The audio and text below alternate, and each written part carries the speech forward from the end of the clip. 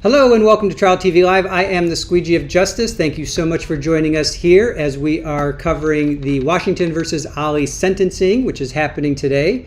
Appreciate you guys coming over. We got Super Ball over here joining us as well. Let me just check my audio. The Squeegee of Justice. Thank you. All right, cool. Audio is fine. All right, so we covered this trial. If you guys were with us, this was, let me get back to here. So the date of this incident was October 18th of 2024.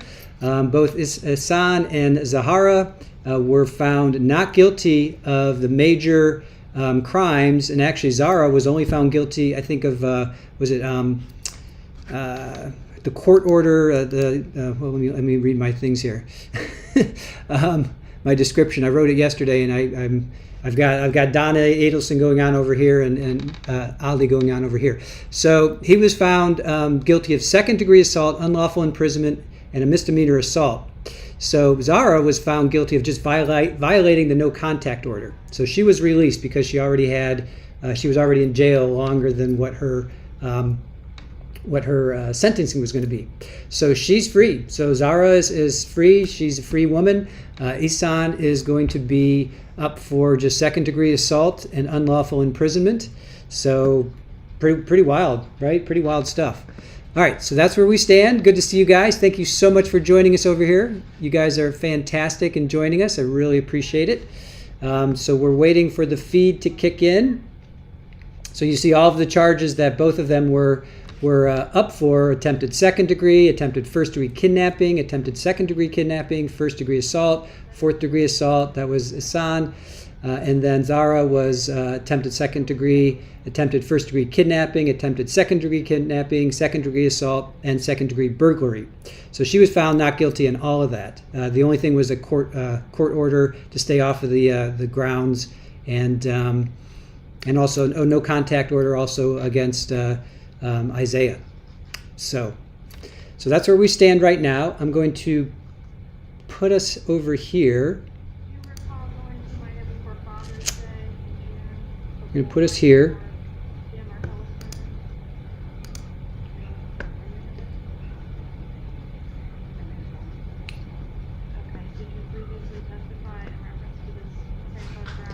So we're waiting for this feed to kick in. So once it does, I'll go ahead and put it on.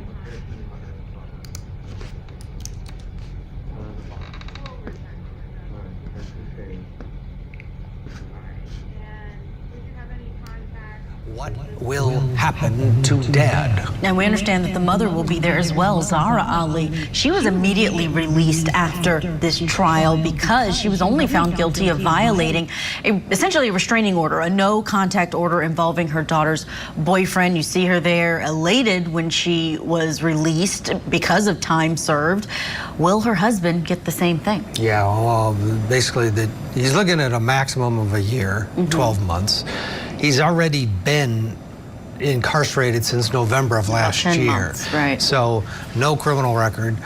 I mean, I would think he walks from there. Franz Borkhardt last hour believes, though, that the judge will go full 12. So another 2 months behind bars. If that, right. 80%, I mean, we'll see. While we wait for court, let's go back in and look at the case against Ihsan and Zahraa Ali. Mr. Ali compressed Fatima's neck until her eyes rolled into the back of her head, until her face turned pale, and until she lost consciousness. And rather than help her daughter, Mrs. Ali also put her hands and arms around her daughter's neck. You're going to see 42 punches, 3 kicks to the head, all done by Isaiah and his friends to Mr. Awful. Was he saying or doing anything while he was choking the female? No, he did not say a word. You can see the tension in his hands. You can tell she could not breathe, and just by the fact that her eyes started to go into the back of her head. I observed him push her boyfriend away and then go in for like a headlock. And then he punches me. And then for a second, I don't know what happened for a second. And then I seen him like grab her and they had got to the ground.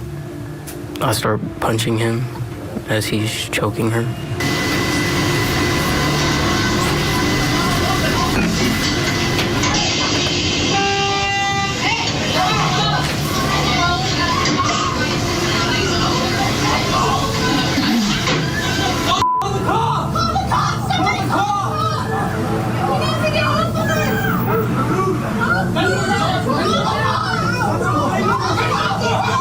I just knew that my dad was choking me.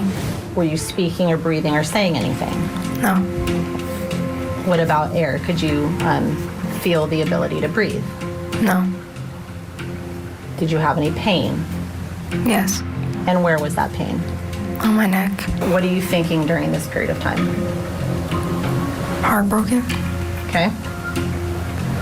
By what? For what my dad did. Okay. Did you have any fear? Yes. About what? Of dying? You have shared with the police and with others that you felt like your mom wasn't trying to hurt you. Fair? Yeah. Your mom is just there holding you as you regain consciousness, correct? Yeah. On the 18th of October, 4 o'clock in the morning rolled around. You decided that you didn't want to go to Iraq, right? Yes.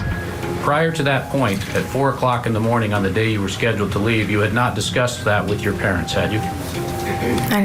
I did not discuss that. You lie when you think people are going to get mad at you? Yes. Was it intended at all when he's there? Or is it just circumstantial, right? Just because I'm on the ground, I've been tackled, I've been dragged, I've been kicked, I've been punched, I'm hanging on to my daughter. I don't know who these people are trying to take her, but I sure don't want to let her go. Something a father would do. He takes her to the ground. He holds her in that choke for an extended period of time. We, the jury, find the defendant Ihsan Ali not guilty of the crime of attempted murder in the second degree, guilty of the lesser crime of assault in the second degree, guilty of the crime of unlawful imprisonment, of assault in the fourth degree. We, the jury, find the defendant Zahraa Ali not guilty of the crime of attempted murder in the second degree. We, the jury, find the defendant Zahraa Ali guilty of the crime of violation of a court order as charged in count 5. Okay, that was it. I look back at the trial. Now it's time for sentencing. Let's head to the courtroom. These are cases 24-1-130234 and 24-1-132534, State versus Ali. These matters are before the court today for sentencing. Mrs. Ali is present with her attorney, Mr. Larry. Mr. Ali is present with his attorney, Mr. Kading. Ms. Stone and Ms. Zoe are present on behalf of the state.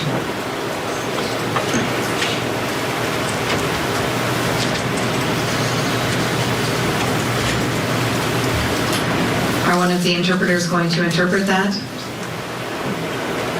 Yes, Your Honor. I was just making notes. Larry, Kading, and Mrs. Zoe is present with. Can that be repeated, please? Can you not hear? Yes, I just was making notes and I stopped at Mrs. Zoe and I did not get the rest. And Ms. Stone are present for the state. السلام عليكم. فجلسة اليوم هي جلسة إصدار الحكم من المحكمة على قضية رقم 24-1-013-13-4 ورقم القضية الثانية 24-1-1-13-002-4 فالسيد علي والسيدة علي موجودين والمحامين السيد لاري والسيد كيدينج موجودين والسيدة ستون موجودة من قبل الولاية أو النيابة. Go ahead, please. There are members of the media present and I need them to come forward and identify themselves so that I have a colloquy with each person or entity that is present. Go ahead if you just come forward to the podium. كذلك هناك صحفيين فلذلك أنا أريد أن كل واحد من الصحفيين يتقدم للأمام لكي أستطيع أقوم باستجواب كل واحد من الأشخاص الممثلين الصحافة. Good morning, Your Honor. My name's Bill Bushmaker. I'm with Fox 13. السلام عليكم. أنا اسمي جو بوشميكر وأنا من منظمة البوكسر تيم. I'd like to get permission to shoot or record the proceedings this morning. وأنا أريد أخذ إذنك لتسجيل إجراءات اليوم. Both video and audio. أريد أسجل أعمل تسجيل صوتي وكذلك تسجيل صورة. All right, I'm going to hear from everyone, and then I'll indicate what the parameters are. Thank you, Your Honor. Thank you. ففي البداية أريد أستمع من جميع الأشخاص وبعد ذلك سوف أعطي الشروط المسموحة. Good morning, Your Honor. I am Drew Mickelson with King 5 News. Tom Tedford is the photographer. We also were interested in audio and video and the Zoom recording as well of today's proceedings. السلام عليكم. أنا اسمي درو ميكلسون مع أخبار كينج 5 نيوز. تام ويلفورد كذلك الموجود هو المصور ونحن كذلك نريد نصور صوت وصورة. Thank you. شكرا. Good morning, Your Honor. Lynn Ann Wynn with Como News, and with me is my photographer, Dan the Liberator, and we'd like to request the same permission as the previous two stations. And photo and video? Yes. السلام عليكم. أنا اسمي ليان المترجمة لم تسمع الاسم الثاني مع كومو نيوز. كذلك دان ليبريتور هو المصور. نحن نريد نأخذ نفس الاستئذان والقاضي أكدت استئذان لصوت وصورة. نعم صحيح. Thank you. شكرا. Good morning, Your Honor. Tiffany Smith with Court TV. We are the designated pool camera. We have one camera today for the proceedings and two microphones that are placed near your bench. Thank you. أنا اسمي تيفاني سميث لقناة كورت تي في قناة المحكمة ونحن عندنا كاميرا واحدة وميكروفونين والميكروفونين هي محطوطة جنب مكان جلوس سيادة القاضي. شكرا. Before I indicate the parameters on any recording or photography in this proceeding, Ms. Stone, can you indicate who you believe will be addressing the court during the sentencing hearing? Yes, Your Honor. May I remain seated? All right, some housekeeping matters there before the sentencing hearing starts here. Our Tiffany Smith did an excellent job, I thought, right. for her honor. And Tiffany's our gal on the road. Let's get a break. When we come back, we'll find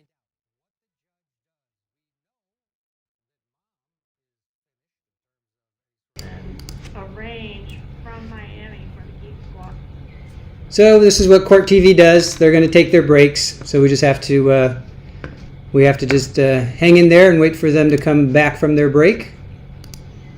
So we are dual streaming today. We're covering Donna Adelson over here, and we're covering Washington versus Ali, the sentencing today. And yeah. Well, if you guys watch this trial with us, Court TV did this. They got in trouble one time, and they got in trouble, I think, the one day for showing the names, which we didn't really hear, and then the next day they came with a bunch of commercials. So we just have to deal with it. Hey, at least they're streaming it. That's all I get. I'm glad they're at least streaming it. As annoying as it might be with all the breaks, at least they're streaming it. So I'm happy for that. Let's see. Turn my mic down a little bit. Is that any better? Oh, mic's a little hot. Okay. I'll turn my mic down a little bit. So thank you guys for joining us. Appreciate you being here. Lily Country good to see you. Lynn, thank you for joining us. Taillight Fairy, thank goodness this trial was streamed.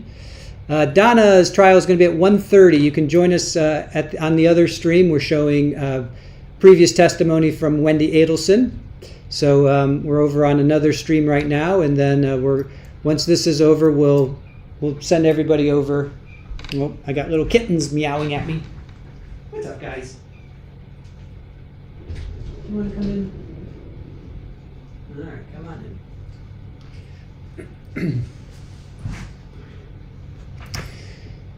So yeah, Donna is going to be at 1:30 Eastern. So we're streaming that on another stream. If you're interested in that, you can come join us over there. And in the meantime, we're focusing on Washington versus Ali and their sentencing today.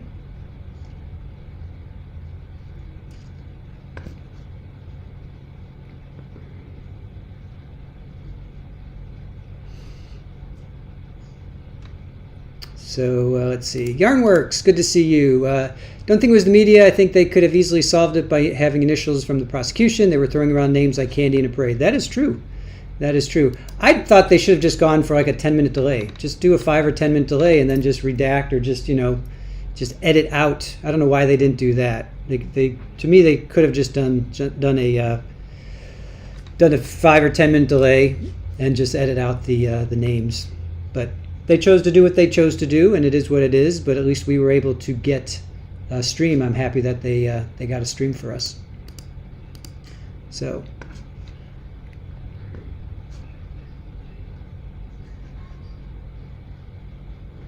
Hey, Lynn and SC, how are you? Glad you made it. Thank you for joining us. I'll probably regret letting kittens in. I've got 4 kittens now in the house. Yeah, I'll probably regret that. All right, you need to go over there. Okay. John, if you watch the father, if the father's released, he's going to do anything to delete his daughter again. We'll see. Yeah, we'll see. We'll have to. We'll keep an eye on it. Thank you for your $5 donation, John. Appreciate that. Thank you, Yarnworks. Grateful for the stream as well. Yeah, at least we get it. I mean, yeah, we got to put up with. We have to put up with this, but it is what it is. In the meantime, we get to know each other better. We get to talk and get to know each other. So it seems like Fatima and Mom Zahra, they hugged at the end of the trial. So maybe they've made amends. I don't know. Maybe they're okay with each other. I'm not sure. Itty bitty. It has. They took a commercial break. So Court TV is showing this. They took a commercial break. So it seems like they're coming back on. Let's see.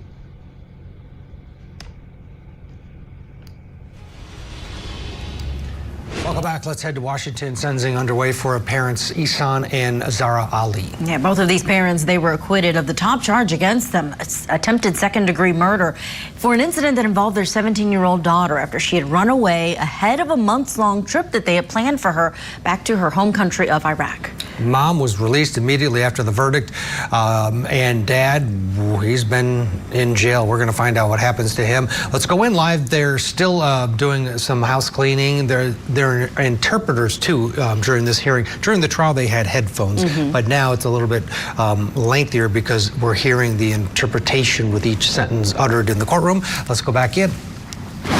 هل عندك نسخة مطبوعة ورقية أنا أستطيع أقوم بمراجعتها أستطيع أخذ مهلة لكي أقوم بمراجعة هذه الأمور المكتوبة عندك أو هل تريد تقوم بمجادلة هذه الأمور المكتوبة عندك شفويا فلا أعرف كيف تريد تحل هذا الأمر. And Your Honor, if I may inquire of the state if they received a copy on. I did. I also had one moment please. وسيادة القاضي أنا كذلك أريد أن أسأل من النيابة هل النيابة قامت باستلام النسخة. Go ahead please with the response. I have a hard copy, although it is two-sided. The courts may have my hard copy if that would be helpful. نعم أنا لدي نسخة ورقية مطبوعة لكن نسختي الطباعة موجودة على الجهتين من كل ورقة. المحكمة تستطيع تأخذ نسختي إذا هذا سيساعد الأمر. Your Honor, defense has a copy for the court. سيادة القاضي لدينا نسخة للمحكمة. هل نستطيع أن نتقدم لكي نسلمها للمحكمة؟ I'm going to take a brief recess so that I can read that, and then I will come back out and, well, actually, before I recess, في الوقت الحالي سأخذ فترة استراحة قصيرة لكي أستطيع أقرأ هذه النسخة، لكن قبل أن نأخذ فترة استراحة القصيرة دقيقة. Mr. Leary, do you have any preliminary issues? السيد ليري، هل لديك أي أمور تمهيدية أو مسبقة؟ I do not, Your Honor. لا سيادة القاضي. I will be in recess. All right. سنأخذ فترة استراحة.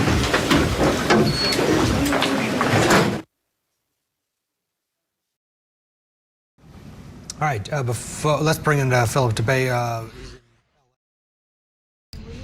All right, so you just heard they're going to be in recess. So she's going to be in recess while the judge is going to be in recess while she handles those motions. I guess the media requests. So that's where we are. We're in recess.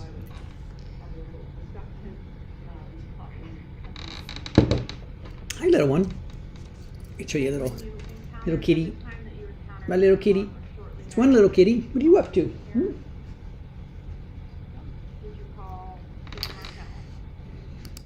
guys see Super Bowl in the background?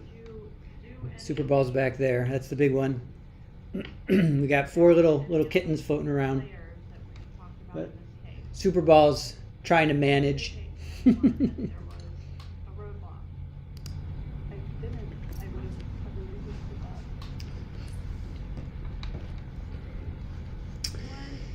Thank you for not making us listen to Ted. Well, listening to trial is one thing. Listening to talking heads is a whole nother thing. So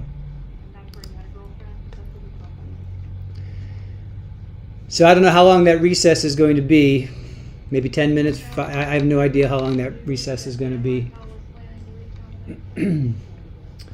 So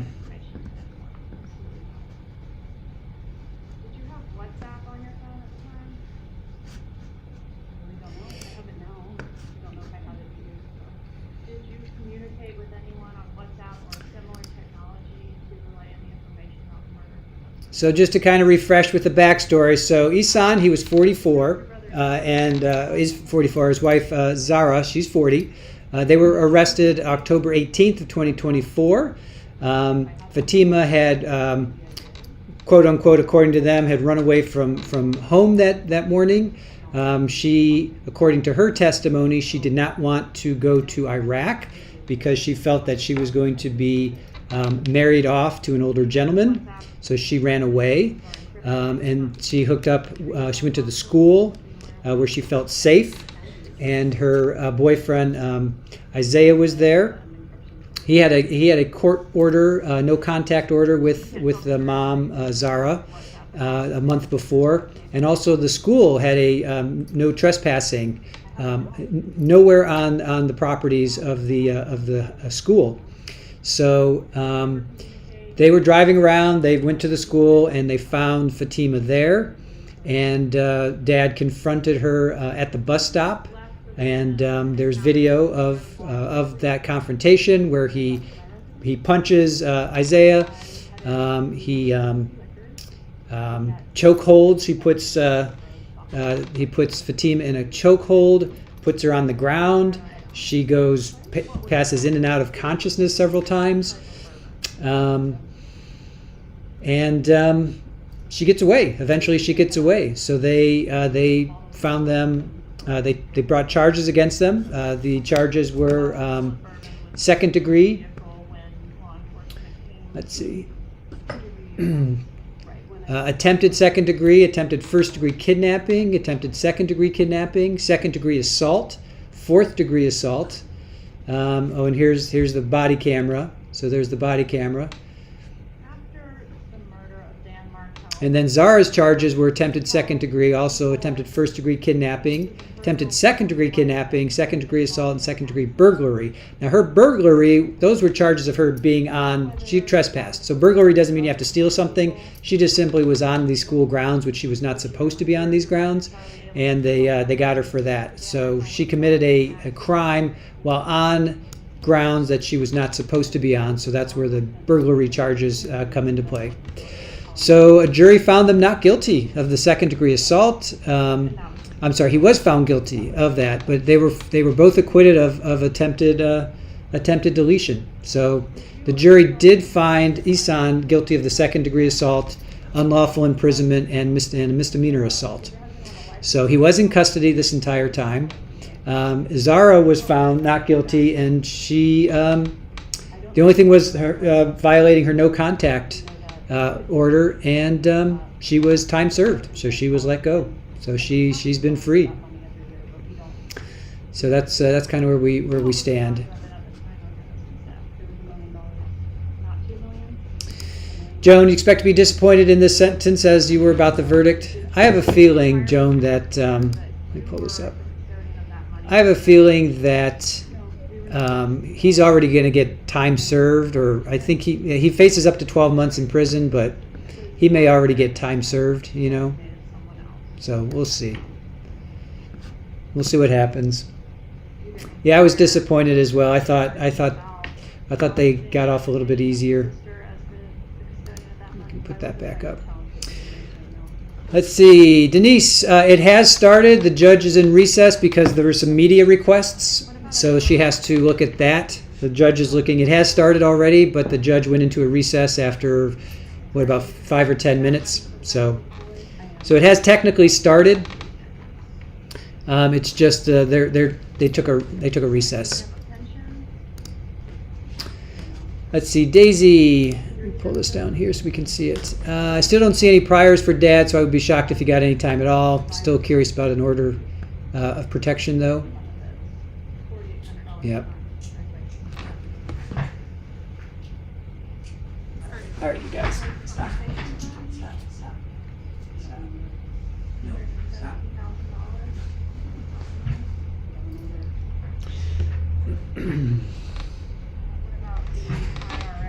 Let's see. Crunchy Frog. I don't know. I just looked up the sentencing for second degree assault in Washington. It's set up to 10 years. Yeah. Let me go back to my oh, you guys, come on. Stop it. All right. Let me go back to my notes. Let me go to my notes for the trial. Let me see what I got here. Let's see.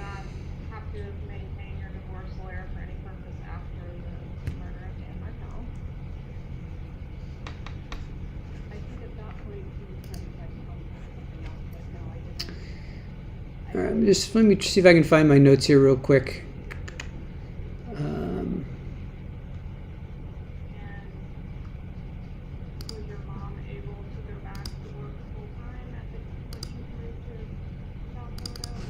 Let me just review what, let's see, review what happened here.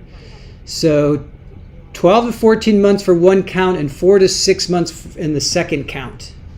So that's what we have. I don't know. Yeah. He's facing 6 to 12 months on assault 2. So 6 to, so where was that?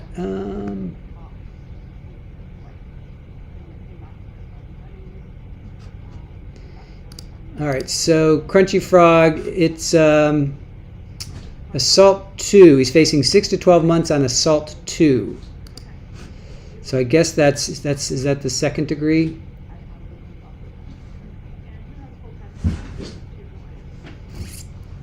Unlawful imprisonment and assault on the 4th degree. So it's 4th degree. Second degree, let's see. Not guilty on second degree. Yeah, no, he was found not guilty. He was only guilty on unlawful imprisonment and assault 4th degree. So those are the only two. So he was found not guilty on second degree assault. He was found guilty on unlawful imprisonment and 4th degree. So those are 6 to 12 months and 4 to 6 months. I'm sorry, 12 to 14 months on count one and 4 to 6 months on the second count. So that's all he's really facing, is really just like a year, if that, you know. So so that's why, Crunchy, if you looked it up, he was found not guilty for that. Not yet, Katie Cat. The judge is in a recess. She took a recess. She had to take a recess to look at the motions that were filed. Just now, media wants to have permission to stream it and be there. So judge took a what do you call it? A recess.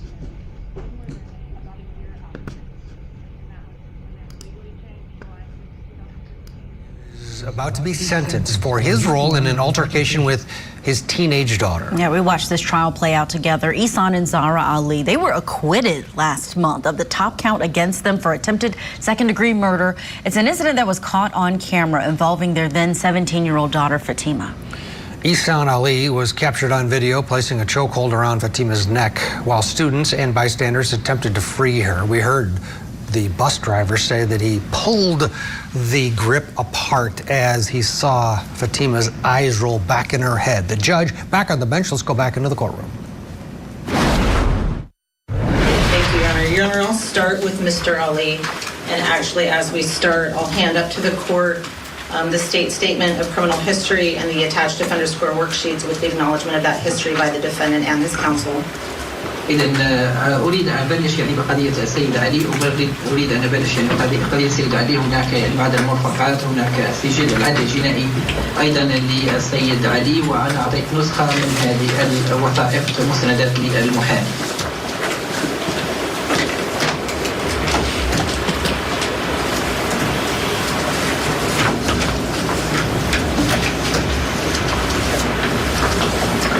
Thank you, Your Honor.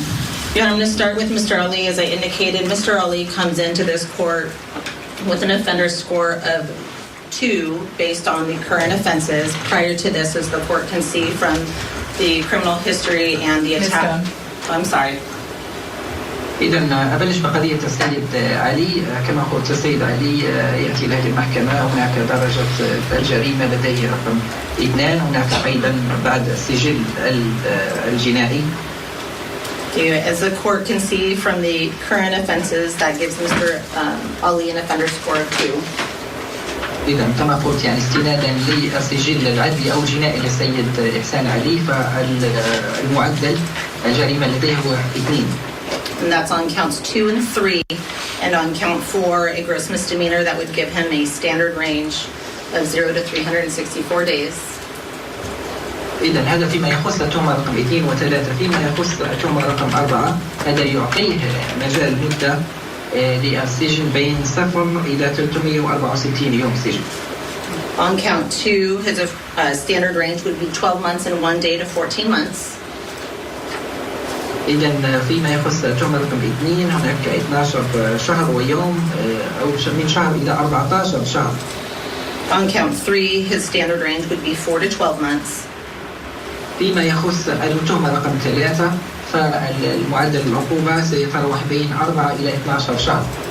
Count 2 also qualifies as a violent offense with a seriousness level of 4 and would constitute a strike offense. وأيضا التهمة رقم 2 تؤهل كتهمة عنيفة، لهذا هي مؤهلة لدرجة 4 تعتبر أيضا بما يسمى يعني تهمة خطيرة. And each of counts 2 and 3 have the domestic violence finding by the jury. وأيضا كل التهم 2 و3 لديهم طابع وقد وجد لهم حياة محلفين لديهم طابع ما يسمى عنف أسري وعنف منزلي. Beginning first with the issue raised by Mr. Kading in his memorandum, his sentencing memorandum of same criminal conduct. إذا حنبلش يعني بالمرافعة التي قدمها سيد كيتين التي تخص يعني ما يسمى السلوك الإجرامي. The state's position is that these counts 2 and 3 do not qualify as same criminal conduct. إذا موقف الحكومة أن التهمتين 2 و3 لا يعتبرون يعني في نفس خانة السلوك الجنائي. As the state briefed at length in its sentencing memorandum, the defendant bears the... I'm sorry. أشارت إليه يعني الحكومة أيضا في المرافعة أو المحاجاة. The defendant bears the burden of establishing all prongs of the test for same criminal conduct. And if any element is missing, court must count the offenses separately when calculating the offender score. إذا يجب إثبات يعني أن هناك سلوك إجرامي يعني في هذه التهم، وإذا لم يتم هذا يجب إثبات العناصر أن كلها يعني موجودة مؤهلة لإثبات هذا السلوك الإجرامي في هذه التهم. An abuse of discretion standard applies, and the reviewing court interprets such statutory issues narrowly in favor of disallowing most assertions of same criminal conduct. إذا ويبقى الحرية التصرف للمحكمة لدراسة الوضع، والمحكمة لديها السلطة والقرار الأخير لدراسة إذا ما كان هناك ما يسمى سلوك إجرام.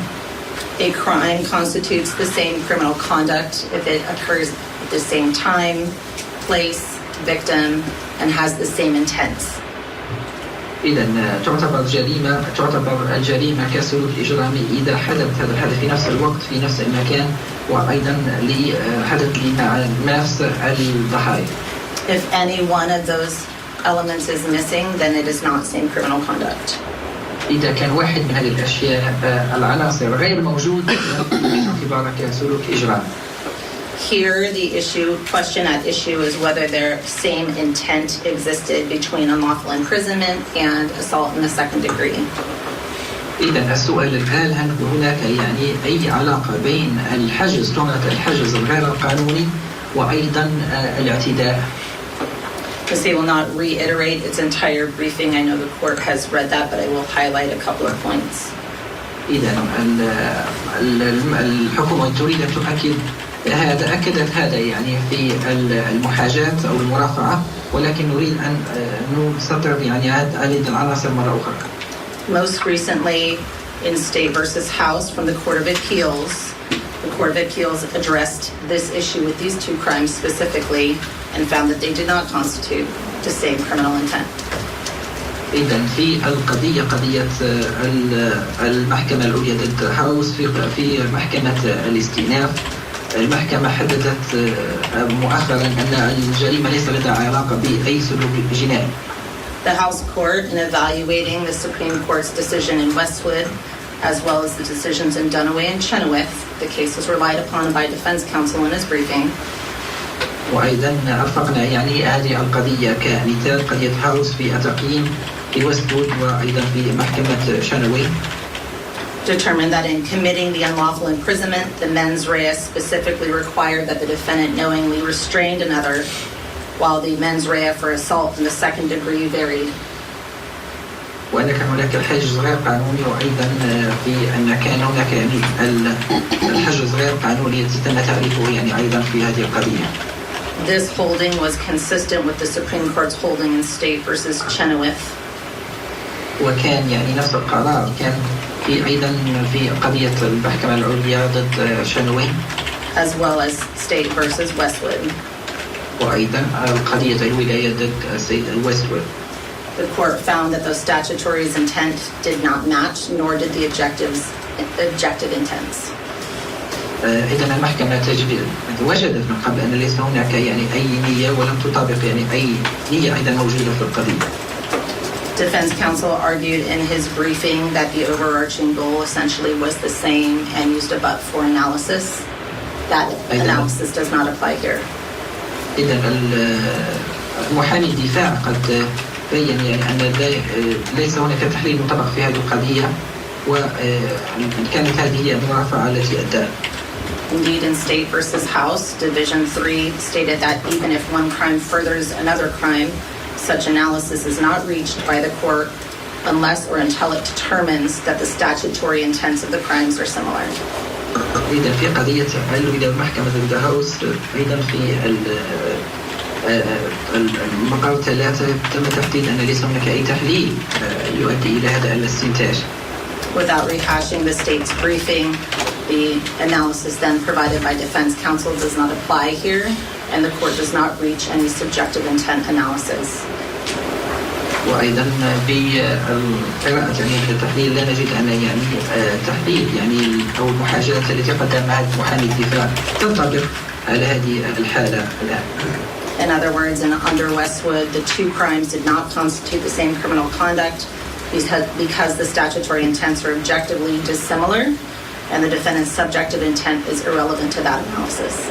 في قضية ويستوود لم يتم تحديد أن هناك سلوك جنائي وأن النية لم تنطبق في هذه القضية. The state also briefed the issue of non-felony offenses and the court's ability to impose non-felony offenses consecutively or concurrently to felony offenses.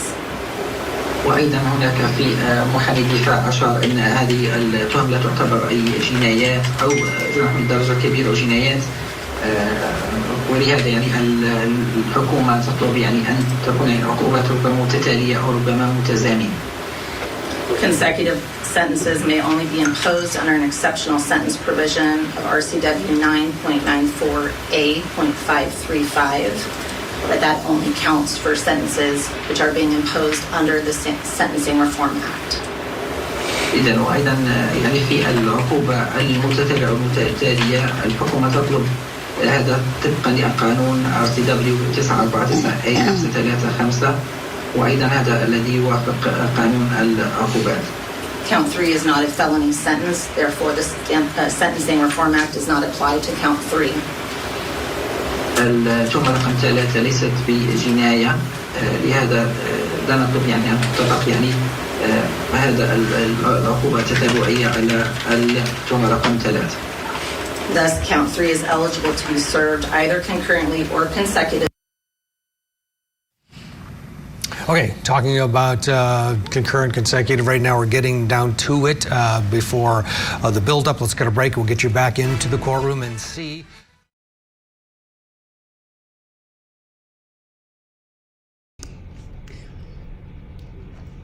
And this is what we have to deal with. Is there breaks? Sorry, guys. This is just what we have to deal with, unfortunately. So we have to wait for them to get their commercials in, and we'll get back into the court. So, all right. So if you guys are interested, we're going to be streaming Donna Adelson. She's got a pretrial hearing coming up at about another hour or so. We're streaming some past testimony of Wendy Adelson and Jeff Lacoste over on another stream. So we're dual streaming today. So please be kind to our mods. They're doing dual duty today. So we got Donna Adelson going on in another stream. We've got Washington versus Ali over here. And I really don't know what his immigration status is, to be quite honest. I looked it up and I couldn't find anything credible. So I have no idea if he's even up for being deported. I really don't know. So to speculate on that is really, you guys can speculate all you want, but I don't think there's really any credible reporting on that. And if there is, please let me know, because everything I checked I could not find. So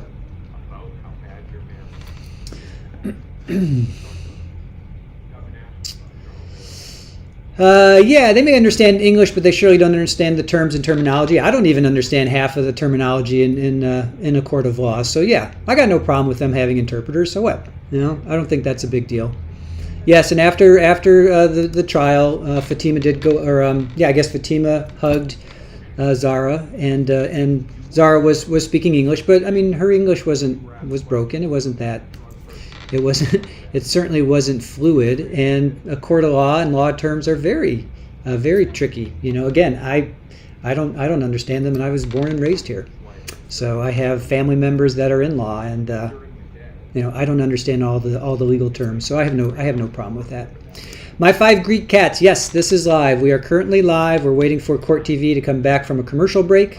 They seem to be the only one that is streaming it right now, so we are waiting for them to come back from a commercial break.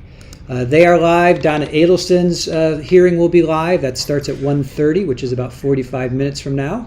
So we will be covering that as well. Right now we're showing Wendy Adelson's prior testimony, so if you guys want to go check that out, you can go check that out. So Mr. Ali was found not guilty attempted second degree, which was count 1. He was found guilty on unlawful imprisonment and assault, 4th degree assault. So those were the things that he was found not guilty on.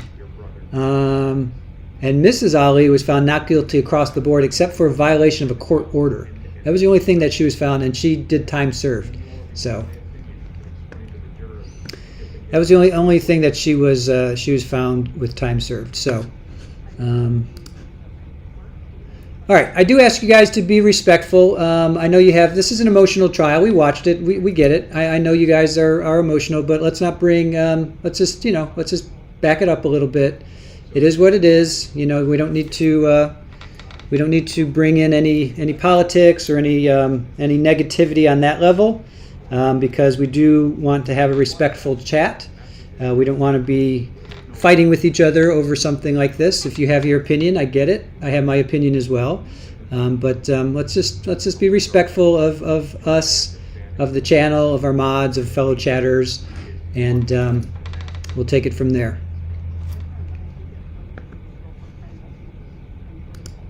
Chat about this case has been particularly rough. It has been. Yeah, Gretchen, it was. We went through it. We went through it. Stay the cool, awesome chat community. We always are, friends. Absolutely.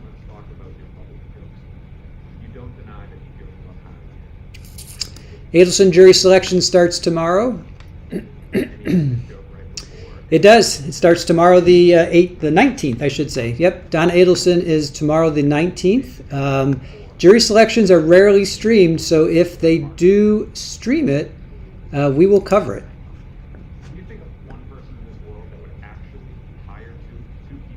Oh, looks like they might be back.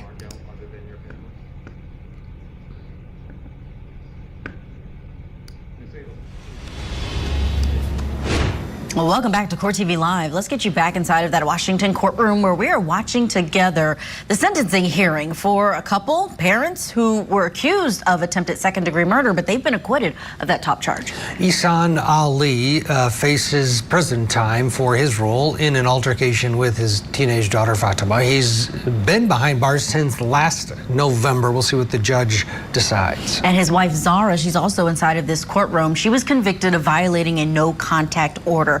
And she has been released because she's already served the max that you can get for that crime. So let's go back into the courtroom now. We're picking it up right where we left off. At the trial court's discretion without consideration of the Sentencing Reform Act. إذا التهمة رقم 3 هي مؤهلة لكي أن تكون عقوبتها متتالية متتابعة، وهذا يرجع إلى حرية المحكمة لتحديد هذا. As it relates to the amendment of the information, the state will not readdress that issue. It has briefed it in full. فيما يخص تعديل المعلومة أو التهمة رقم 3 المحكمة أو الحكومة لن تتطرق إلى هذا وستعطي حرية التصرف في المحكمة. And that issue should not be relitigated here this morning. وهذا لا يجب النظر فيه في هذا اليوم صراحة. So the state is requesting that the court impose the following sentence on count. I'm sorry. الحكومة تطلب تقترح العقوبة التالية. The state is requesting on count 2 that the defendant be sentenced to the high end of the range at 14 months to the Department of Corrections. إذا الحكومة تطلب أن يتم سجن المتهم 14 شهر في التهمة رقم 2 وأن مكتب Count 2 would be followed by 18 months of community custody since it is a violent offense. وأيضا أن التهمة رقم 2 تكون تتبعها 18 شهر. And this count should run concurrent to the sentence imposed in count 3. وأن هذه العقوبة يجب أن تكون متزامنة مع العقوبة في التهمة رقم 3. On count 3, the defendant should again be sentenced to the high end of the range at 12 months at the Department of Corrections. إذا وأيضا نطلب الحكومة تطلب أن يتم سجن المتهم 12 شهر كعقوبة قصوى في التهمة رقم 3. Followed by 12 months of community custody. وأيضا بالإضافة إلى 12 شهر حجز مجتمع. And this count should run concurrent to the sentence imposed in count 2. وهذا يعني العقوبة يجب أن تكون متزامنة مع العقوبة للتهمة رقم 2. On count 4, the state's recommendation is that the defendant be sentenced to 364 days at the Department of Corrections.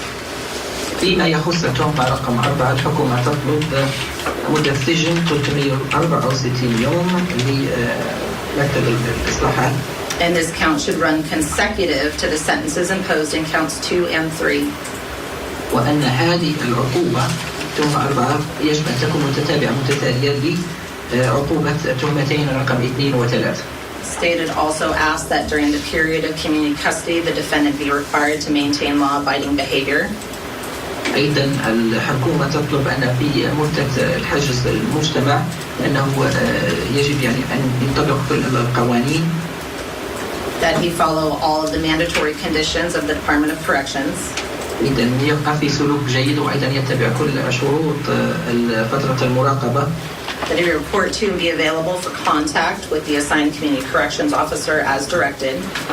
وأيضا أنه يبلغ وأيضا يمتثل ويلتزم يعني لكل شرطي المراقبة المكلف.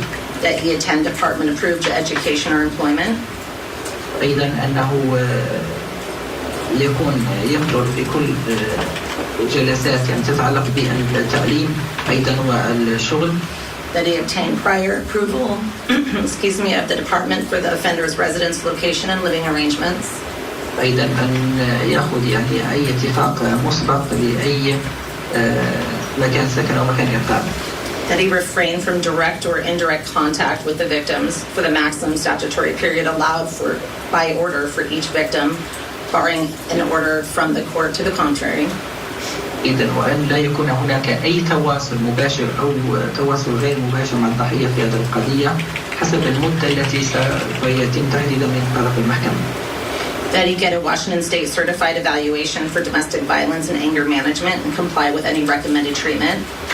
أيضا الحكومة تطلب أنه يسوي ما يسمى يعني تقييم من جهة معتمدة في ولاية واشنطن تقييم ضد العنف المنزلي والأسري وأيضا تقييم ضد التعامل مع الغضب. That he filed proof of participation and completion of each with the court. أيضا وأن يمتثل أي يعني توصيات جاءت منهم أيضا وأن يعطي دليل للمشاركة نشارك في هذه الأشياء للمحكمة. That he also participate in a Washington State certified parenting class and file proof of participation and completion of the same with the court.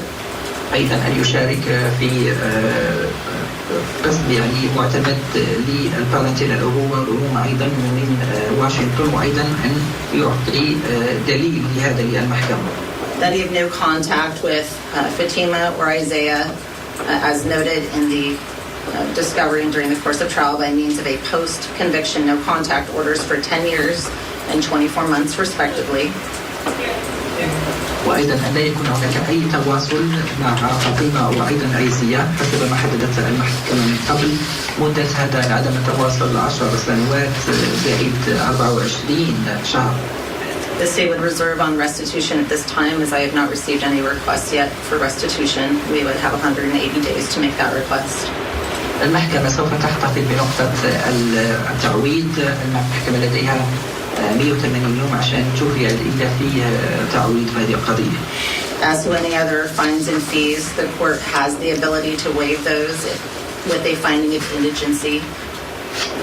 فيما يخص الغرامات المحكمة لديها. All right, we're going to slip in a commercial break. First to Philip DeBay. What are you noticing? What are you...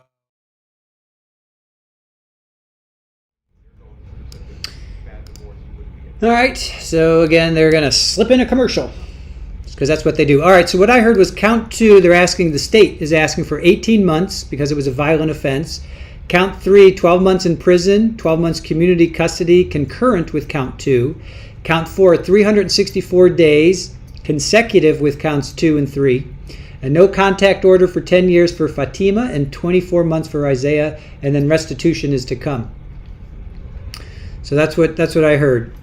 I didn't hear count 1. I missed count 1. Maybe you guys heard count 1. So count 2, 18 months because it's a violent offense. Count 3, 12 months in prison, 12 months community custody concurrent with count 2.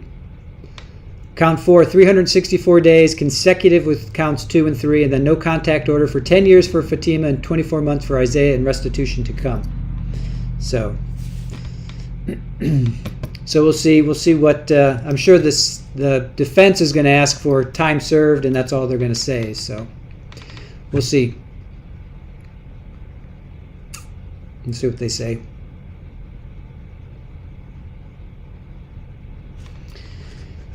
All right, we do ask that you don't do all caps. So thank you for no all caps. We don't need to, it's okay, no all caps, just so you guys know. And also don't make sweeping generalizations on a culture or a religion, because that's like saying Lori Daybell represents all of Christianity. Okay, so let's not make sweeping generalizations based on their culture or the religion or where they are from. We don't need to go there because that's just not true.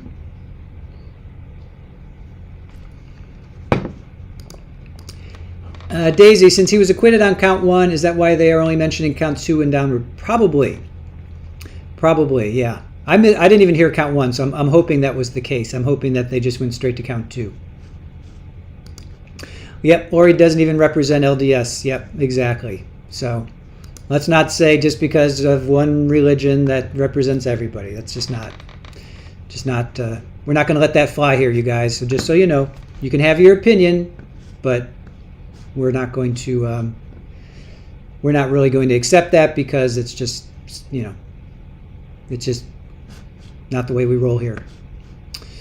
Mods are earning the wrenches today. Yes, we are. Yes, we are. Yep, Lori was LDS. Yes, she was.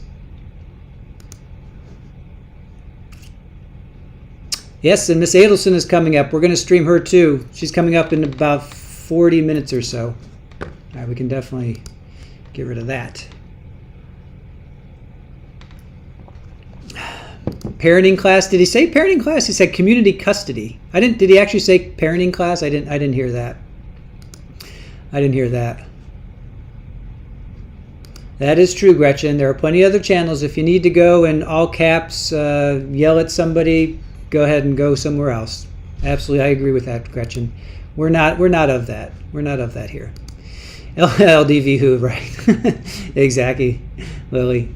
You heard parenting classes too? All right, I missed that. I had community custody. I heard that. I didn't hear. All right, so parenting classes in there somewhere. Right? That's like, that is kind of funny. But, so he did say parenting class. Okay. All right, 13th juror. All right. So you guys heard that. All right. See, that's what I love about our chat. If I miss something, you guys heard. So thank you. I'll put it down in my notes just so we have it. I don't know where. I'll just say parenting class. Parenting class. That is kind of funny. I guess that's like an anger management class for I don't know, a boxer or a football player. They're taught to be angry, and yet they have to go to like anger management when they do something to one of their girlfriends.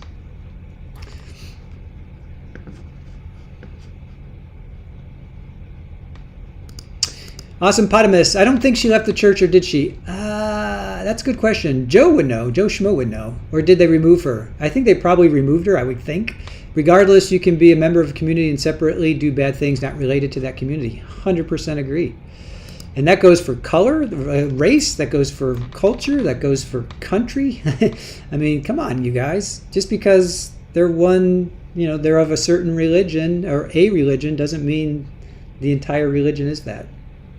Just like, all all Americans are this way, all Russians are that way, all all Brazilians are this way. It just doesn't work that way. People are people. You gotta just look at people as people, not a blanket statement of, oh, you're this, so you must be that. So just as a reminder, we will stay here. We're going to stream this until this ends, but then on another stream we have Donna Adelson going her last pretrial. She's supposed to start tomorrow. So is this a last-ditch effort? Who knows? But she starts at 1:30, so that's 1:30 Eastern, and we are streaming Wendy's testimonies, and then we'll take a break in that, and we'll show Donna's trial over there. So join us if you are interested in that. So itty bitty, you heard parenting classes as well. Yeah, it's so easy to lump people in. We all do it. I mean, I get it. I've run across with my hair. Oh, you got long hair, so you must be this, or oh, you've got a mohawk, so you must be that, or oh, you've got a tattoo, so you must be that. I mean, we judge people. We put people into their little boxes. Stereotypes.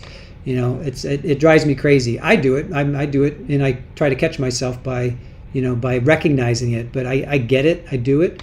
We all do it. It's easy to do. But we have to make sure that we don't, because that's how wars start. Oh, well, the Russians are this, so we must go bomb them. Or, oh, whatever are this. We can't, that's how wars start. When you lump an entire group of people into one thing because one person's actions or several people's actions, it just doesn't work. Thank you. There you go. That's what, thank you, Gretchen. Inherent bias is real. But we can be aware of it. Exactly. That's all we can do.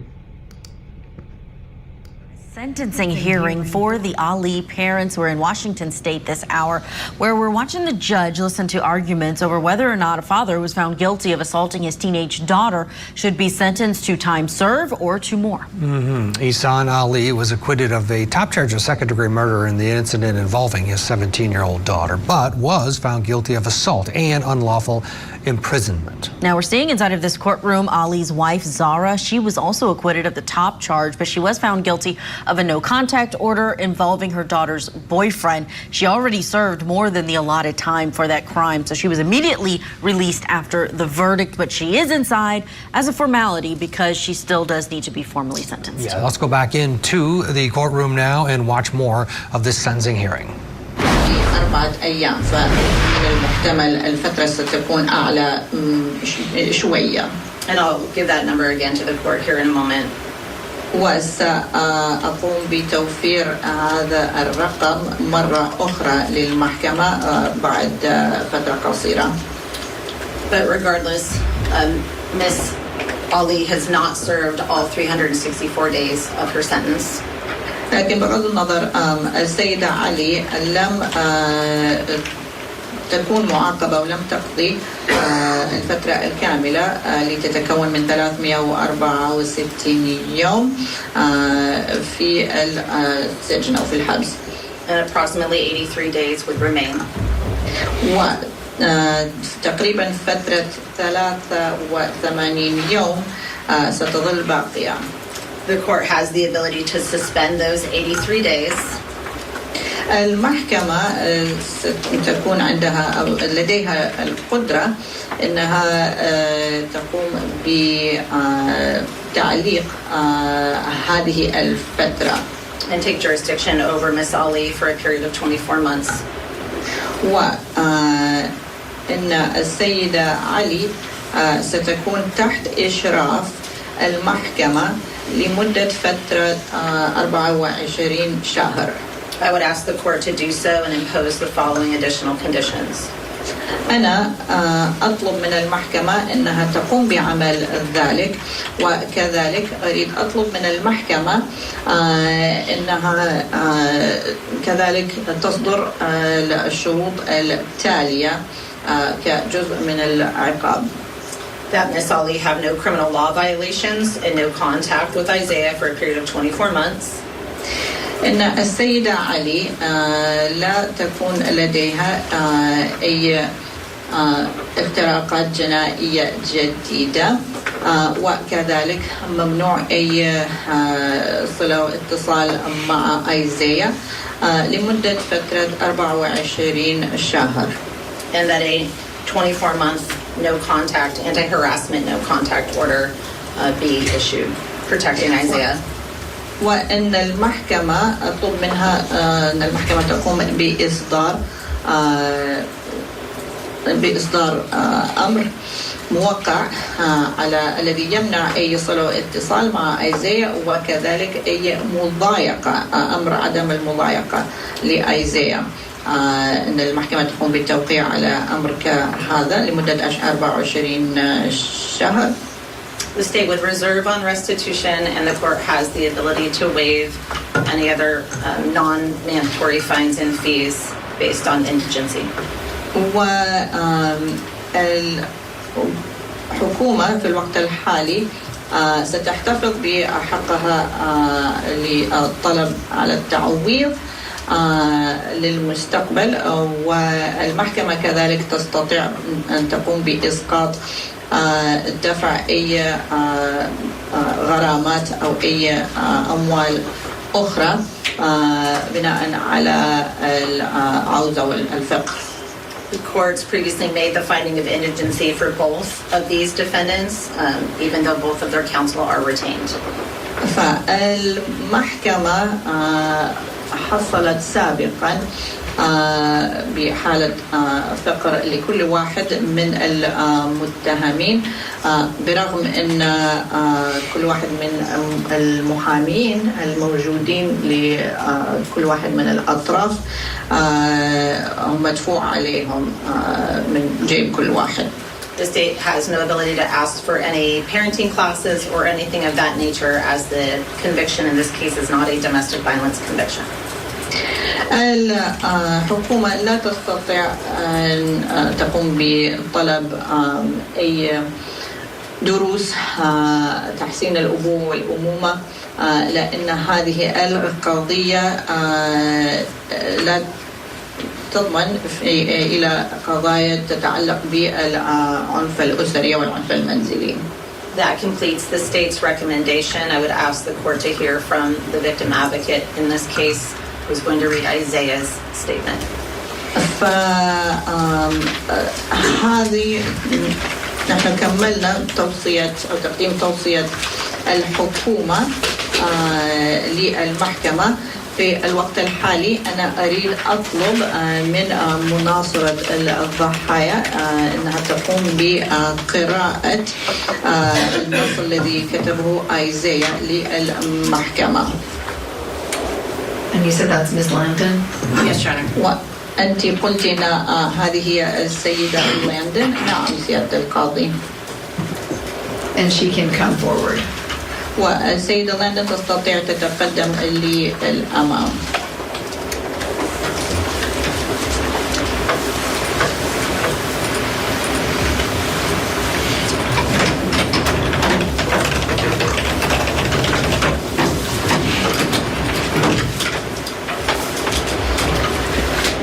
Good morning, Your Honor. Good morning. صباح الخير سيادة القاضي. صباح النور. My name is Sherry Landon. I'm victim advocate, and I'm reading two statements on behalf of IW. أنا اسمي شي لاندن وأنا مناصرة للضحايا والأشخاص المتضررين، وأنا سأقرأ الإفادة من اسم EW or IW. The first time I met Miss Ali was on September 17th, 2024, when she attempted to kidnap me from Timberline High School. أول مرة أنا تعرفت على السيدة علي كان تاريخ 17 من سبتمبر سنة 2024 لما هي حاولت أن تخطفني من Timberline High School، من المدرسة الثانوية اسمها Timberline. Fatima and I, after school, was walking from the school to the bus when Miss Ali approached us and grabbed me by my arm. ففاطمة وأنا نحن كنا ماشيين متجهين للباص لما السيدة علي هي مسكتني وإحنا متجهين للباص. I felt like Miss Ali was trying to force me to go with her someplace. Where to? I don't know. أنا كنت حاسس إن السيدة علي كانت تريد تغصبني إنني أذهب معها مكان ما. إلى أين لا أعرف. I was wildly confused, scared, anxious, and afraid, so I pulled my arm away from her in fear of being taken away. فأنا كنت خايف ومرتبك ومرعوب وأنا حاولت أن أخذ ذراعي منها وأسحب نفسي منها أو من قربها. She continued to try to grab me as I was walking to the bus, screaming disgusting words at me like thief, thug, and other words I'd rather not repeat. هي حاولت أن تمسكني وتلزمني وأنا كنت أحاول أن أهرب منها وهي في نفس الوقت كانت تصيح علي كلمات بشعة مثل سارق أو مثل بلطجي يعني thief thug وكلمات أخرى لا أريد أكررها هنا. Mr. and Mrs. Ali always would imply how bad I was. السيدة والسيد علي كانوا دائما يريدوا بكلامهم يقصدوا إن أنا شخص مش كويس. They would say racial slurs about me, and they would often make negative insinuations about my character and suggest I was no good for their daughter, although they didn't know me or care to. فهم كانوا دائما يشتموا بالشتائم العنصرية ودائما كانوا يخلوني أحس إن أنا مش نافع لبنتهم. So after this situation, Mr. and Mrs. Ali took their daughter out of Timberline High School, and a few weeks later, my parents filed an order of protection against Miss Ali, which was granted. بعد عدة أسابيع السيد والسيدة علي سحبوا بنتهم من Timberline High School وأنا والدي ووالدتي قاموا بالطلب من المحكمة أنها تقوم بإصدار قرار حماية لي ضد السيدة علي والمحكمة قامت بتوفير ذلك. Fatima and I began seeing each other at the beginning of 2024. Around June. moment فاطمة وأنا بدأنا أن نرى بعض في بداية سنة 2024. Around June 2024, my mother attempted to reach out to Miss Ali about a meeting in person so myself and Fatima could hang out during the summer. تقريبا بشهر يونيو شهر 6 سنة 2024 أنا والدتي عملت محاولة بأنها تتواصل بالسيدة علي لكي يستطيعوا ينسقوا يعني الأمور إن أنا وفاطمة نستطيع نقضي وقت مع بعض في الصيف. During that conversation, Miss Ali and her oldest daughter Haneen was both talking to my mom on the phone, and my mom was trying to set up a location to meet in person and discuss things. فأثناء هذه المحادثة السيدة علي وبنتها الكبيرة حنين حاولوا أن يتفقوا على مكان اللقاء الذي سيقوموا بالحديث فيه عن هذا الأمر. The conversation took a quick left turn when Miss Ali and Haneen began yelling and shouting insults over the phone. فالمحادثة لم تمشي بالطريقة المتوقعة لما الحنين والسيدة علي بدأوا أن يصيحوا على التليفون ويصيحوا شتائم على التليفون. From that point forward, Fatima's entire family was very mean, angry, aggressive, disrespectful, and very non-tolerant of the thought of me, and I didn't and still don't know why till this day. من هذا الوقت كل عائلة فاطمة بدأوا أن يكونوا. Okay, a bit tedious there with the translation in the courtroom, but that was the letter that Isaiah, who we watched testify in this trial, presented to the court. He's not there, but we do understand that Fatima, the daughter, is going to address the court. That's our understanding. We'll get a break here. More on the Ali sentencing coming up. Also, we're about 20 minutes away from that Donna Adelson hearing. Again, this is just ahead of jury selection that's going to start tomorrow. We are getting word that the hearing is over a motion to deal with the Wendy Adelson issue. She's going to testify, but she doesn't want to testify on behalf of her mother. She only wants to be a state witness. We'll keep you posted there.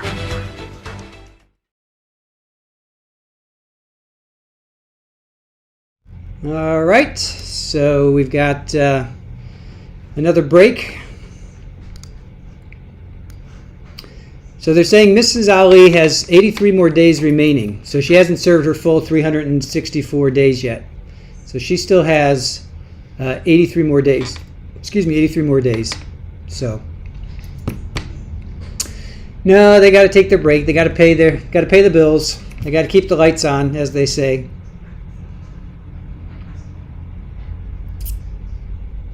They got to. So we're listening to.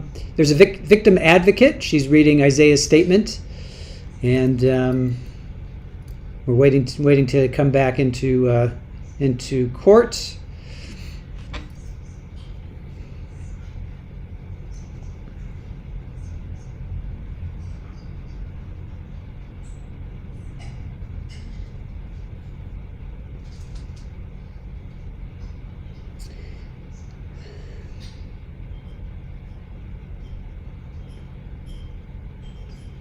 Isn't that mom's good time calculation is at 83 days? I'm not sure. All I know is that she hasn't served her full 364 days. Because this happened October 18th of last year. So here we are, August 18th. So September, October, there's still 60 more days, I guess. Yeah, I'm not sure where they come up with the 83 more days. I'm not quite sure about that, Barry. I don't know. 83 days should be covered by good behavior. Yeah, probably. They might suspend the rest of mom's sentence. Yeah.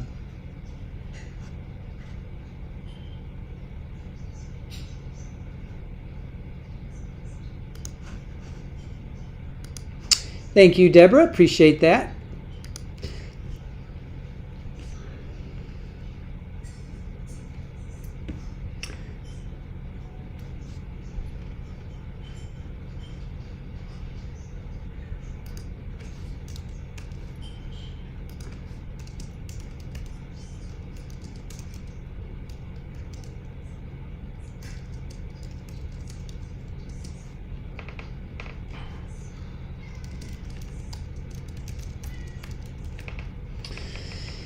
All right.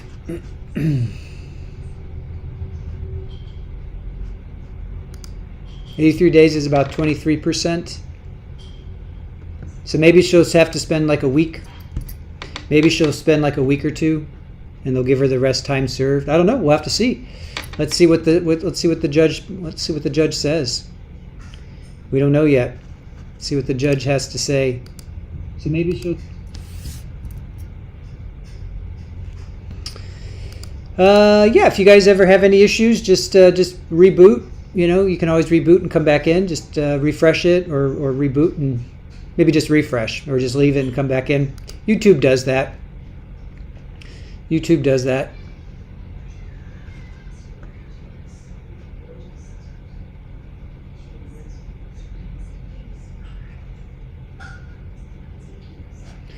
All right, just keeping an eye on the feed.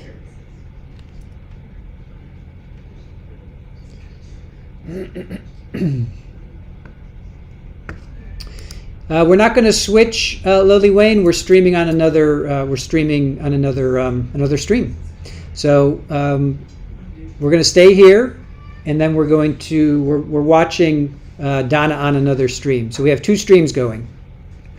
So you can stay here and continue watching this, or you can open up another tab, go to our channel, and click on the other icon, the other thumbnail. That's where we're streaming Wendy right now in Charlie's trial, and then we're going to have Donna over there.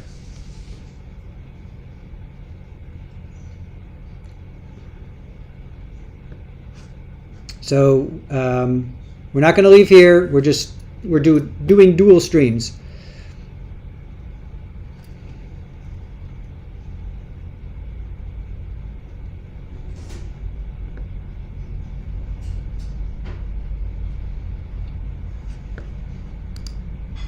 Okay, see you later, Ann. Thanks for being with us. Good luck on those other channels.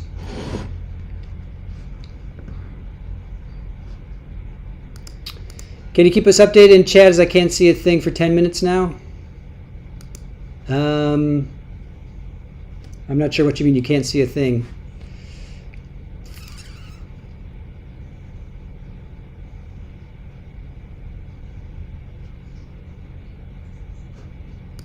Denise, yes, you can always rewind.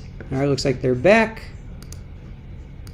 Released following the verdict. And speaking of that boyfriend that she violated the court order for, we're hearing from him through a written statement. Let's go in.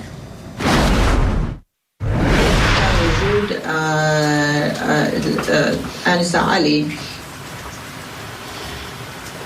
Fatima's whereabouts with my mom because she had run away from home again. My mom told the officer she was most likely at school because that's where she would go for safety. فالشرطة كانت تسأل مكان وجود فاطمة من والدتي. فوالدتي جاوبت على الشرطة إن هناك احتمال كبير إن فاطمة موجودة بالمدرسة، لأن هي تذهب للمدرسة كمكان آمن، يعني لأمانها وسلامتها. She had been telling me she was going to run away because the abuse became unbearable and she couldn't put up with it anymore. هي كانت تقول لي إن هي تريد تهرب من بيتها لأن سوء المعاملة داخل بيتها لم يطاق بعد، فهي كانت تريد تغادر البيت. So it was no shock to me. Fatima had run away to the school so she could get assistance and be with being placed in a safe location. فلذلك هذا الخبر لم يكون يعني أنا لم أندهش منه، لأن يعني أنا كنت فاهم أن فاطمة ستذهب للمدرسة لكي تطلب مساعدة في الحصول على مكان آمن لها. Once that was accomplished and the school day ended, I was asked by a staff member to assist Fatima to the bus so she could get to her destination. فبعد ما تم إنجاز ذلك شخص يشتغل بالمدرسة طلب مني أنني أقوم بمرافقة فاطمة للباص لكي الباص يستطيع يقوم بتوصيل فاطمة للمكان المرغوب. Understanding her circumstance, I didn't hesitate to walk her to the bus. ولأنني كنت فاهم الأمور الحاصلة مع فاطمة، فأنا لم أتردد بأنني قمت بمرافقة فاطمة للباص. I thought nothing of what was asked of me in the moment, but in hindsight, having that responsibility entailed more than I could ever imagine.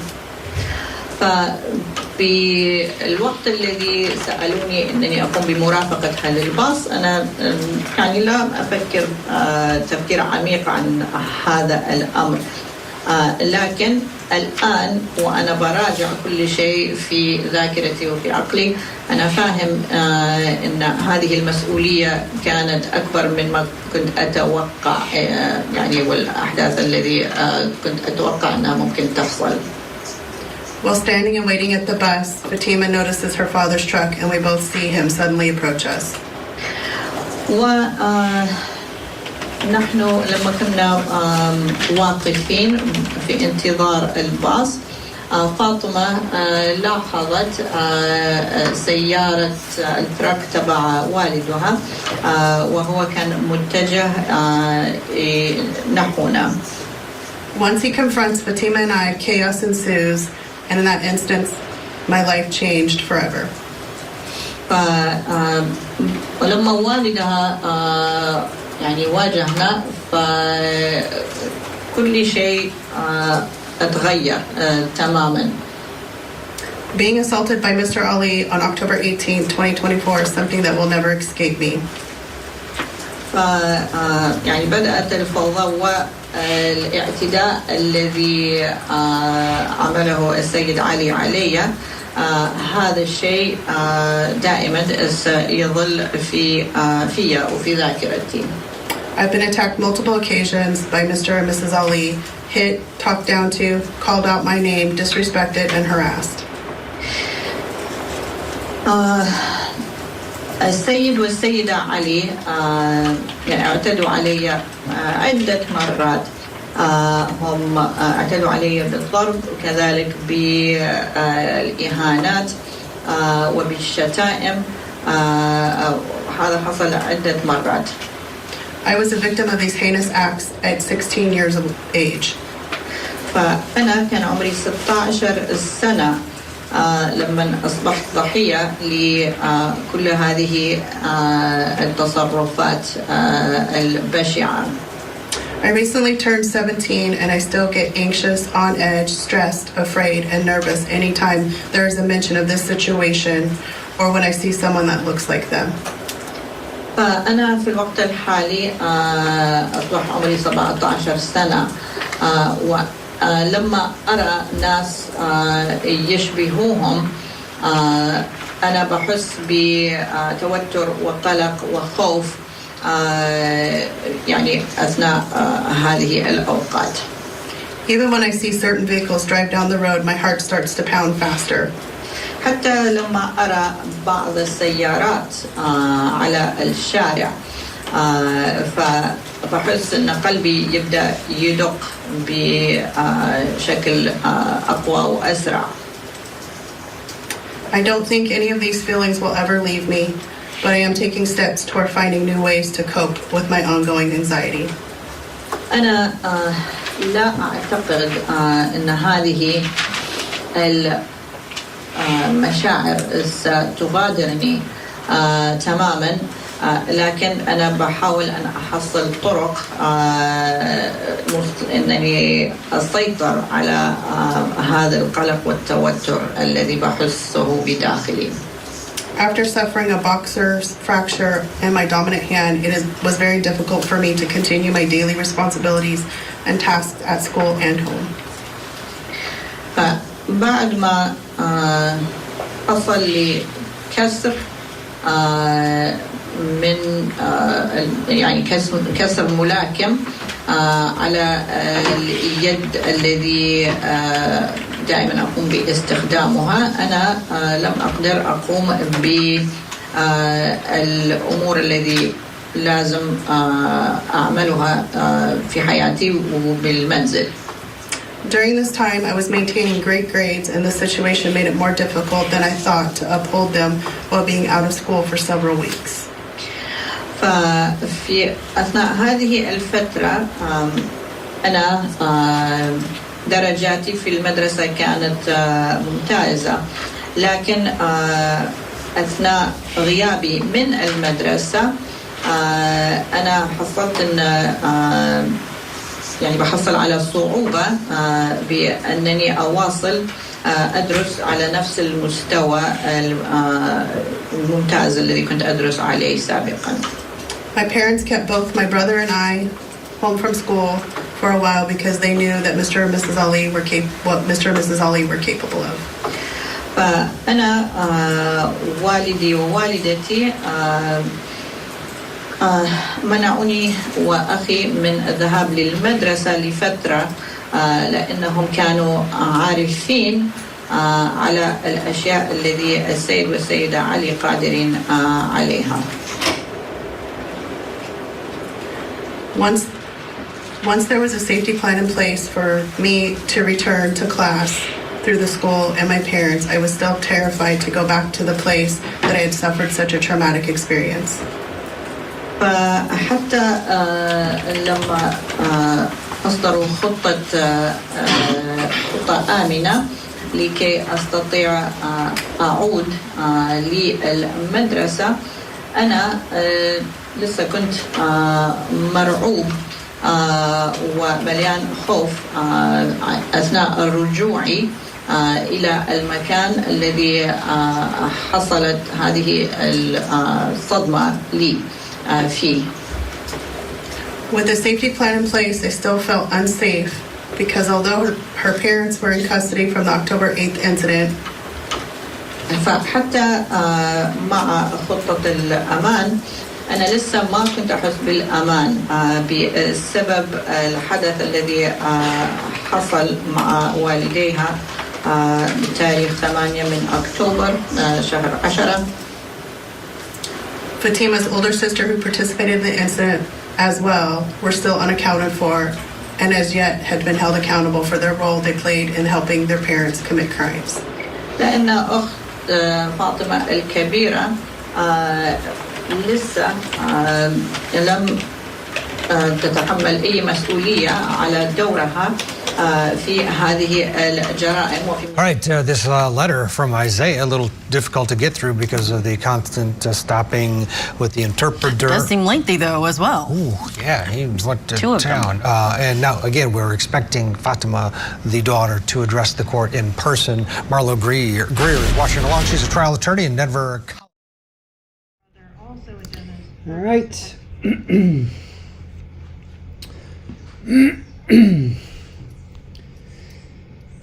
So we're not going to listen to them talk. So it seems like Fatima is going to address the court. That's interesting. Hey, Ms. Holmes, thank you for joining us. Appreciate that. Always good to see you come in.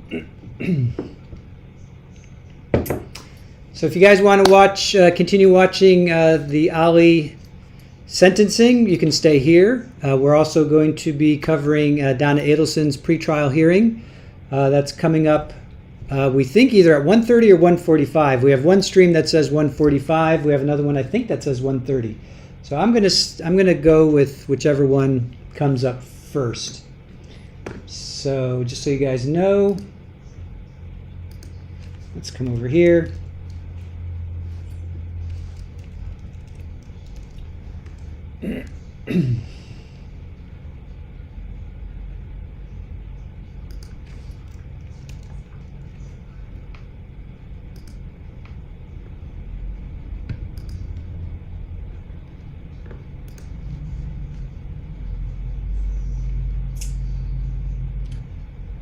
All right, so whichever one kicks in first, we're going to go there.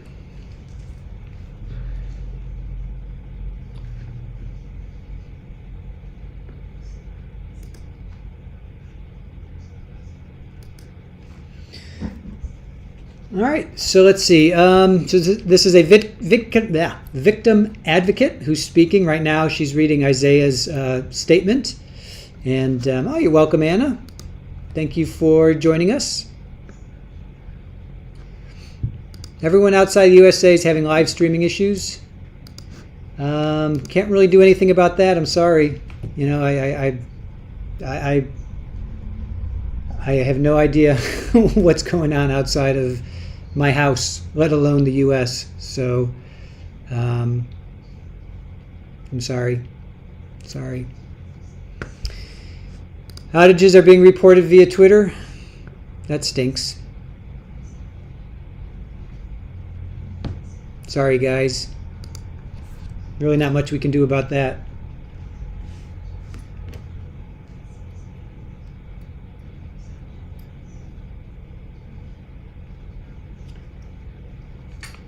All right, we're not sure if Wendy's going to start. I'm sorry, if Donna's going to start at 1:30 or at 1:45, you guys. So we're keeping an eye on the two feeds.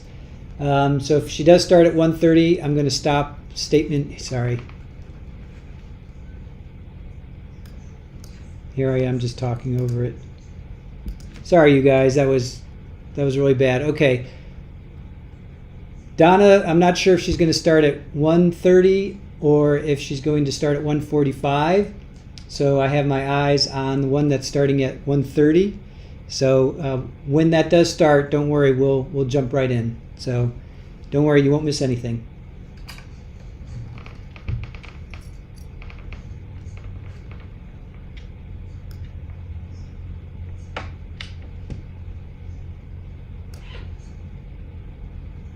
Really disappointed that I wasn't dating anything. Well, I'm overprotective of you. Yes. All right. And is it fair to say she's, a little on the controlling side?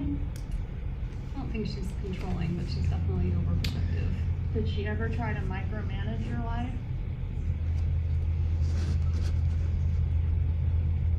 All right, guys, we're just waiting for this to come back on. I'm going to focus over on Donna for a second.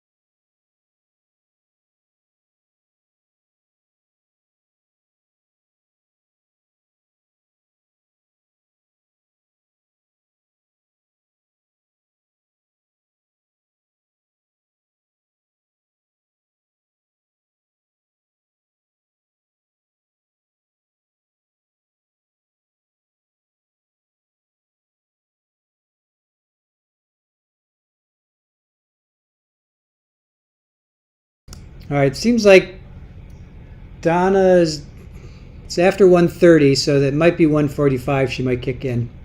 But we're waiting for these guys to come back here. And we'll pull this back up once they come back in. Here it is on. The news one is on. Okay. Which one is that? I literally sent you the last link. The very last link? The last link that I sent to you. So this is the news.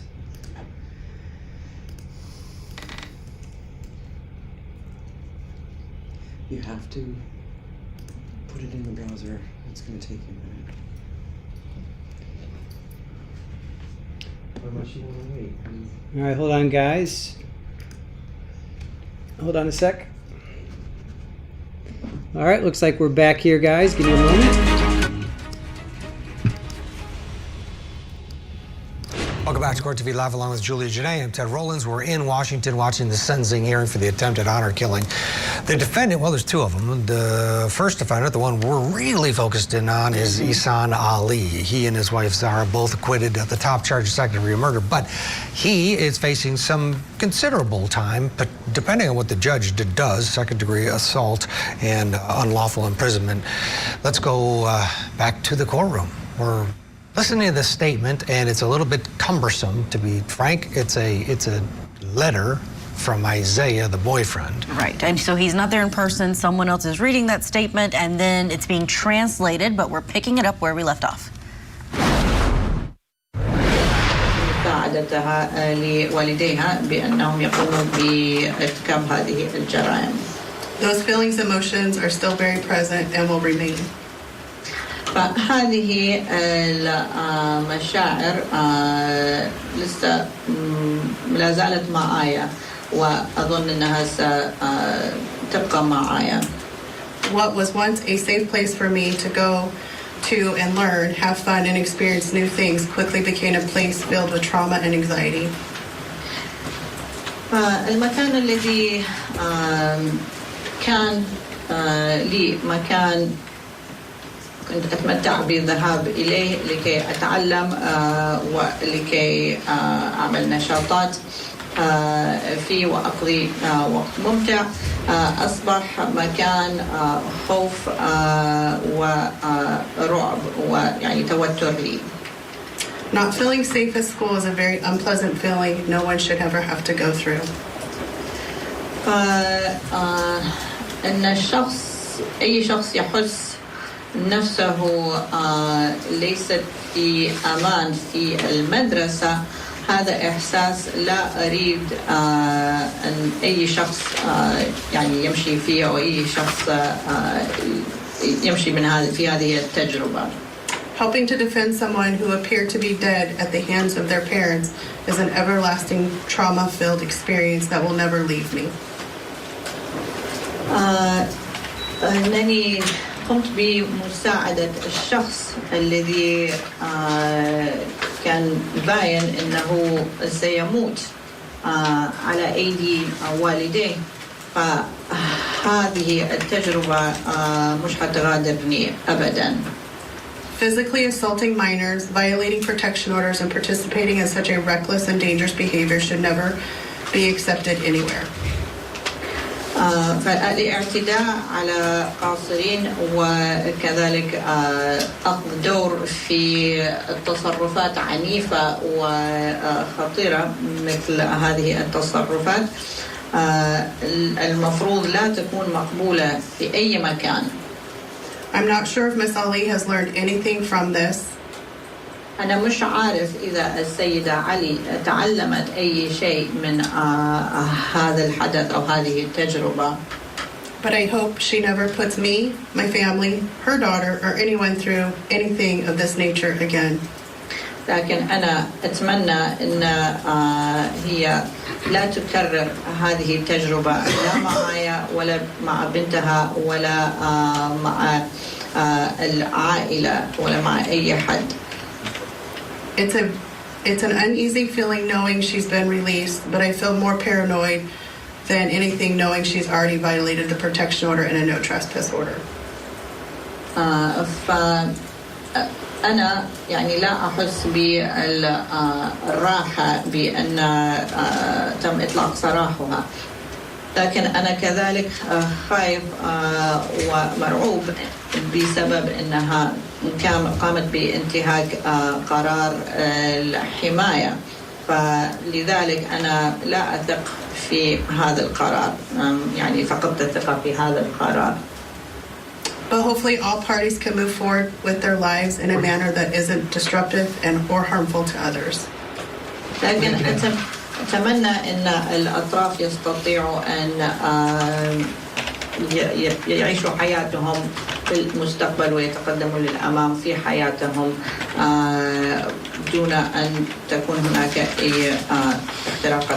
All right, this boyfriend who we're hearing from through this statement, he wrote two statements, one for the mother, which we're listening to, and one for the father. It's taking some time. Very long statements. Right. So we are going to keep an eye on it, keep you updated on it. But when we come back, Donna Adelson out there in Tallahassee, Florida, she is inside of the courtroom right now for this emergency hearing that is ahead of her jury selection tomorrow. We'll take you there live after this. Tonight on Closing.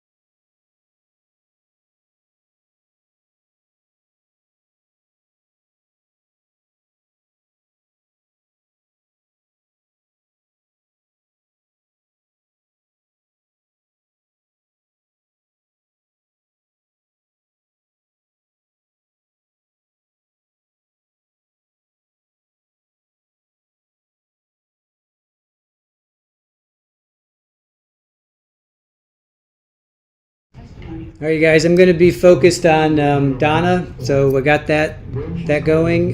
Yes, sentencing has happened. It's happening, Tammy. Sentencing is happening right now. They're just taking breaks. It's on Court TV, so there's a lot of breaks. So they're in the process of sentencing happening. So just hang in there.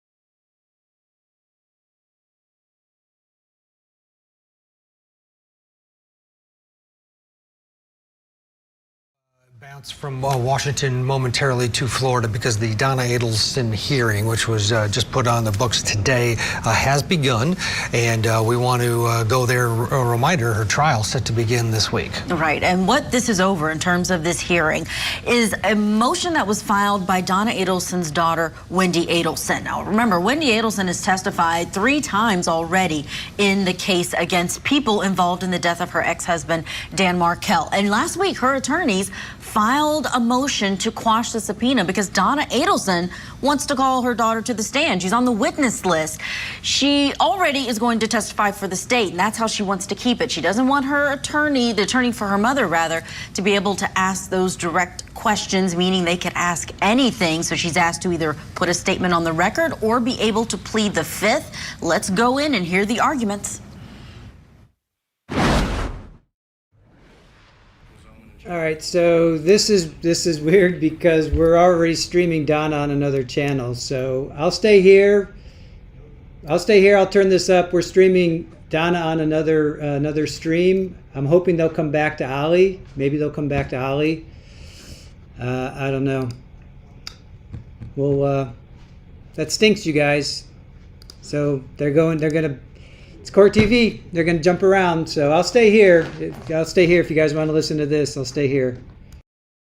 If you do so prior to the testimony of your client, as to the placing the statement on the record, does the state have a position? No objection, Your Honor. Does the defense have a position? No position, Your Honor. Concerning placing a statement on the record, Mr. Loro, you will be permitted to do so, or another member of your firm, before your client testifies. As to the motion to quash the defense subpoena, does the state have a position? No, Your Honor. No position. Does the defense have a position? Yes, Judge.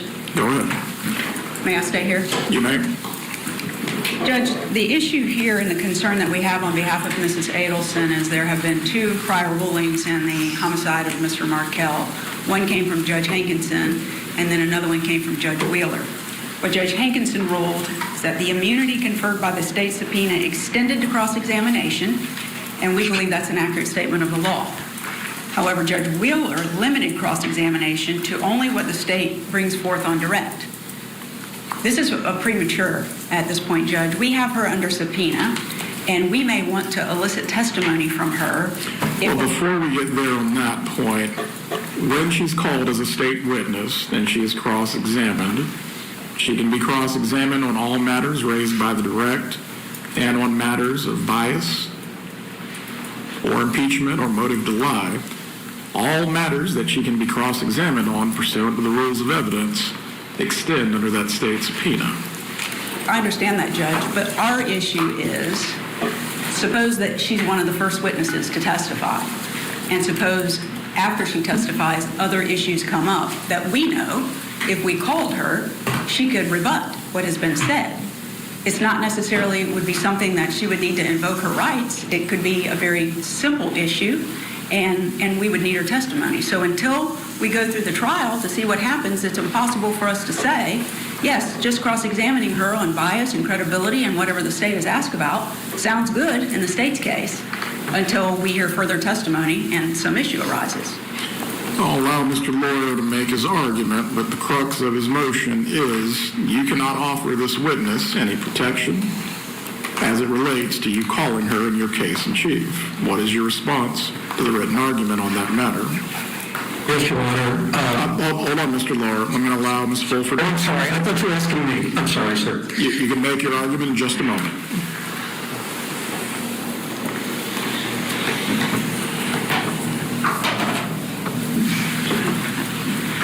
So the issue as to immunity, we cannot confer immunity to her, Judge. We agree with that. We can't. But there may be other issues where she could testify to something that she's not taking a chance, if you will, that she's going to say something that could be used against her in the future. There could be other matters that are raised in the trial that we simply want to get testimony from her as. She is the daughter of our client. From the perspective of your client, I certainly understand the argument you're making, Mr. Lauro. You may argue. Yes, Your Honor. This issue was addressed by Judge Wheeler in the second McBanawan trial. It was also decided upon by the first DCA in July 2025 when the DCA ruled that the procedure used by Judge Wheeler was entirely correct and the subpoena in that case was quashed.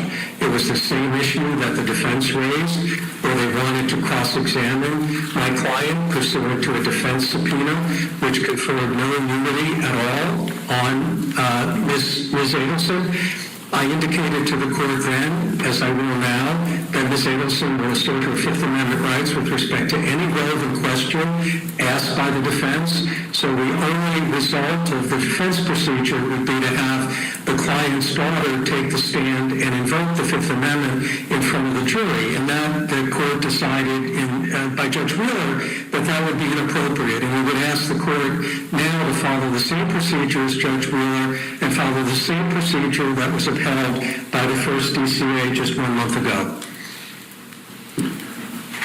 Does the defense have any remaining argument on this matter? Your Honor, respectfully, the issue that was ruled on or concerning the subpoena, quashing the subpoena, Ms. McBanawan did not make that argument below. She did not join the state's motion. So the first DCA did not rule that Judge Wheeler followed the proper procedure. My understanding is that the first DCA held that she had not preserved the argument. And if I could add one thing further. We don't have tag team motions. Who's going to finish the argument? Just a moment, Your Honor.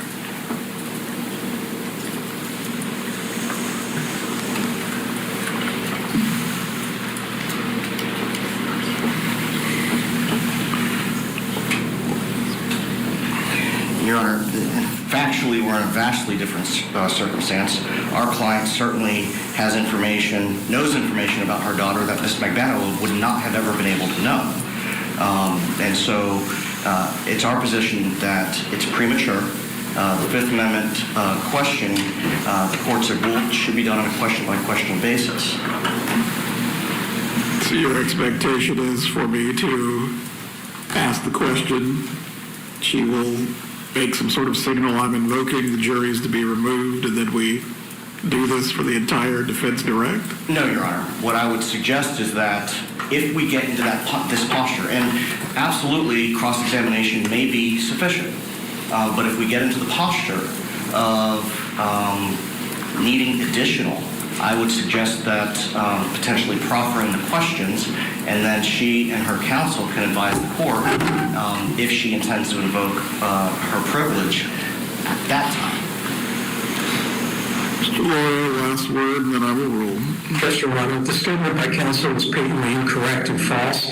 This issue was raised by Ms. Carras in the McBanawan trial. She preserved the issue. She made the same arguments that these defense lawyers are making now. It was wholly rejected by Judge Wheeler and wholly rejected by the first DCA, and we respectfully request that Your Honor follow that ruling here. There is simply no question that the defense could ask that is relevant to this matter that Ms. Adelson, my client, would answer. She's invoking her Fifth Amendment. All right, having reviewed the applicable authority on this issue and also reviewed the prior transcripts on this matter that were also ruled on by Judge Wheeler concerning this same subject, I am going to adopt a similar ruling. The defense cannot give the witness immunity as it relates to any matters in which she would testify under and could properly invoke the Fifth Amendment privilege. No witness can be called to the stand simply to invoke the Fifth Amendment, as there would be no basis for this witness to take the stand and give testimony on a relevant matter that also could not affect her ability to also endanger her own Fifth Amendment right. I am going to grant the relief that is requested. If we need to revisit this issue for any purpose where the defense believes there is a line of questioning. Okay, the judge there quashing that subpoena, so that means Wendy Adelson does not have to testify for her mother. The issue is, Ted, if the defense is able to ask her those questions, she's a lawyer. She knows that the state is only asking her narrow questions to make sure that they don't get outside of her immunity because they may want to bring it up if they charge her. The defense won't care about that. Yeah, and the The judge did leave a little bit of wiggle room if during the trial, as the defense articulated, if Mama hears something in trial that she knows Wendy would be a fantastic witness to come in and just testify to that, it may be revisited. Yeah, so we will see what happens. We'll keep you posted. But again, everything is still moving towards jury selection tomorrow in the case against Donna Adelson. We'll have it all right here on Court TV. And you'll be headed down. I'll be down in cover it. Tallahassee for every minute of it. We'll also get you back into that Washington State courtroom for the Ali sentencing that we've been watching together. You're watching Court TV, your front row seat to justice.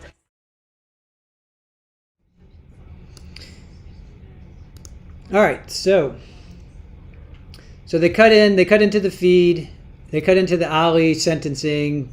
They're going to come back. So this is the only feed we have for Ali. Trust me, if we had a clean feed, I would be all over that. But this is the only feed that's showing Ali, so we have to go by what they give us. So that's what they're giving us.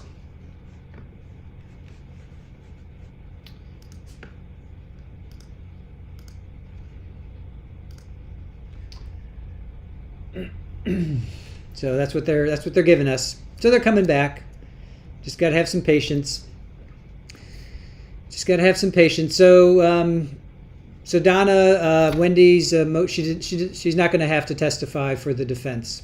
So the state will call her and she can get crossed, but the defense wanted to call her, and she does not have to. That has been quashed. So now we just wait.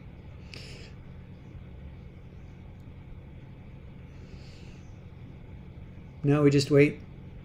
And so let's see. When we left Ali, it was victim impact statement. It was Isaiah. She was reading Isaiah's impact statement. Fatima is we heard scheduled to talk in court. So thank you, Daisy, the corgi's mom. Thank you for watching with us. Appreciate that. Yep. So we're here for Ali. We're also streaming Wendy Adelson's previous testimony. We got some. We're doing a 5-part series, getting ready for Donna. We'll be doing a deep dive. So if you guys are interested at all in Donna Adelson, her trial's coming up tomorrow.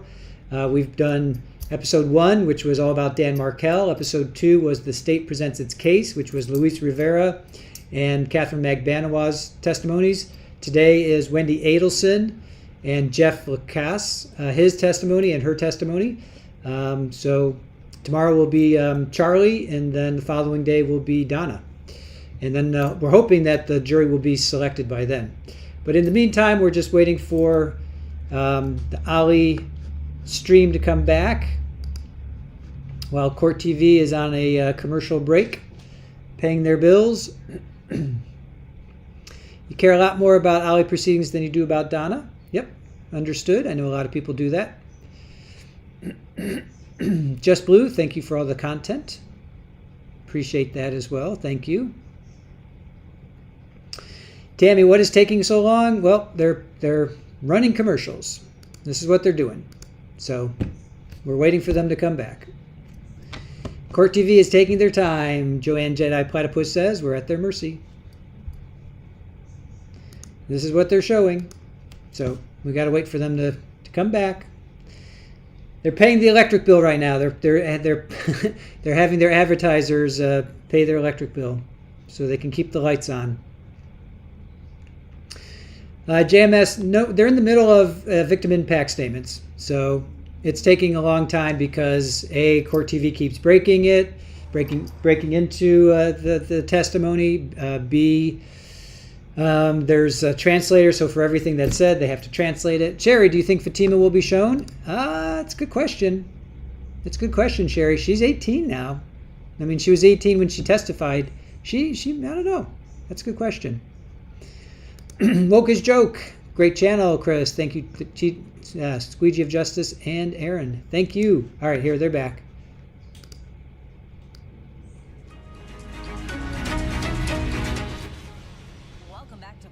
Live. I'm Julia Janae. Thank you for following along with us this afternoon as we switch gears back to Washington State. We've been watching this sentencing play out for convicted father Ihsan Ali. He was found guilty last month by a jury of assault and unlawful imprisonment, and he was acquitted on the top charge of attempted second-degree murder. He was caught on video attempting to bring his 17-year-old daughter Fatima back home after she had run away. And again, though he was acquitted, he did get found guilty of those lower charges. His wife, Zahraa Ali, was also in court next to him when he was convicted. She was acquitted of that top charge, but she was found guilty of violating a no-contact order involving Fatima's boyfriend. So this sentencing hearing, they're both there inside of the courtroom, but the focus is really on Ihsan Ali and what the judge is going to give him because he remains behind bars. Inside of the courtroom, we're listening to a victim advocate reading a letter written by the boyfriend of the victim in this case, Fatima. He's also a victim. He was there in that melee, and he wrote a letter focused on how he had been harmed by the mother and by the father. Let's pick it up where we left off. Thank you for allowing my words to be heard in this manner and sharing my experience with the courts. شكرا لأنكم أعطيتوا لي فرصة أنني أعطي لكم كلامي أو أوصل لكم كلامي إلى المحكمة بهذه الطريقة. This is the second victim impact statement from IW for Ihsan Ali. In one moment for interpreter switch. إذا فقط معنا التصريح الثاني باتجاه في جيش إحسان علي. Today marks exactly 304 days since the day my life changed forever. إذا اليوم هو يقابل اليوم رقم 304 من منذ تغيرت الأشياء في حياتي. I cannot express the amount of angst, stress, anxiety, and depression I've been living with throughout this last year. لا يمكن أن أعبر حجم الاكتئاب ربما القلق والصدمة التي تعرضت إليه خلال السنة الماضية. Last September, I was going into my junior year of high school, which was a very exciting moment for me as I was beginning to figure out my post-high school plans and my future was what my future was going to look like. إذا في السنة الماضية كنت في مبتدئة في المدرسة وأحاول أن أقرر ما سيخبئ المستقبل في حياتي الدراسية. I was very excited to begin learning how to drive in my junior year, applying for some college and universities, as well as going to some after-school activities to mark a few things off my bucket list prior to me graduating. إذا كنت جد فرحة بتعلم السياقة وأيضا أشياء أخرى سأتعلمها لكي تساعدني في مساري الدراسي. But all those plans came to a screeching halt on October 18th, 2024. ولكن كل هذه الطموحات توقفت بتاريخ 18 شهر 10 2024. On that particular day, it was just another Friday as I sat in my favorite class, first period history. إذا في ذلك اليوم بالذات كما كنت في يوم الجمعة بلش حصتي في التاريخ. While sitting and waiting for the next instruction from my teacher, I didn't realize in the next moments would lead to a series of events that would cause my world of pain and suffering at age 16. عندما كنت أنتظر وقتي أخذ تعليمات من المدرس لم أتوقع أن سلسلة الأحداث ستغير من مجرى أشياء في حياتي خصوصا في سن 16 سنة. The moment I saw Fatima at my classroom door, I knew something had been wrong because she had no longer been a student at the school. لما شفت فاطمة في الباب قاعة المدرسة عرفت أن هناك أشياء ليست على ما يرام. I had no idea she had run away from home again, but I knew she was terrified to be there, so I understood why she did. إذا لم يكن لدي أي فكرة أن هربت من البيت مرة أخرى، ولكن عرفت أن هناك أشياء على ما يرام خصوصا بعد أن رأيت واقفة هناك. Shortly after she left my class and went to the office, I received a text from my dad saying the cops showed up at our house because Fatima had run away that morning. ومدة قصيرة بعد ذلك بعد أن ذهبت إلى إدارة المدرسة توصلت برسالة نصية قصيرة من أبي أخبرني أن هناك الشرطة وأن فاطمة قد هربت من بيتها مرة أخرى. He followed up by saying she might be at the school and to stay away from her because her parents might be looking for her. وتابع يعني أن فاطمة ربما تكون في المدرسة وقال لي يعني أن أبقى بعيدا عنها لأن ربما الأبوين حيتبعوها للمدرسة. Understanding my parents' position, they didn't want to put me in harm's way because of how they knew how dangerous her parents were from previous conversations. وأنا فهمت يعني موقف الأبوين لأنه لم يريد وضعي في محطة يعني وضع خطر لأن مثل هذا الحادث حدث يعني في السابق. Throughout the school day, I was called to the office and was given updates on her situation, which somewhat put my mind at ease, but not really. خلال طيلة يعني اليوم الدراسي كان هناك إعطائي بعض المعلومات أو تجديد في حالة فاطمة ولكن هذا لم يعني يؤمن أو يستقر من حالة نفسية. Through those encounters, I was made aware that the school was able to find Fatima a safe place to go. خلال يعني هذه التعاملات عرفت يعني أنه تم تأمين مكان آمن سالم لفاطمة للذهاب إليه. Once the school day ended, I was walking towards the main entrance, exiting the building to get on my bus and spotted Fatima standing at the door with a hat and a mask on her face with one of the school staff members. أيضا عندما انتهى اليوم الدراسي كنت في اتجاه يعني من الباب الأكبر يعني اتجاه لمحطة الباص الحافلة عندما رأيت فاطمة لابسة يعني كمامة وأيضا طربوش وتتكلم مع موظف أحد من موظفين المدرسة. As I approached both of them, because they were right next to the door I was exiting, the staff member asked if I would walk Fatima to the bus and told us to have a safe weekend. إذن وأنا اقتربت من الاثنين كما قلت لك كان واقفا بجانب باب المدرسة باتجاه يعني محطة الحافلة وقال لنا يعني الموظف أن يكون لنا يعني نهاية أسبوع طيب. Without hesitation, I cautiously accepted the responsibility because all I wanted was her to be safe. إذا بدون أي تفكير قبلت بهذا لأن الهدف أن تكون هي آمنة وسليمة. The moment we saw her dad's truck, we knew this day was not going to end well. ولكن في الوقت الذي لاحظت شفت يعني أتراك شاحنة للأب عرفت أن هذا اليوم لن يكمل عليه يستمر على ما يرام. As he began to approach us, my heart began to beat faster. Fatima began shaking next to me, and we were both horrified as to what would happen next. عندما يعني بلش يعني يقترب منا يعني كان قلبي يخبط بصفة سريعة وأيضا كانت فاطمة في حالة ربما هلع عرفت أن هذه الأشياء لن تمر على ما يرام. Never in a million years could I have imagined I would be assaulted by an adult while at school, while my close friend was being strangled near to death. لم يعني واحد على مليون يعني كنت أعتقد في حياتي أنه سيتم الاعتداء علي من طرف بالغ وأن صديقتي سيتم خنقها. Having to decide to stand idly while your friend is being strangled to death or take immediate action isn't a decision a 16-year-old should have to make, to be forced to make, let alone anyone else. إذن اتخاذ قرار في الوضع يعني هل أتدخل عندما ترى يعني صديقة لك يتم خنقها أو أقعد يعني فقط واقفا يعني هو قرار كان صعب على طفل عمره 16 سنة أن يتخذه في تلك اللحظة. This was the first time in my life I had ever experienced anything of this nature. هذه أول مرة في حياتي يعني أتطرق لهذه التجربة. This is also the first time in my young life I've ever been punched, hit, assaulted by an adult, and it gives me nightmares to this day. وأيضا هذه أول مرة في حياتي تم لكمي أيضا وضربي واعتداء علي من طرف بالغ. ما زلت يعني هناك كوابيس أفلام شريرة تواكبني الآن. To commit these acts on school property where minors were present who assisted in stopping Fatima from being strangled speaks volumes to the character of Mr. Ali, or the lack of.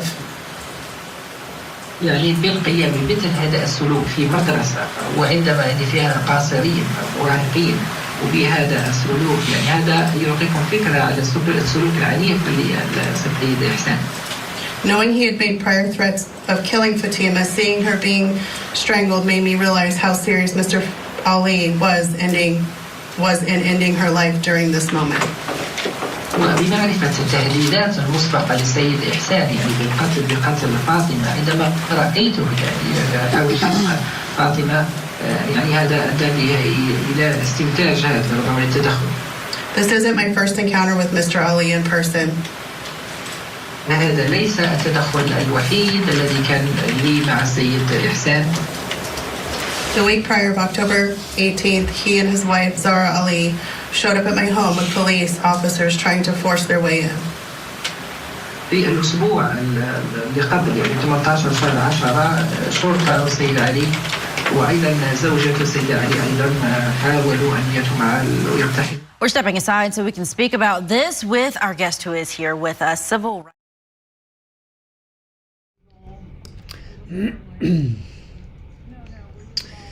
All right, so we're going to let them talk, and let me see what's going on with chat.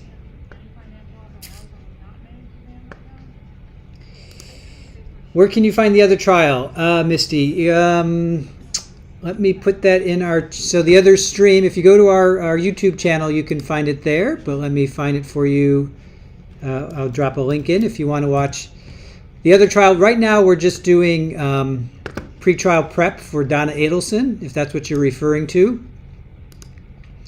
I will go ahead and I will put that in the chat if you guys want to go watch that. Wendy Adelson is on the stand there. So here's, if you want to watch, Donna, let's see, excuse me, pre-trial prep.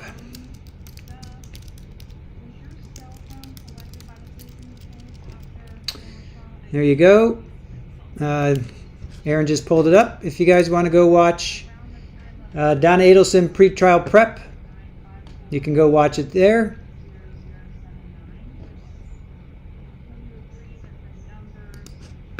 Hope that answers your question, but if you guys have any other questions, please let us know.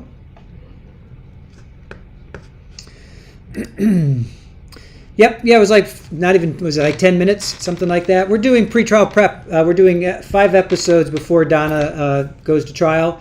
We're in episode number 3. Today, let's see, episode 1 was the state presents its case. We streamed that on Friday. Episode 2 was Sunday. That was, let's see, what was episode 2? Luis Rivera and Catherine Magbanois. Today is Wendy Adelson and Jeff Lacoste. So if you guys are interested in that, you can go check that out.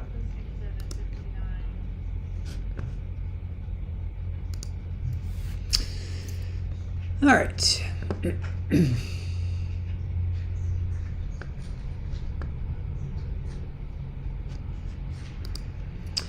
Juliet says he will not get probation. These impact statements matter. Poll on what we think of Mr. Ali's what we think Mr. Ali's sentence might be. Let me think about that for a second.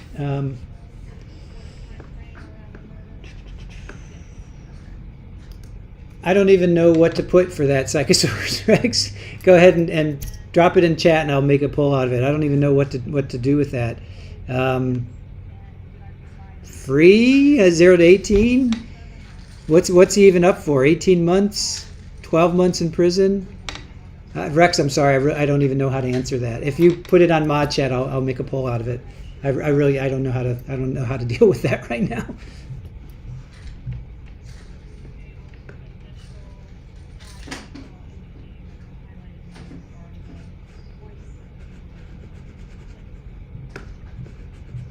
So if you could help me out, Rex, and create a poll, and I'll post it.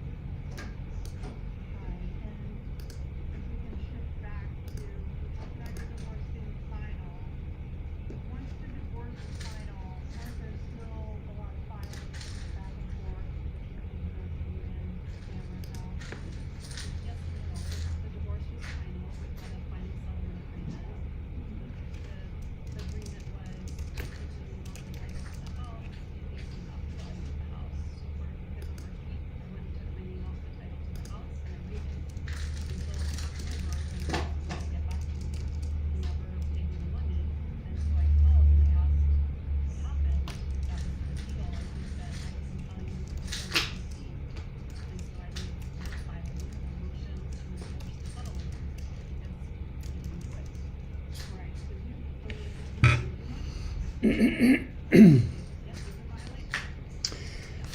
months for assault, 12 months for imprisonment, minus 9 months served. But aren't they concurrent, right? The 12 months is concurrent, and the 364 days is consecutive.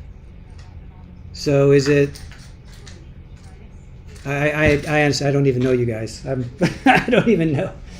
I don't even know. You tell me what you want me to poll, and I'll create a poll. I don't know. I wish I could be more helpful for you, but I don't know. 0 to 6 months, 6 months to 18 months. Well, I guess we could do that. We could try that, because I really don't even know. It seems like. All right, what should Mr. Ali's sentencing be? 0 to 6 months. We could do that. 0 to 6 months. 6 to 12 months. 12 to 18 months. No, let me go 1. Time served. Time served, no time. No time, no more time. All right, let's do that. All right, so there's a poll. What should Mr. Ali's sentencing be? Time served, no more time. 1 to 6 months, 6 to 12 months, or 12 to 18 months. I think that's the most he can get. I think is 18 months. So we'll start with that. We can start with that because it's kind of confusing. I'm not even sure.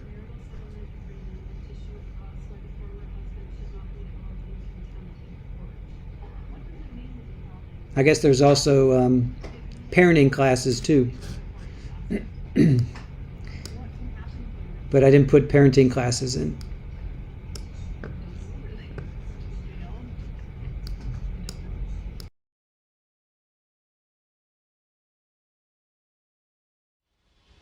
Welcome back to Court TV Live. It's sentencing day inside of a Washington state courtroom where the case against two parents, Ihsan and Zahraa Ali, is going on. And both of these parents, they were acquitted of the top charge of second-degree attempted murder in an incident involving their 17-year-old daughter, Fatima. Fatima is speaking at this sentencing hearing now. We did just hear a statement read into the record by her boyfriend, and now we're going to hear from her. We've been hearing that translation. They're actually changing the protocol now, and they're going to let her read her entire statement, and then it will be translated for her parents. Let's go in and watch together. The fact that you knew that I couldn't breathe is one thing. But now I have so much to say, but I can't even look at you. I'm scared of you, and you made me want to kill myself. You make me want to do things that are bad, but at least I can control myself. You know how much pain I went through? No, because you're not my family. Like, why do you have to make everything so toxic? Why do you have to be this way? Why am I your blood? Why? And you were with me for most of your life, and you saw me as a baby, but you still decided to kill me. You saw me grown, and not only that, I saw you hurt my young sister and my younger brothers. And you're gonna act like you didn't. My sister had cancer and she was already in pain. You made it worse. Why? And why would you hurt her when she's going through cancer? You're a monster, and I can't believe you're my dad. How can you call yourself a father? You tried to kill me. My dad tried to kill me with his own hands. Do you have no love for me? You think I'm a disgusting human being? Well, I think you're a disgusting monster.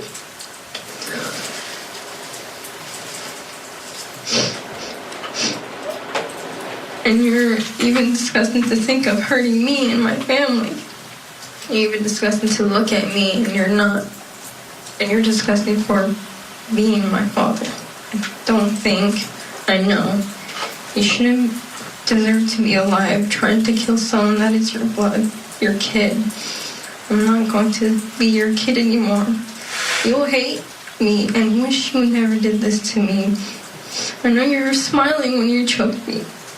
I'm going to pray for you to stay in jail and die.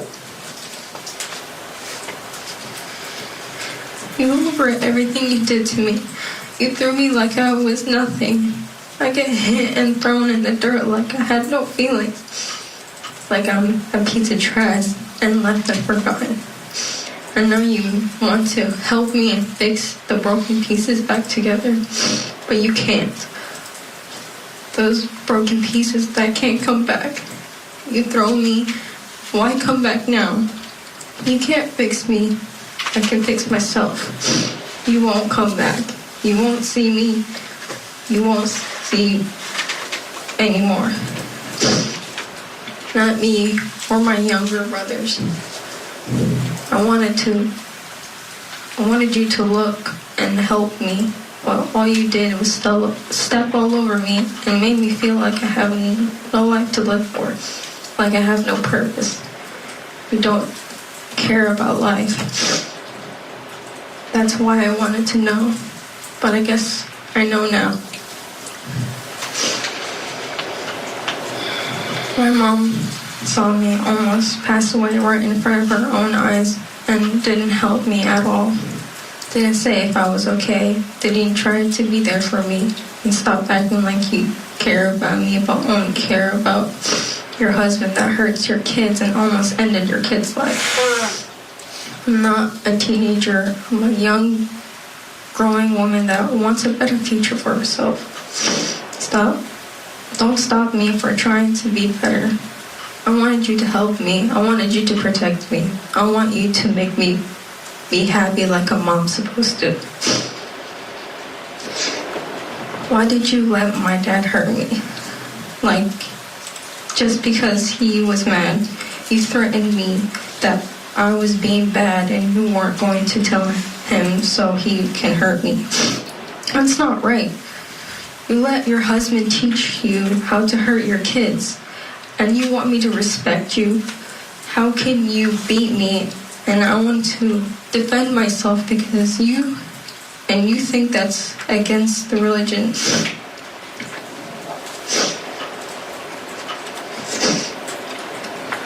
You beating me is against the religion. You're a bad mother to your own kids. You let him try to kill me, and now you're smiling and laughing like nothing happened. You're selfish, and you don't want your kids to have a better life because you decided not to work for yours. You could have stood up for yourself and helped yourself be better, but you didn't want that. Don't stop me for wanting a good life. I don't want to stay in this toxic family that doesn't care if I lived or not. You can't even hug me. Being a good mother is knowing that kids do bad things is okay, because kids can learn from their own mistakes.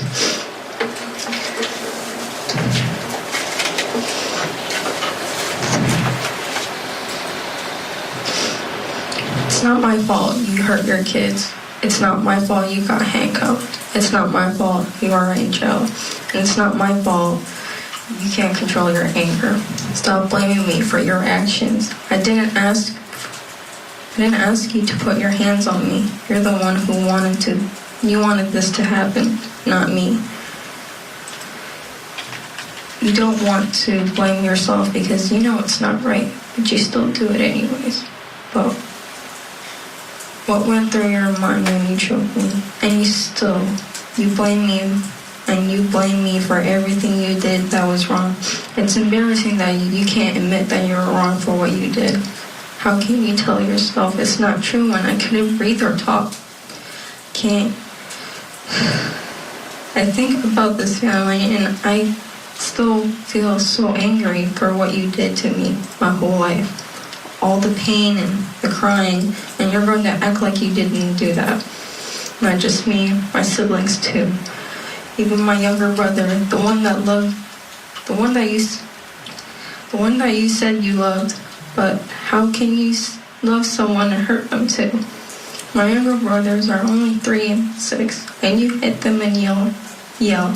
For what reason? Because they're being themselves? You always have the disgust expression on your face when you see my little brother Abraham. He didn't do anything but love you and wanted to be around you. But you don't want to accept him for loving you. Just because he has autism, he is not acting. He's my little brother Abraham Ali. He's a smart kid like anyone kid out there.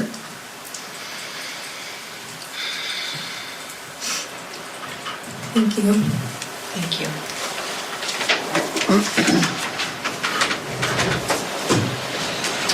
Your Honor, nothing additional from the state. Thank you. What a devastating victim impact statement. You see the juxtaposition there between this father in his jail clothes, the mother, she has been released. She is no longer behind bars.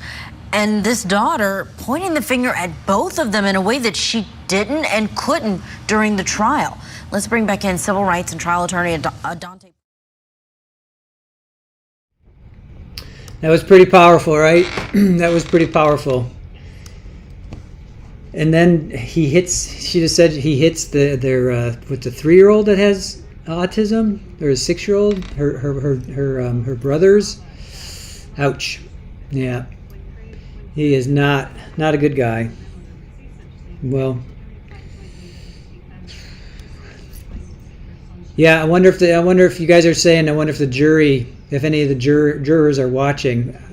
They might be. They might be. And have you guys seen any interviews? Have there been any interviews with the jurors? Have you guys seen any? I haven't. The only interview I saw was, I think, Mrs. Ali there. She gave an interview, maybe to Court TV right afterwards. I forget. It was like I don't know. The 3-year-old is autistic. Is that who she said that the dad hit? Right? Juliet, I think that's what she said. Dad hit the 3-year-old. Just terrible. Chilling. Should be read completely in English then followed by Arabic. Yeah, well, that's what they do ultimately do. I think that's probably the way. Yeah, I guess they. Well, then I guess if somebody objects, I don't know. Yeah. Psychosaurus Rex. How is mom still allowed custody of the rest of the kids? She was found not guilty. She was found not guilty. There's a poll. If you guys want to take our poll, we have a poll going.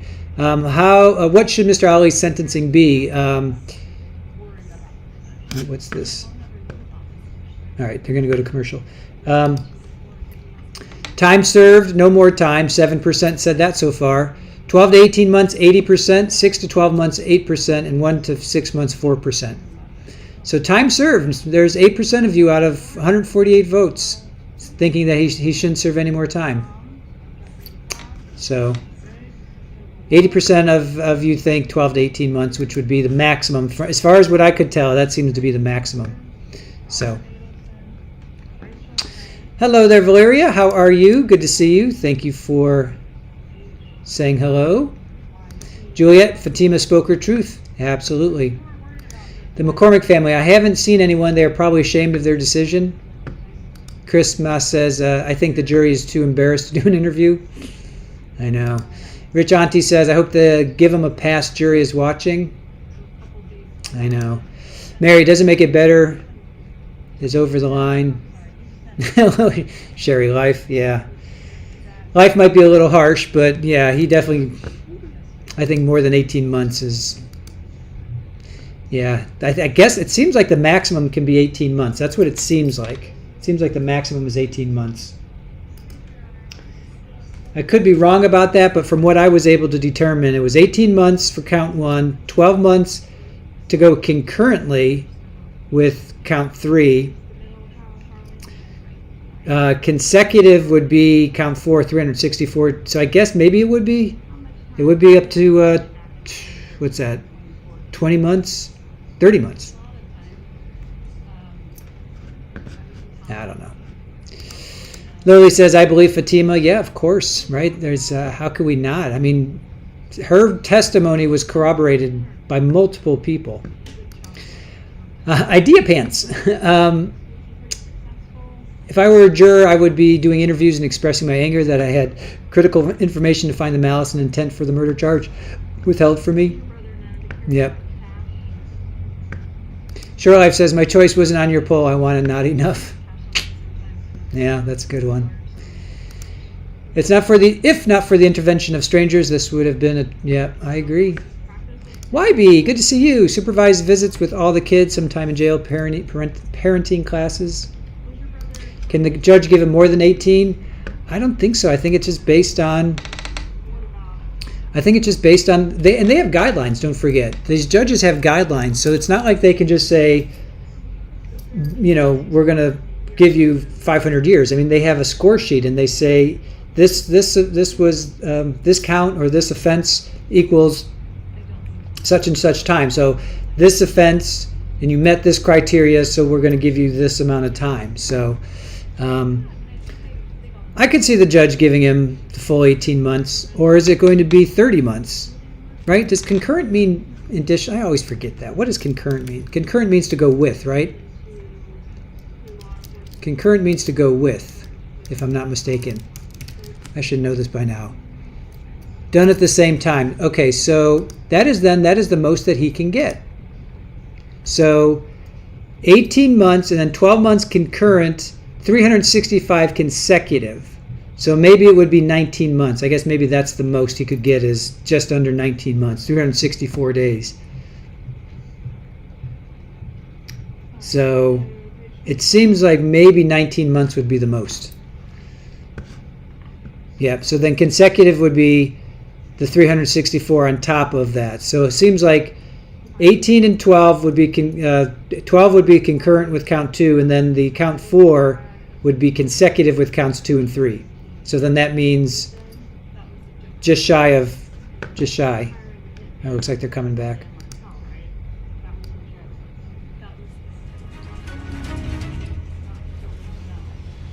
Court TV Live, I'm Julia Janae. Thank you for following along with us as we watch together the sentencing hearing for a Washington father and mother who are going to hear their punishment today for their roles in an altercation that involved their teenage daughter. We just heard a devastating victim impact statement from Fatima. Now, these parents, they were both acquitted on the top charge against them, which was attempted second-degree murder for this brawl that happened at a bus stop last year. The father was captured on video placing a chokehold around his daughter's neck. Bystanders tried to jump in to free her and were unable initially before her eyes rolled back into her head. They were acquitted on those top charges, but they did get found guilty of 2 lesser charges for the father and then 1 lesser charge for the mother, just a violation of a court order for the mother. So we don't expect that her sentence is going to impact her freedom. She was released after that verdict last month. Let's go in. We're going to listen to the attorney for Zahraa Ali speak to the judge about this formal sentencing for his client. Mr. Leary. Your Honor, we're here Leary. Your Honor, we're here today for sentencing on 1 count of violation of a no contact order. سيد القاضي، نحن اجتمعنا هنا على إصدار العقاب على اختراق قرار المحكمة الذي كان يمنع أي صلة واتصال. My client has credit for 281 days in jail. موكلي صار في السجن 281 يوم. As I put in my declaration and in the argument section of my brief, my client كتبت في الوثائق الذي قمت بتقديمها للمحكمة. My client, according to the Thurston County Jail, had no issues that would cause her to lose good time. أنا موكلتي ما كانت عندها أي مشاكل داخل السجن حسب الموظفين اللي بيعملوا بالسجن الذي كان ممكن يخلوها تفقد الجود تايم أو برنامج الجود تايم.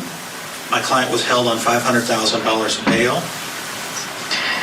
الكفالة التي سميت في هذه القضية لموكلتي كان $500,000. Presumably based on the charges that she was acquitted on.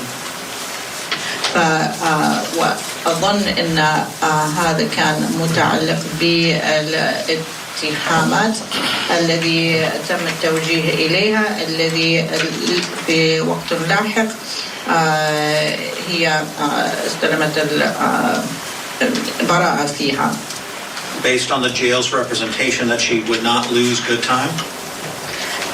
بناء على الكلام الذي استلمناه من السجن انها مش حتفقد برنامج Good Time. She has the equivalent of 425 days in custody in the Thurston County Jail. فالوقت الذي يساوي ان هي قضته في السجن في محافظة ثيرستون يساوي 425 يوم. As noted in the brief, the U.S. Supreme Court recognizes that she has a protected liberty interest in her good time that she earned. وكما مكتوب في الوثائق الذي قمت بتوفيرها للمحكمة أن المحكمة تعترف بأن هي لها الحق في مطالبة فترة الجود تايم لأن هذه الفترة متعلقة بحريتها. Further, the Washington State Supreme Court recognizes that the system we operate in denies the court the opportunity to not recognize earned early release time. وكذلك المحكمة العليا في ولاية واشنطن تعترف بأن النظام الذي نحن ماشيين عليه.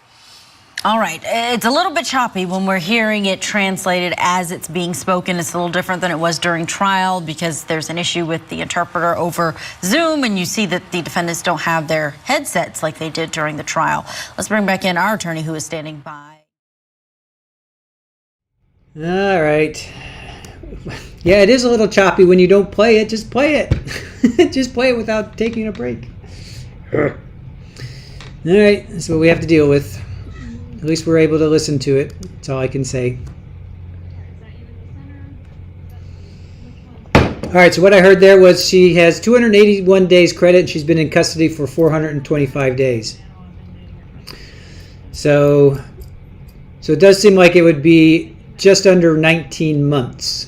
So that would be for Mr. Ali. For Mrs. Ali, she has 281 days credit and then 425 days in custody, which is really interesting because she went. Wait, this happened, and how could she be over a year? This happened last November.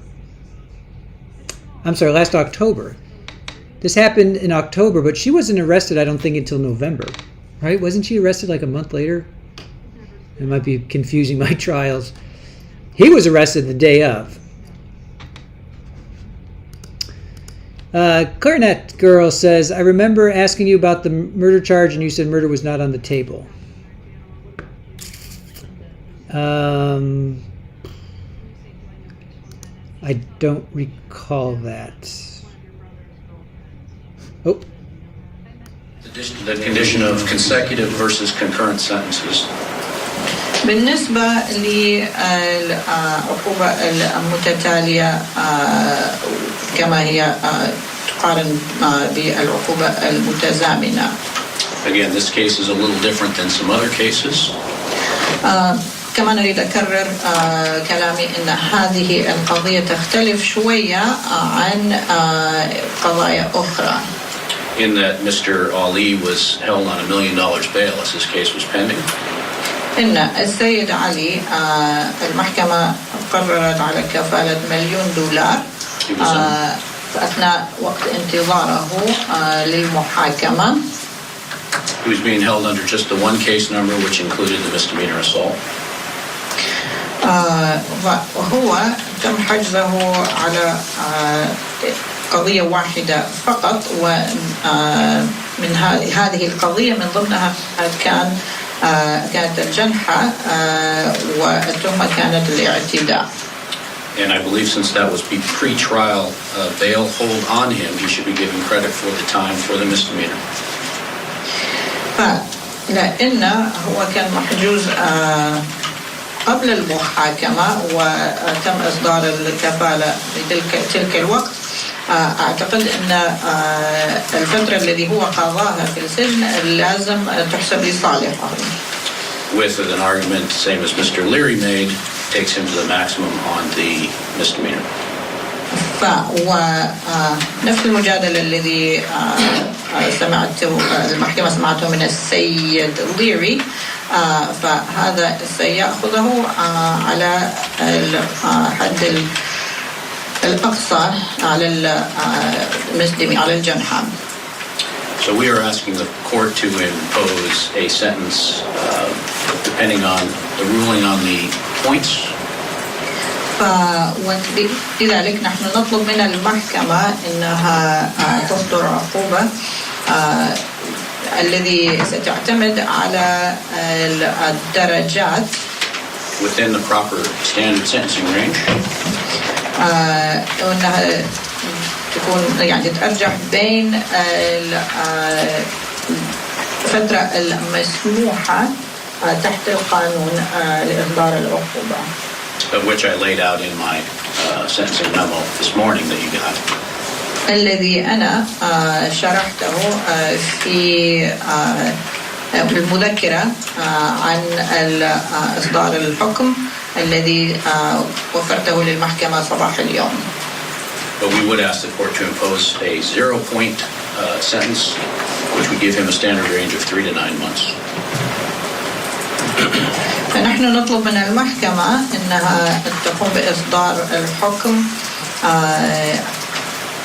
الذي يكون مبني على 0 درجات، وعلى 0 درجات الفترة تتأرجح بين 3 إلى 9 شهور.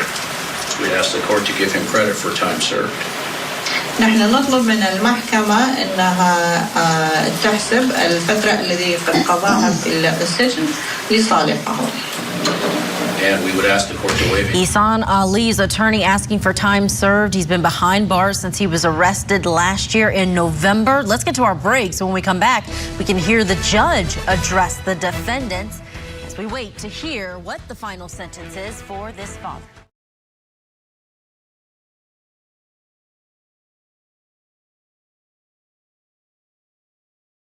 Another break. We got to listen, or we got to sit through another commercial break. All right. So yeah, Valeria, we heard that. Somebody was saying that they were getting buffering too, and then somebody said it was outside the U.S., and then somebody else said it was on X, on Twitter. So that they heard. Hey, Pammy, that they heard outside the U.S. there were some issues with YouTube. I don't know, because it's been fine here, so I can't really speak to it. So. If you're having problems and you're outside the U.S., I got nothing. Sorry, guys. So Mr. Ali's defense is asking for 3 to 9 months credit for time served. So now it's up to the judge. Now let's truly see what the judge says. So Adelson, yeah, it's non-U.S. that's having issues with the connection. Crunchy Frog, this is the longest sentencing in the history of the entire world. Yeah, well, that's what Court TV does. They like to stretch it out, stretch it out. Nan says the squeegee of justice probably was referring to sentencing because they were found not guilty. Oh, yeah. I guess, yeah, no, because it was definitely on the table before. I mean, second degree, yeah, it was definitely on the table before. So I'm not sure, Clarinet Girl, I'm not sure where you heard me say it was off the table or wasn't on the table. Because that would be, they got not guilty. Maybe that's what it was. They were both found not guilty for that, for the first charge, their attempted second degree for both of them. They were found not guilty for that. Maybe? Is that what you were referring to? Maybe? I don't know.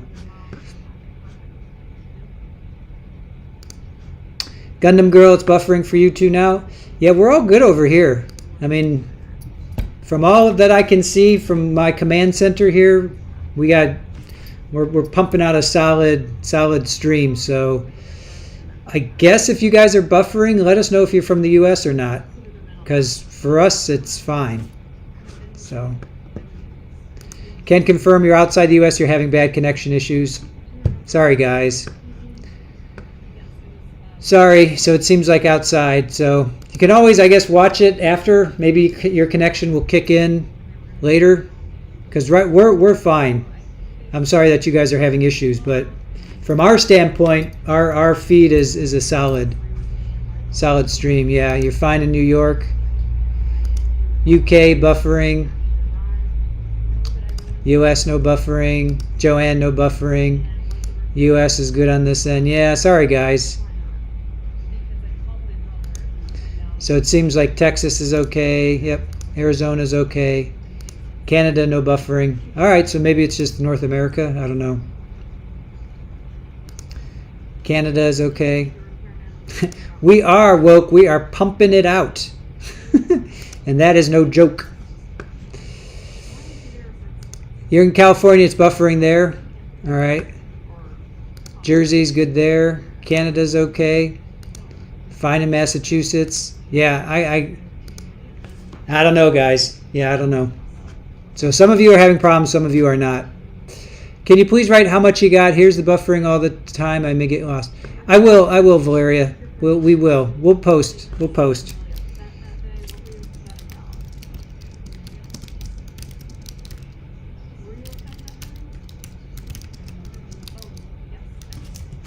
All right, so they're coming back.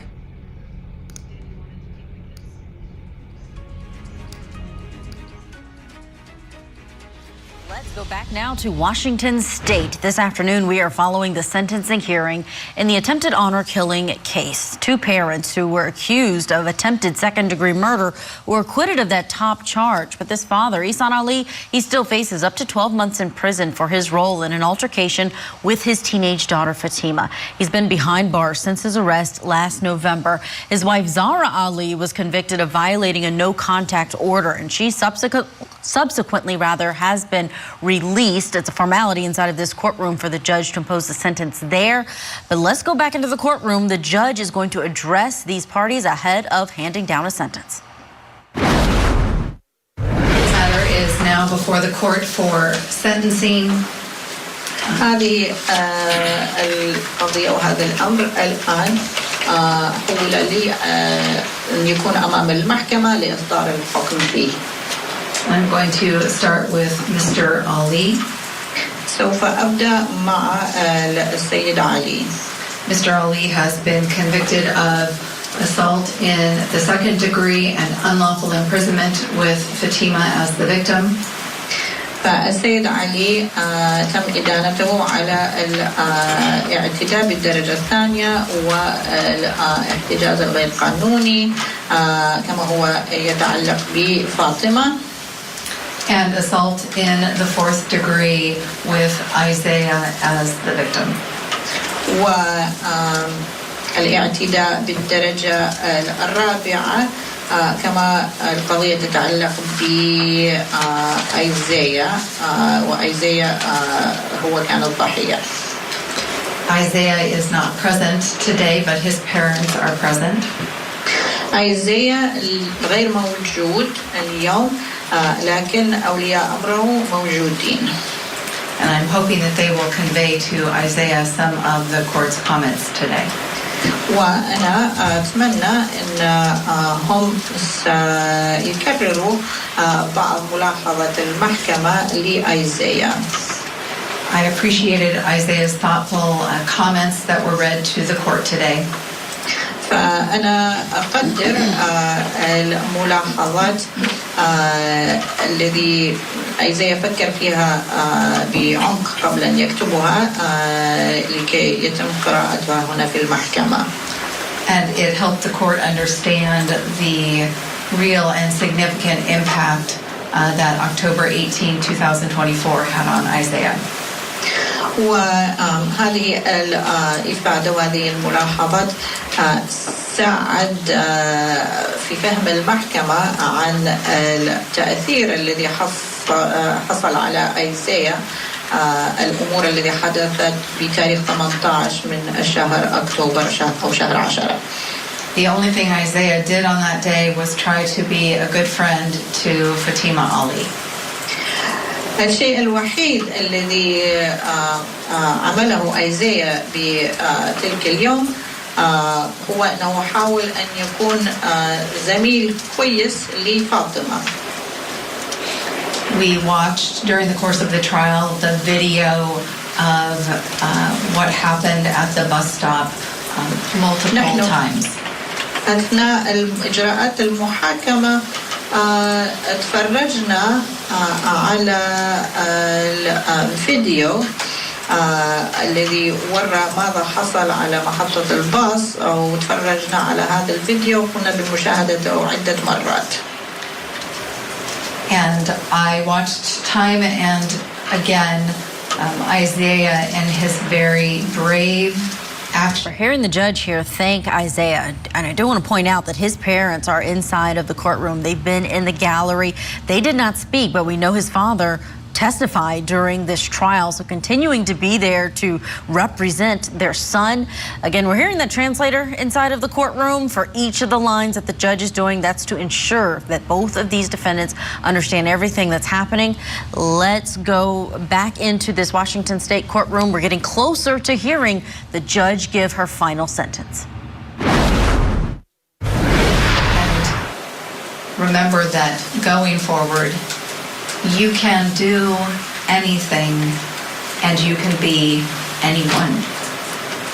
وللمستقبل أنا أريدك دائما تخلي في بالك أنك أنت تستطيعي تكوني أي حد تريدين تكونين، وتستطيعي تعملي أي شيء تريدين تعمليه.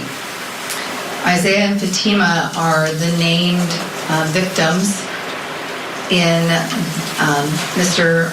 Ali's case. في قضية السيد علي الضحايا الذي تم تسميتهم هو Isaiah وفاطمة. But as I watched what unfolded through the myriad of videos that were admitted during the trial, لكن وأنا لما قمت بمشاهدة عدة لقطات من الفيديوهات الذي تم تقديمها أثناء إجراءات المحاكمة. I also witnessed many others who suffered significant trauma because of Mr. Ali's brutal assault on Fatima. فأنا شاهدت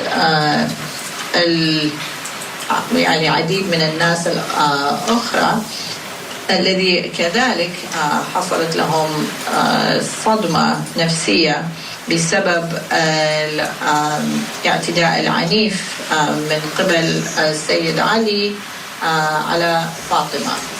I'm not going to refer to those people by their names because I don't want to further put them into the public purview. أنا مش هذكر أسماء هذول الناس لأنني لا أريد أن هذه الأشخاص تحس أنهم دخلوا يعني في معرفة المجتمع. There were many kids present at the bus stop who witnessed what happened. كان هناك الكثير من الأطفال والمراهقين الذي كانوا موجودين على محطة الباص الذي شافوا وشاهدوا اللي حصل. There are the youth who actually were intervening trying to stop Mr. Ali. كان هناك المراهقين الذي حاولوا أن يتدخلوا لكي يقوموا بإيقاف السيد علي. Those youth were 14 to 16 years old. هذول المراهقين كانت تتأرجح أعمارهم بين 14 إلى 16 سنة من العمر. And they were attempting, Mr. Ali, to stop you from killing your daughter. والسيد علي هذول المراهقين عملوا محاولة يا سيد علي أنهم يوقفوك من قتل بنتك. That's a pretty heavy weight for 14 to 16-year-old kids who are just trying to catch the bus after school. وهذا ثقل ثقيل يتحملونه مراهقين يعني أعمارهم بين 14 و 16 الذي بتلك اليوم. The judge, in delivering her sentence here, she is affirming all of those other people who surrounded this incident that happened in November of last year, naming not only these victims, the two who were named, but also those innocent bystanders who just tried to help. Her sentence coming up soon. All right, maybe one more break, and then maybe they'll actually get to the sentencing. Yes, Dennis in California. So they were found, the most serious charges, so the attempted second degree they were found not guilty. Mrs. Ali was found not guilty for all of her charges except for violating the court order, no contact court order. That was the only thing she was found guilty of. Mr. Ali was found guilty for a second degree, assault second degree, and unlawful imprisonment. And then assault fourth degree on Isaiah. So he was found, he was convicted of assault second degree and unlawful imprisonment with Fatima, and then he was convicted of assault fourth degree with Isaiah. So, and Mrs. Ali was found not guilty for everything other than violating a court order. So yes. The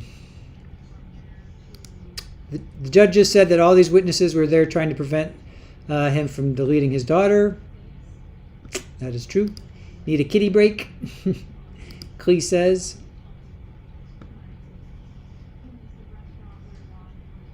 Sherlock says the judge should have overturned the jury's verdict. Yeah. All right, let me go back here. Just make sure that we're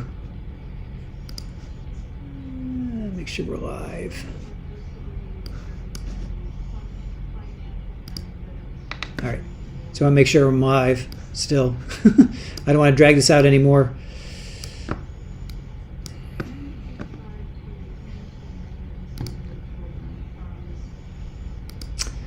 Daisy the Corgi's mom. Yeah, unfortunately the jury found not guilty on the attempted M, and that's what matters.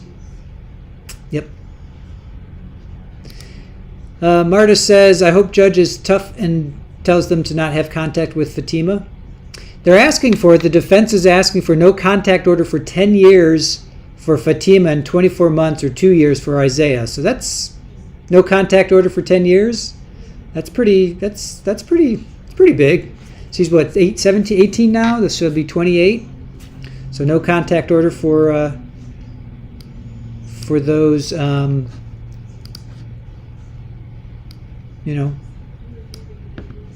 think that's pretty good. Cross-Examinasia, thank you for joining the community and our family. Appreciate it. Nice to have you on board. Daisy says, matters in terms of what sentence can be imposed. Draw TV Live saying, woohoo, welcome to the family. Arwen says, this is the judge who said no mention of the arranged marriage. Yes. They said it was too prejudicial, plus in her first statement, Fatima didn't say anything about it. So that's why they thought it was it wasn't coming in because it was too prejudicial, plus she didn't say it. In her very first interview that day to law enforcement, she didn't say it. Maybe if she had said it then. So.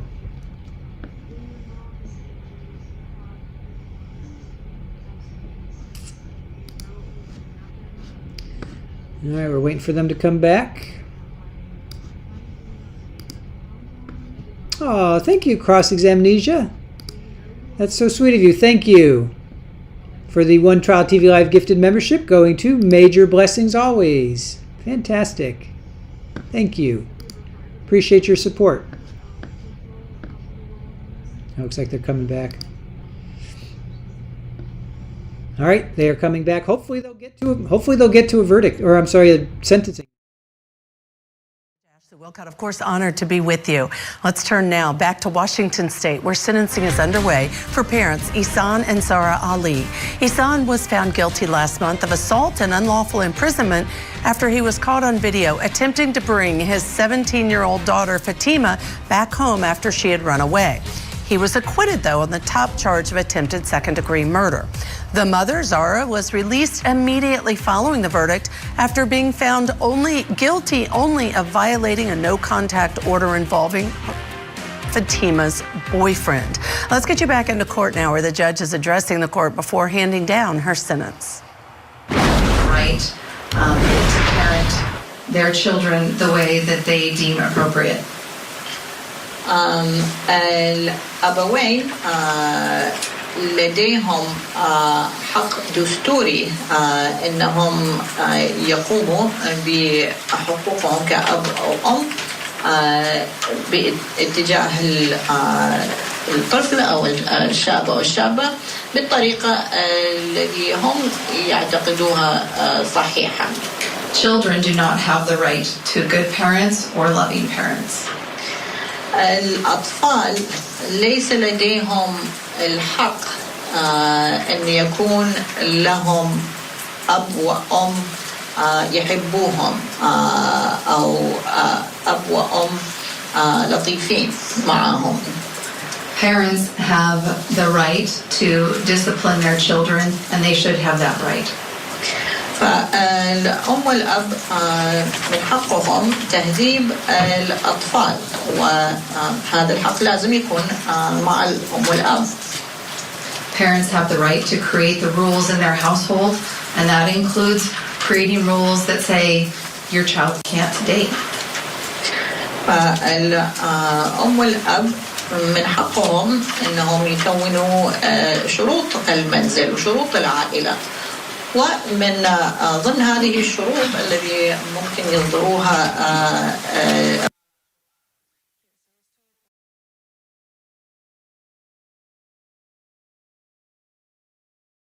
All right, so if you're just joining us, what's happening is there is an interpreter. Before it was in the headphones, now we can hear it. So the judge is speaking, addressing the father who is convicted, and it is then with the interpreter interpreting for them. So it kind of goes back and forth. We want to go back in, though, to resume that and hear more of what the judge is saying to the father. الأطفال يكونوا ماخذين دور في العائلة. It's to raise children to think for themselves and to develop their own ideas.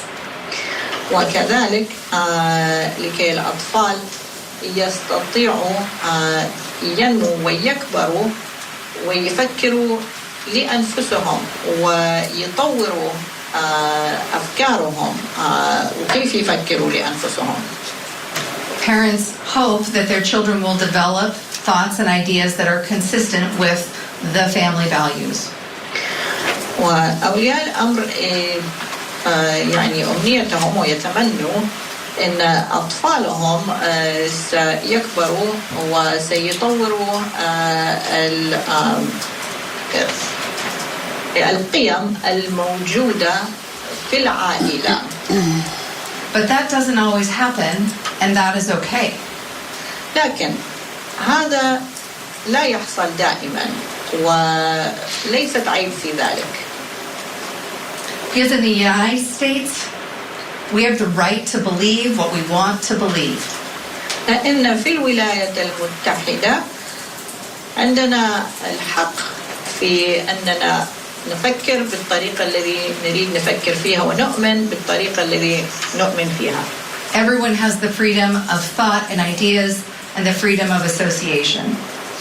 فكل واحد مننا لديه حرية التفكير وحرية الأفكار وكذلك حرية التواصل مع الناس الذي يريد التواصل معهم. So even when parents don't like what their children believe or are unhappy with something that their children do, that is a youth's right. حتى في الأوقات التي أولياء أمر المراهق يكونوا غير مبسوطين مع أفكار المراهق أو المراهقة أو أفعالهم. هذه الأفعال والأفكار حق المراهق. It doesn't mean that then parents are not in charge or that they don't get to make the rules. هذا لا يعني أن في هذه الحالة الأم والأب فقدوا سلطتهم على الطفل أو لا يستطيعوا أن يقوموا بوضع شروط للطفل أو للشاب. But parents cannot control their children's thoughts and beliefs. لكن أولياء المراهق والمراهقة لا يستطيعوا يسيطروا على أفكار وطريقة تفكير الشابة أو الشاب. When children don't follow rules of the home, discipline is appropriate and allowable.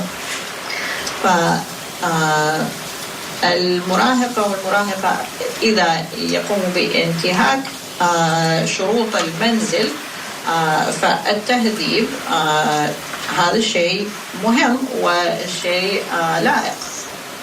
But there are limits on discipline, as there should be. لكن هناك قيود وحدود لهذا التهذيب والمفروض هذه الحدود والقيود تكون موجودة. And that is because children are not properly.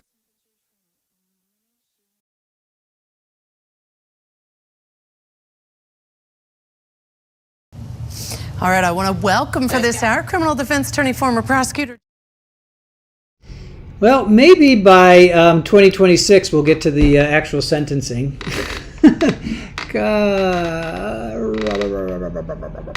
All right, I got to keep saying, at least they're giving us a feed. At least they're giving us the feed. At least they're giving us the feed.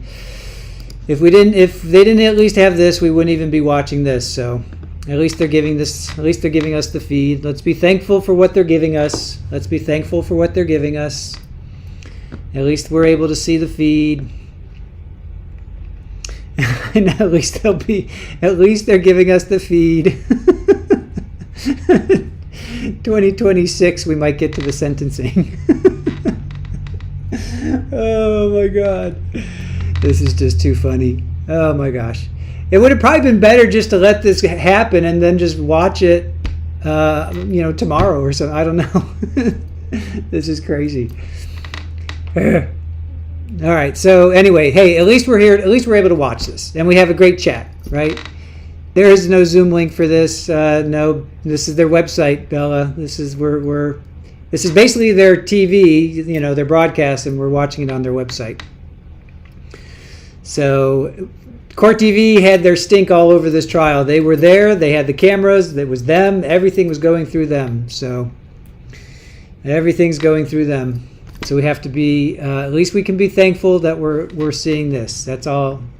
I'm going to try and make something positive out of this.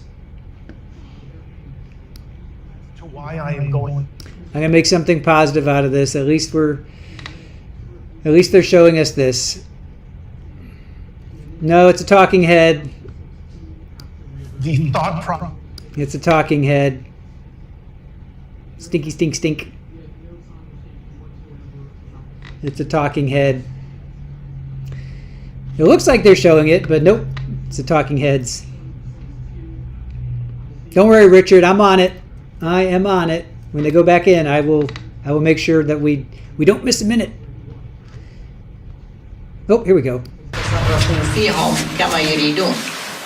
Discipline, it needs to be reasonable and moderate. التهذيب لازم يكون معقول. ولازم يكون غير شديد وعنيف. And as the jury instruction told the jury, وكما التعليمات التي أعطيت لهيئة المحلفين كانت هناك نقطة معينة وبند معين. They could infer that it was unreasonable to take certain acts to correct or restrain Fatima.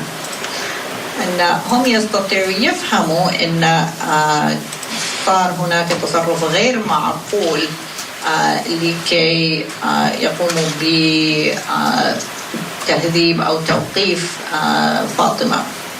And that included striking a child with a closed fist. ومن ضمن هذه الأشياء الرمي أو رمي الطفل أو ملاكمة الطفل بإيد مقفولة. Interfering with a child's breathing or doing any act that is likely to cause. وكذلك التدخل في تنفس الطفل وعمل أي شيء الذي ممكن يؤدي إلى and that does cause bodily harm greater than transient pain or minor temporary marks. اللي يؤدي إلى ضرر جسدي يعني أكبر من يعني علامات بسيطة على الجسم أو علامات مؤقتة على الجسم. During the trial, we heard that one type of discipline that Fatima received was the taking of her phone. أثناء إجراءات المحاكمة نحن سمعنا أن إحدى أسلوب التهذيب كان أخذ التليفون من فاطمة. That's a pretty common way to discipline a child who's not following the rules.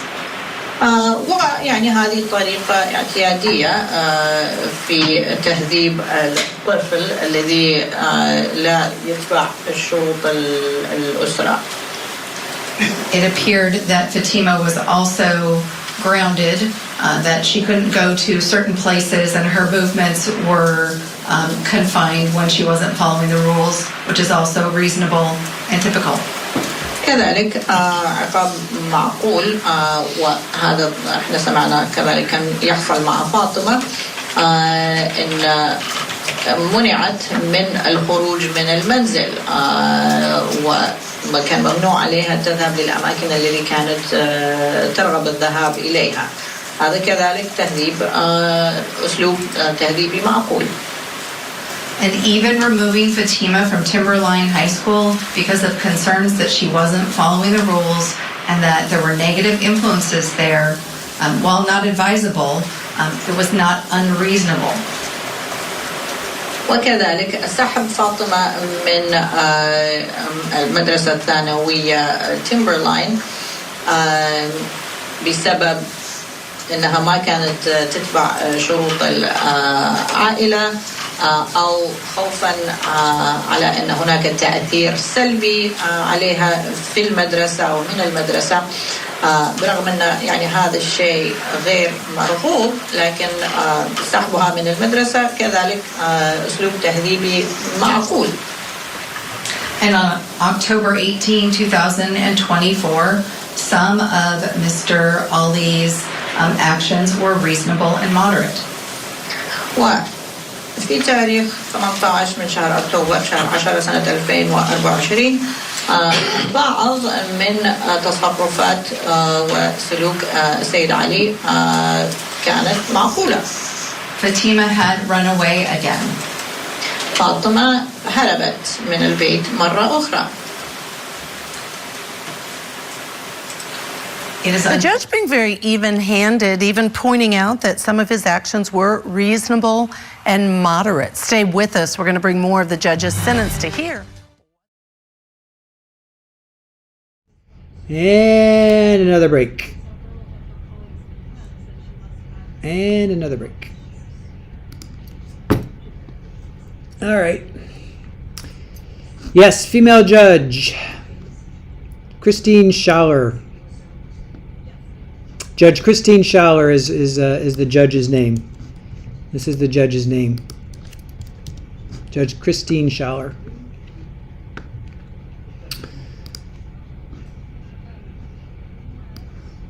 All right, so I know this is painful. I almost felt like I wanted to cover this live. Of course, we want to cover it live. But also, it would have been, now in hindsight, we should have just covered it at like 5 o'clock and then we could have just fast forwarded through everything. Hey, Willow. How are you?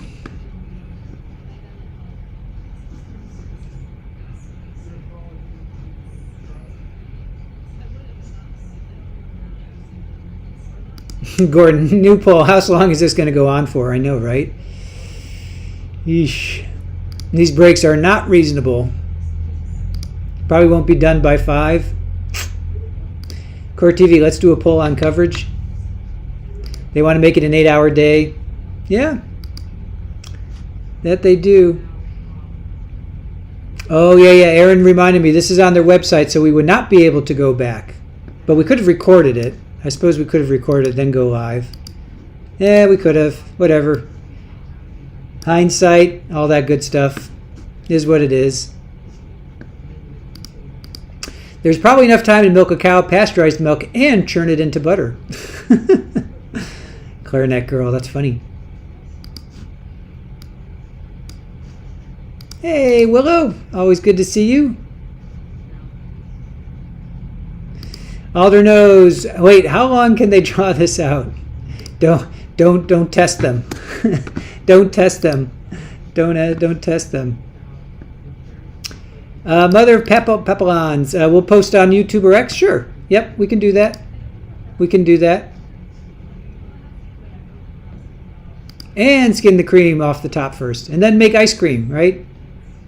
Lots of editing. The kittens will be grown when this is over. Amethyst, not on you, and I'm very happy you're covering it as an important sentencing. Yeah. I know, right? The breaks are neither reasonable nor moderate. Catherine, we're too far in now. Must keep going. Totally. Yep. No, we're not. We're not gonna give up now. We're too deep. We're too deep in the woods. Must keep going.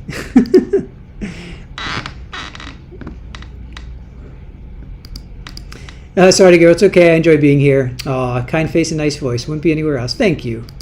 Thank you for that. Not your fault. No control. I know. Thank you, guys. You gotta go. Let's see. Mother says, thank you. I have to go take care of my post. Hospital. Oh, yes. Yeah. Please go do that. We'll put something up on X. We'll put something up on X. Yes, we must finish this. Awesome.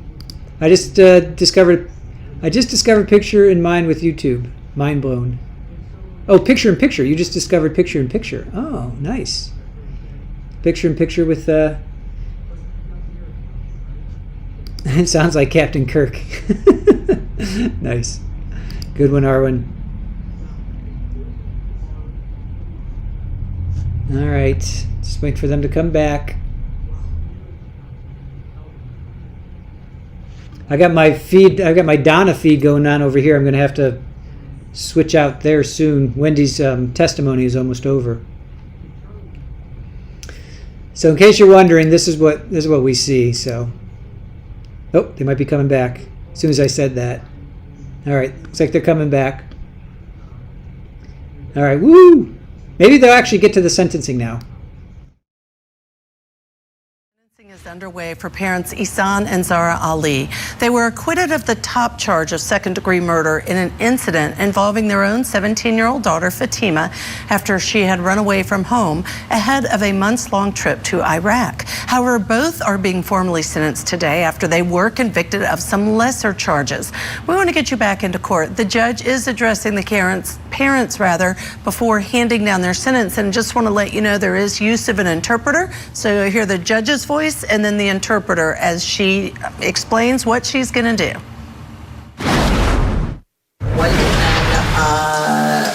تقوم باحتجازها وهي حاولت أن ترفض. You began a vicious, horrific, and brutal assault of Fatima. فأنت بدأت باعتداء مخيف وشرس على فاطمة. You had all kinds of choices at that moment before you started assaulting her.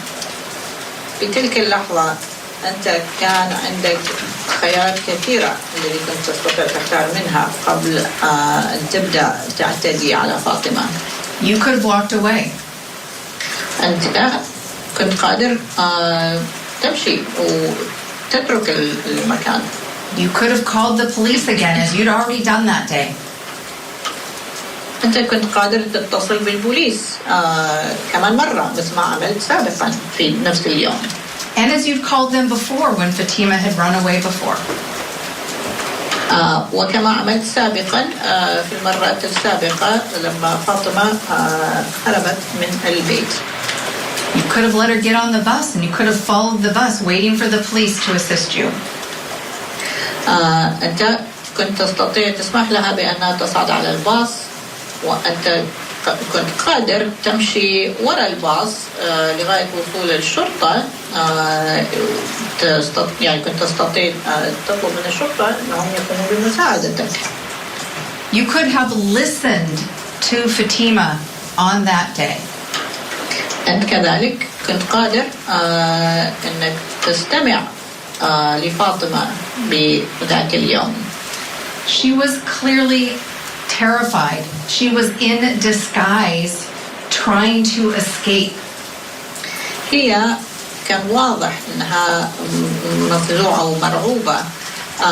هي كانت مرتدية ملابس يعني هي تخفي نفسها فيها وحاولت أن يعني تستخبى.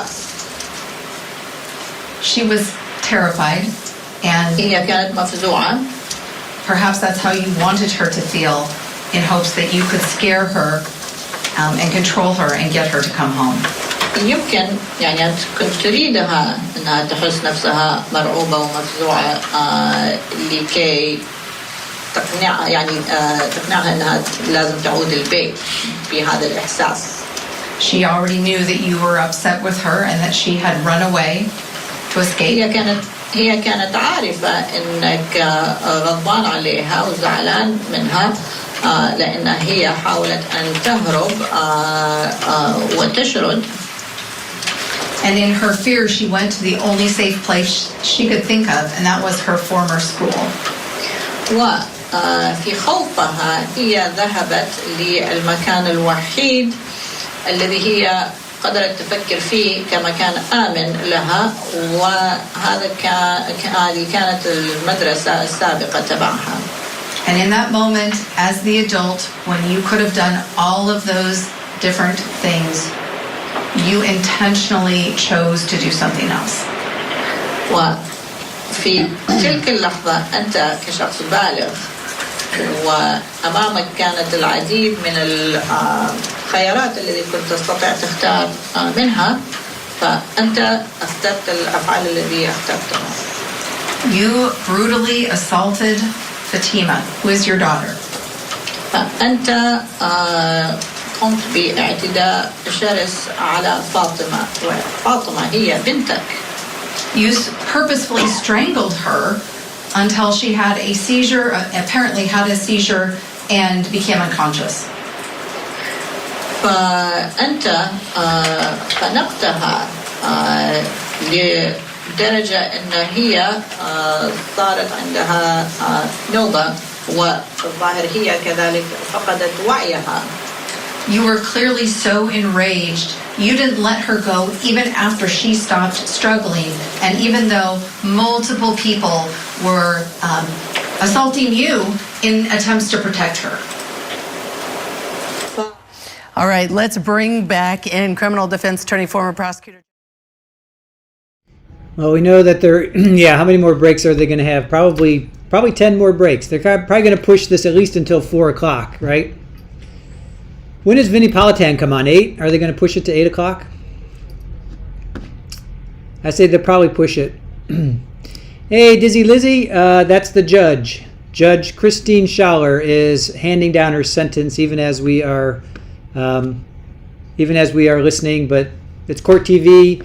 This is the only feed that's available, so they're taking multiple breaks. So, judge says 4 words, interpreter has to say 30. Yep. Respect and honor means 2 different things in this case. Mary says, Gundam Girl, the break needs a break. I know, right? Sure life. I knew it.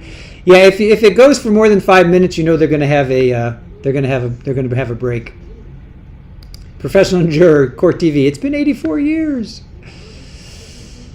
Yep. The sentencing hearing is going to be longer than his actual sentence.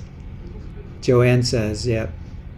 Man, yep, this is why I had to stop watching. This is awful, but at least we have something. Yeah, it seems like, yeah. Psychosaurus Rex, are they giving it 5 minutes? Yeah, no, it does. It seems like 90 seconds. I agree. It does. All right, next time let's count. Let's count how long it is. I got to pay attention to Donna because Wendy's almost done here. So I got to pay attention over at this stream over here.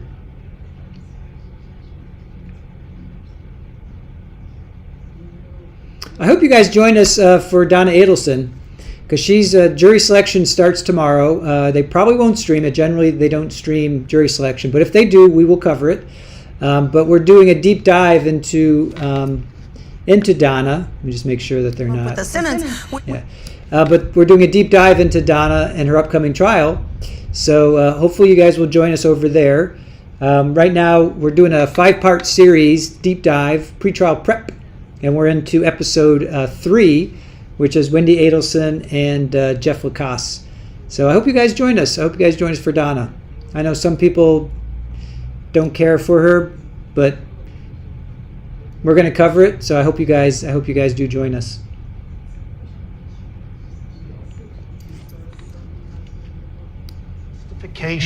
For giving him time. All right, they're still talking. I don't know how you could watch that video and think, that he wasn't trying to kill her. So they're saying, oh, he was getting punched and he was dazed and he was getting hit in the head and kicked in the head and punched and he was just dazed, and I don't know. That just seems like a lot of. You would think if you're getting punched, you would let go instead of you would relax. You would relax and try to protect yourself, not continue to choke your daughter, right? Gina, the Donna trial will be interesting. Yes. Oh. في نفس المكان مع نفس النية مع نفس الشخص أو لا. And I find that assault in the second degree and unlawful imprisonment do not contain the same criminal conduct. وأنا أحصل أن الاعتداء بالدرجة الثانية والاحتجاز غير قانوني لم يصدروا من تصرف جنائي واحد. Assault in the second degree requires a mens rea of intention to do something. الاعتداء بالدرجة الثانية يكون مطلوب فيها النية يعني لفعل شيء معين. And in this case it was strangulation or recklessly inflicting substantial bodily harm. وفي هذه الحالة كان الخنق أو يعني تسبيب ضرر جسدي. Unlawful imprisonment requires a mens rea of knowingly restrained. احتجاز غير قانوني يتطلب أن يكون هناك عنصر احتجاز شخص هو بنية. It is clear that the assault occurred when, at a minimum, by the time that Fatima was rendered unconscious, whether that is by strangulation or by recklessly inflicting substantial bodily harm. ومن الواضح أن الاعتداء حصل بعد الخنق وسواء كان يعني بعد ما هي فقدت وعيها بعد الخنق أو يعني إذا حصل هذا الأمر بتصرفات غير قانونية لاحتجاز الشخص. The knowing restraint happened as soon as Mr. Ali had Fatima bent over before they went to the ground and was restraining her from running away, which is what she was trying to do.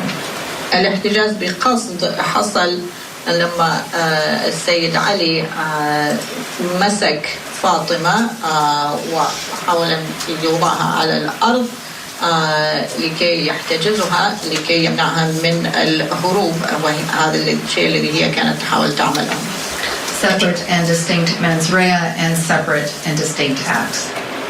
فلذلك هذول الفعلين كل واحد يعتبر كفعل والعنصر الدافع عند كل واحد من الأفعال يوجد هناك عنصر دافع لحاله. Mr. Ali has an offender score of 2. السيد علي عنده عدد جنائي يكون من 2 for the assault in the second degree charge and the unlawful imprisonment charge. هذا الذي صادرين من الاعتداء بالدرجة الثانية والاحتجاز الغير قانوني. The legislature has determined that someone who has an offender score of 2 with a conviction of assault in the second degree shall have a mandatory range of 12 months and a day to 14 months. والقانون مكتوب فيه ان الشخص الذي عنده عدد جنائي 2 على وهو دقيقة. For sentencing, there are different levels, different scores for the first-degree assault. She is going through the, for instance, required mens rea of the unlawful imprisonment charge, that it had to be knowingly restrained. And so these are the things that the judge has to consider in determining the appropriate allowed sentence. Stay tuned. We'll take a break. When we come back, we'll get you back. All right, and another break. All right, so he has heard some good stuff there. So he has an offender score of 2 for his charges, the mandatory range of 12 months and 1 day to 14 months. So that's his. So she'll give him 14 months. I guess that's probably the most that he's going to get.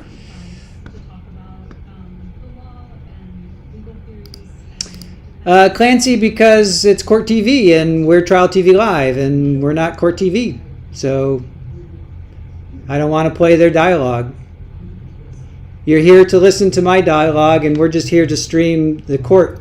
I don't really care about Court TV's interpretation or their talking heads.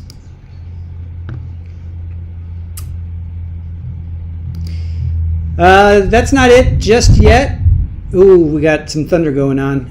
Marta, that's not it. We still have to hear her final. It can be 12 months and 1 day up to 14 months. So, Court TV getting that ad revenue. That is true. Gretchen says, did you ever imagine this stream would be nearly as long as your dual stream today? No, I did not. Clancy, Wendy's stream is not live. What are you talking about? It is. We're live over here. We are definitely live. I got to go deal with it in a second. So if you want to go watch we're doing our deep dive, Donna Adelson. Wendy's on the stand, then we're going to show Jeff Lacoste after this. So we still have about 2 hours left of this stream over here. All right, hold on, guys. I got to pay attention.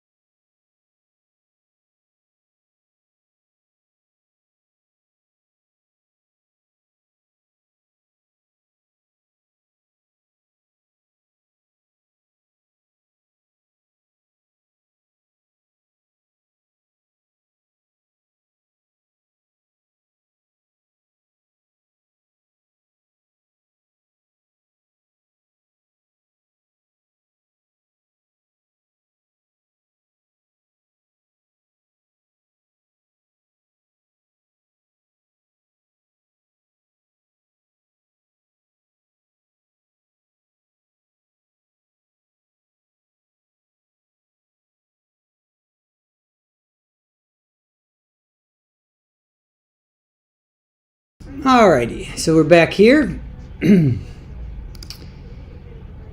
Crazy Mary Jo, did they finish defending yet? Nope. The judge is in the middle of doing her sentencing, so the feed is taking a lot of. Here we go. There, looks like they're coming back. So we're coming back. The judge is in the middle of the sentencing process. TV Live, I'm Ashley Wilcott. Thank you so much for being with us today. Let's go now back to Washington, where a father will be sentenced today for his role in an altercation with the teenage daughter. Ihsan and Zahraa Ali were acquitted last month of the top count of attempted second-degree murder for the incident involving their then 17-year-old daughter, Fatima. Ihsan Ali was captured on video placing a chokehold around Fatima's neck while students and bystanders attempted to free her from her father's grasp. Still with us, criminal defense attorney, former prosecutor Jack Rice. Jack, weigh in as you're listening to. All right, we're not going to listen to the talking heads. We're going to wait for them to. We're going to wait for them to actually get back into court.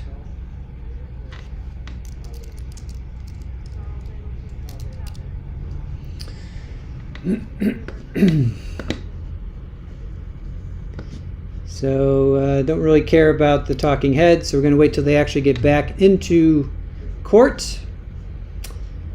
So yeah, hopefully we will get to the actual sentencing in the next, hopefully the next break. I have a feeling they're going to stretch this till 4 o'clock, which would be the top of the hour, but we'll see.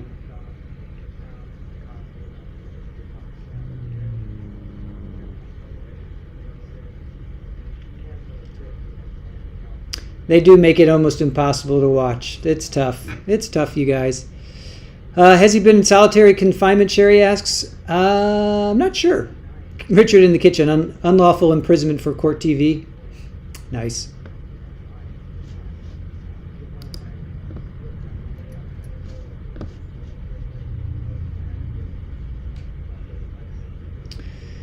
So he has a score of 2, mandatory range of 12 months and 1 day to 14 months. So let's see what the judge gives him.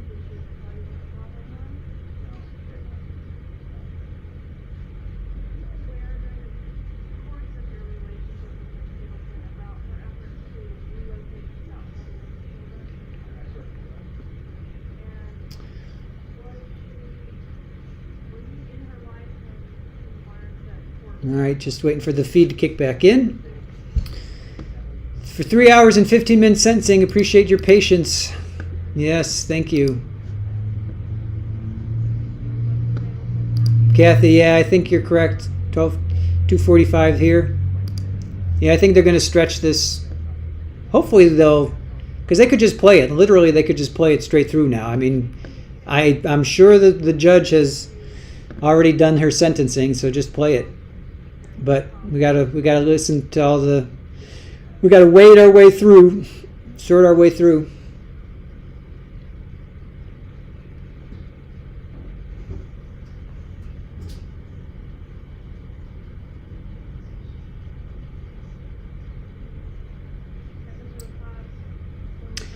That's why I like clean feeds. I like it when they're just not part of a corporate thing. Because, you know,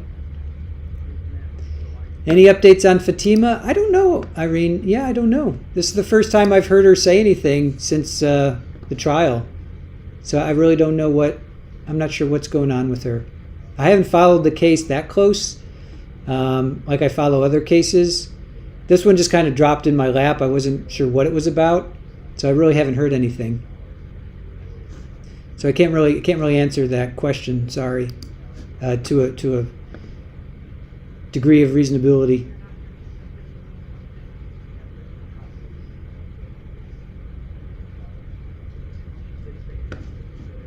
Deborah says, I hope the 2 young boys are protected. They are still minors, very much. I like when we can skip through the junk. I know, Kathy.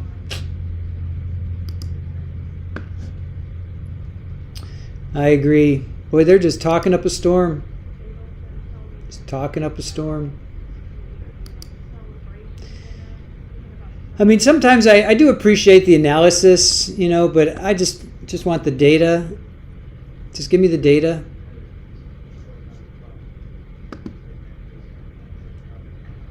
She apparently, Irene, I think she hugged her mom. I think she hugged her mom afterwards. I think. What is class? Oh, wait, here, hold on.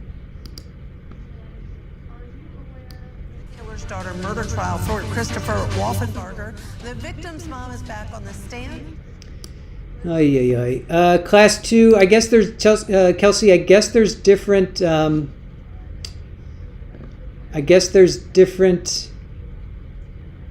different classes, class 1, class 2, class 3, I guess. I don't know, I'm not quite so sure about that. So they're going to another commercial. So they have a commercial, they come back and they talk and they go to another commercial.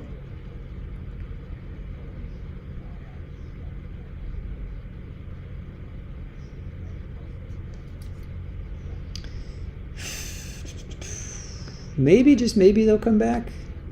Nope, they'll be right back. Lucy, I agree, they just need to get to the point at this point.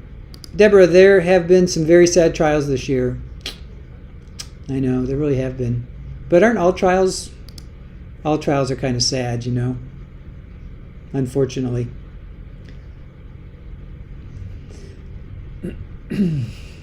Yep, gotta love corporate America.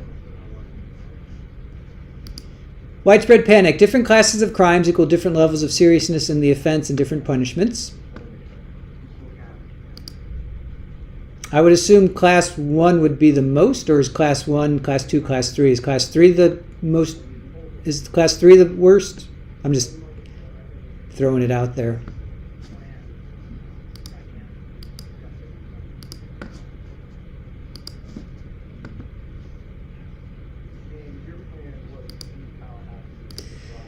Den Ben says, does he have other deal or anything in his PSI? They didn't say anything about it, Den Ben, so I don't think so. I don't know for sure, but they did not talk about that at all. They didn't talk about that we heard. I didn't hear anything about that. They have not said anything about that. Even during the verdict, after the verdict, now they haven't said anything about that yet. So,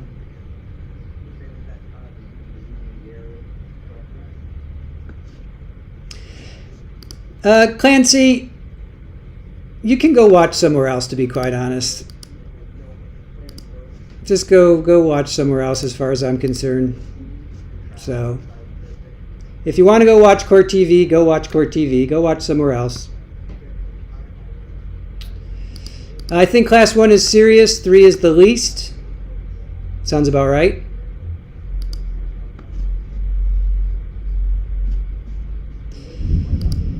Cross-examination, thank you so much for your 20 pounds. Appreciate your support. Yep, they seem to be a troll, so just go somewhere else.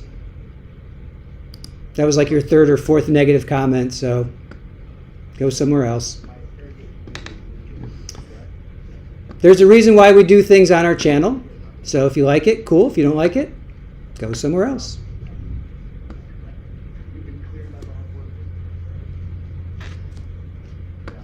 All right, let's see. They're still on a commercial break.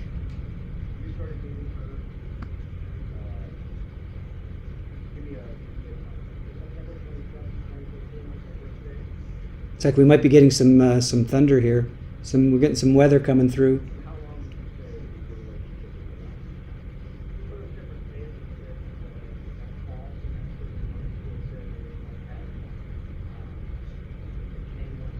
I'm not sure what the exchange rate is, Woke.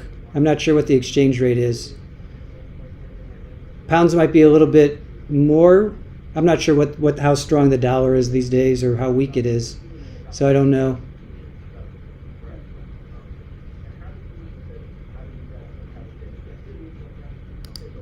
All right. Seem to be talking about another trial, which we're not covering.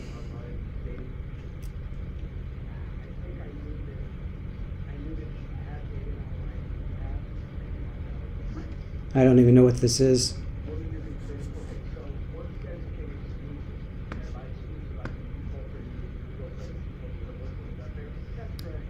And Norma is back on the stand for day 2 of her testimony in the murder trial against Melissa's husband, Christopher Wolfenbarger. Melissa vanished. Ugh, not even the same. Just get us to Ali, please. Just put us out of our misery. Just please finish one thing. Just finish Ali. That's all I'm asking. Just finish Ali. Joanne. Thank you, Joanne. Appreciate that. Mod love. So is it a 1-to-1? Is it 1-to-1? Sometimes it's not just straight up 1-to-1. Hurricanes are faster than this sentence. Yeah. Oh, it's the missing baby. Oh. Okay. Oh, here we go. Back to court. Oh my God! No, it's not even. It's not Ali. Ah, are you kidding me? They're not showing Ali. Oh, that's it. They're not even showing Ali. So they're showing another trial right in the middle of sentencing, literally right in the middle of sentencing. I'm throwing my papers up. This is unbelievable.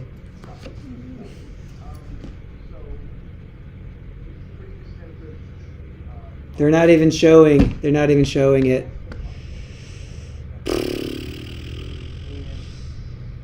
This is brutal. Why can't they just finish? Just finish. This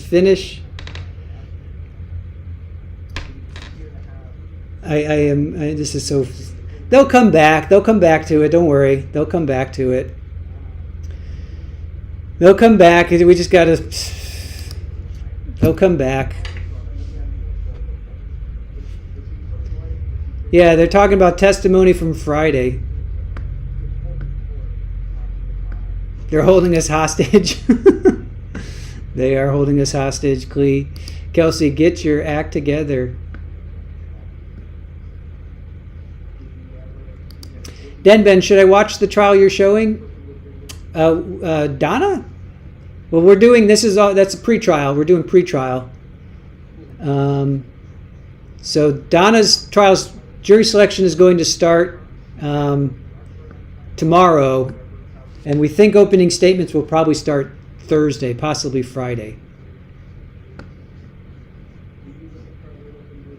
So yeah, I would love for you to come over and watch with us, the Donna Adelson trial. That would be cool.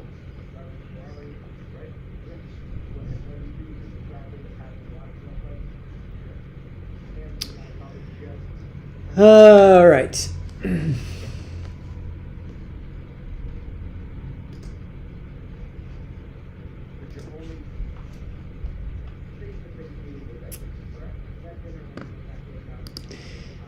Miss Anita B, they will come back to it when we all have gray hair and sing lines like, do you remember when? I know, right? Switching to pretrial for Donna. See you there. Psychosaurus Rex, giving some love to Polly and her kittens.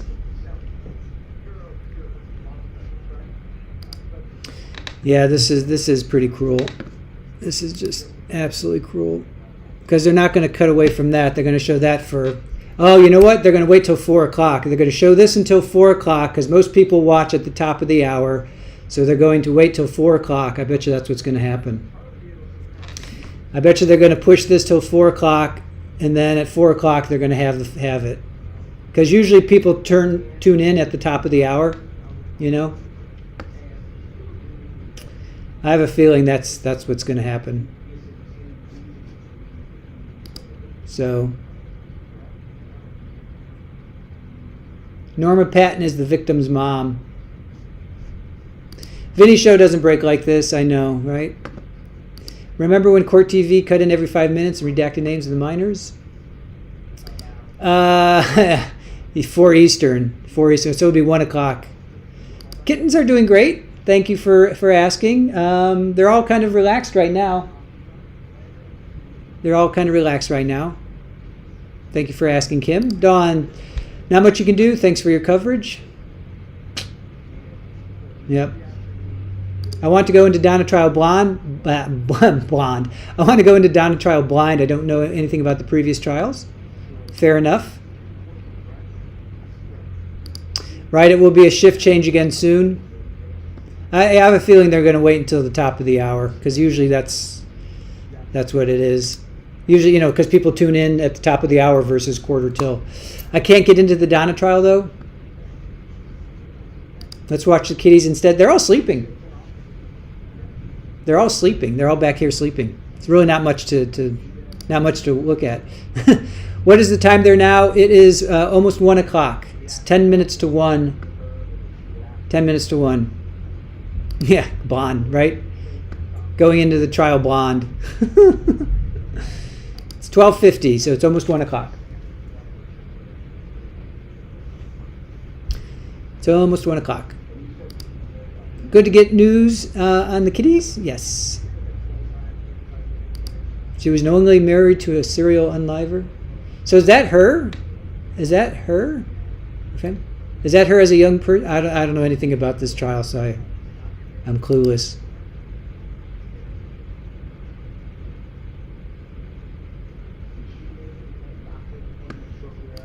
Your cats are sleeping too. Plus, it's rainy. It's kind of gloomy right now.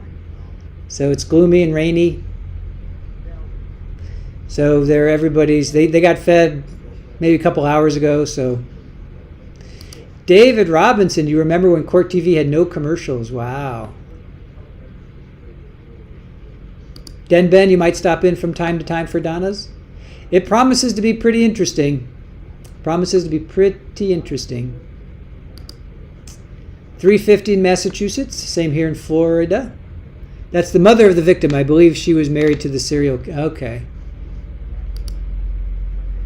So that's the victim, Melissa, and then that's her mom, Norma. All right. Yeah, Tim. No, that's he deleted her, his wife. Okay. So that's the victim is Melissa, his wife, and then that's Norma. That's Melissa's mom. I gotcha. Crazy Mary Jo. I went into Charlie's trial blonde. You went in blonde and you came out gray. Victim's dad was a serial. Okay. I remember when YouTube had no ads. It was completely free. Yeah, those were the days. Now it's, unless you buy premium, you got to buy premium. They want you to buy premium. Dawn says, I'm watching RA and you at the same time. What's RA watching? What's Scott up to? What's Scott up to?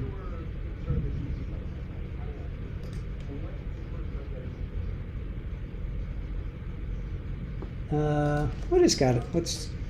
Scott's watching. What is Scott watching?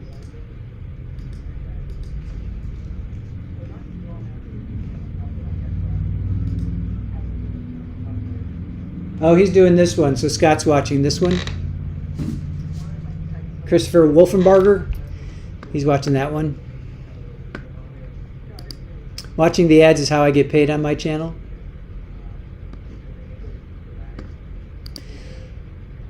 Deborah says, even the kitties are wanting to protest. I guarantee at 4 o'clock they're going to kick in. I guarantee at 4 o'clock they're going to go back to the. They're just filling time right now. Scott's doing Wolfenbarger. Yeah, I see that. So is it a good trial? Maybe we can do we'll do a rewatch or something.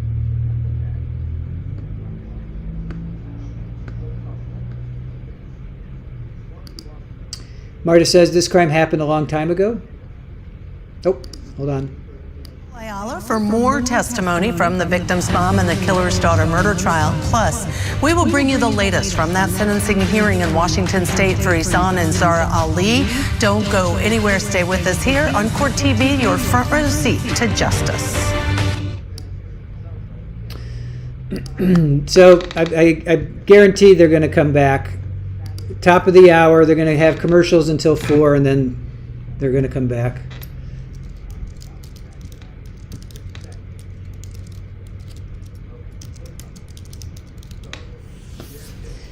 So they're going to take commercials until 4 o'clock, and then they're going to come back, and they're going to go back to the Ali trial. So that was just filler. That literally was just filler. Sure Life. It's a cold case, 25 years. It's really strange. You need to check it out. That could be a rewatch, maybe. Maybe we could do a rewatch. Usually around the holidays, like Christmas and New Year's, Thanksgiving, there's not a lot going on. Maybe that could be a rewatch. Clarinet says this trial very messy as well. Crime happened a long time ago. 23 years ago, Crazy Mary says. All right. Mama, isn't Wolfberger another dismemberment? Ooh. Psychosaurus says, yes, it is. All right.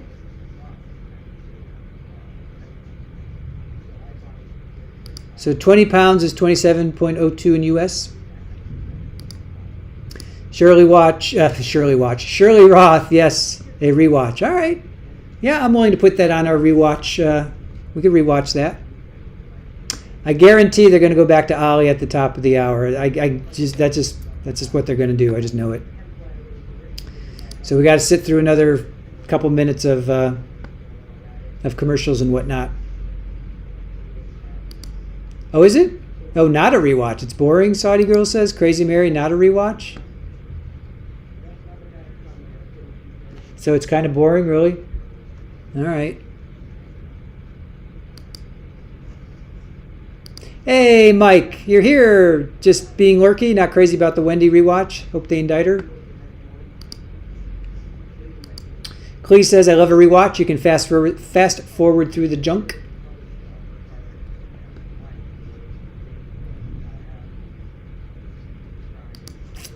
Mishi Her says, shame on Court TV taking so long.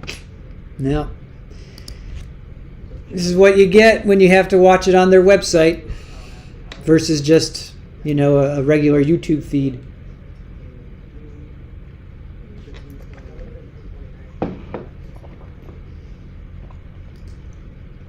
Mike, we have Jeff Lacasse on the other one, or Lacasse. We have Jeff Lacasse on the other stream. So we're finished with Wendy. We have Jeff's testifying now. But yeah, stay here with us if you're not going to pull your hair out, because Court TV is taking a commercial break like every 30 seconds. It's pretty brutal. And now they're going to wait until the top of the hour before they come back.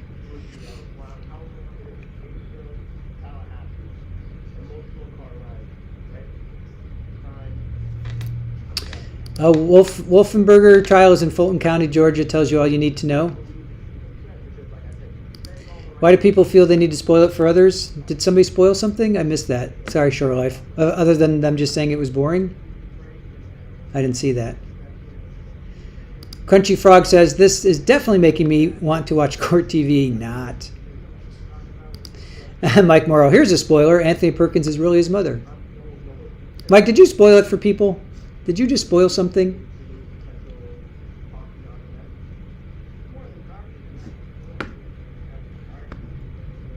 Juliet says, yes, the wife of Wolf disappeared in 1998. Her dad was serial unaliver. Now her hubby's being tried for dismemberment. Jeez. Wow. That's terrible. So she grew up with a serial, and then her husband deletes her too? That's terrible. Crazy Mary Joe going to watch Jeff. All right, hold on. Looks like they're back. Oh, come on.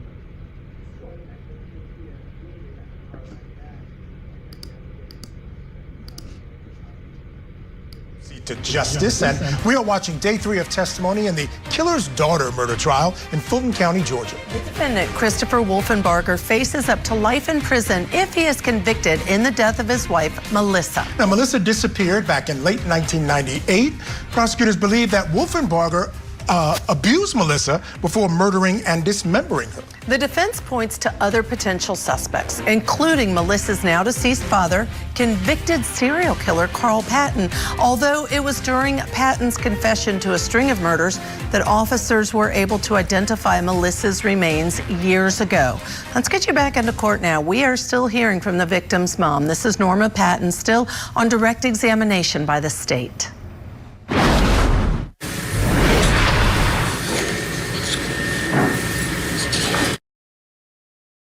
All right. I'm just going to leave this up. If you guys want to stay, awesome. If you want to leave, I understand. I'm just going to leave this up because I'm tired of fighting Court TV. At some point, they'll come back with Ali sentencing, but I'm tired of fighting them. So I'm just going to leave this up. County Jail for violation of probation.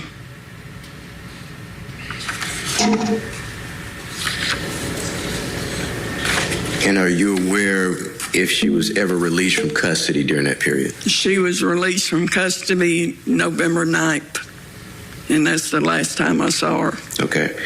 How did you come to find out that she was released from custody on November 9th? Myself and her father went to the court date. We were in court when she went in front of the judge. Okay. Do you know if on that date your daughter was able to provide, Melissa was able to provide the court with any specific information about her health at that time? She told them at that time, the judge, that she was pregnant. Were you present in court at the time that she informed the judge of this? Yes. And was that the first time that you had heard Melissa discuss that? Yes. Okay. And after that statement in court that she was pregnant, do you see Melissa again after that? No, I did not.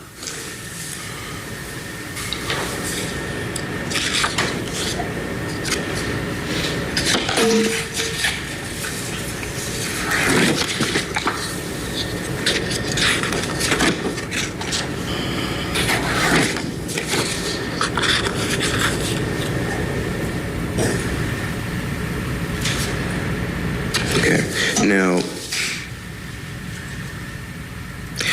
at any point, have you participated in any interviews for, say, podcasts in particular related to this homicide? Yes, I have. All right. As what is the most recent memory you have of a podcast that you might have participated in?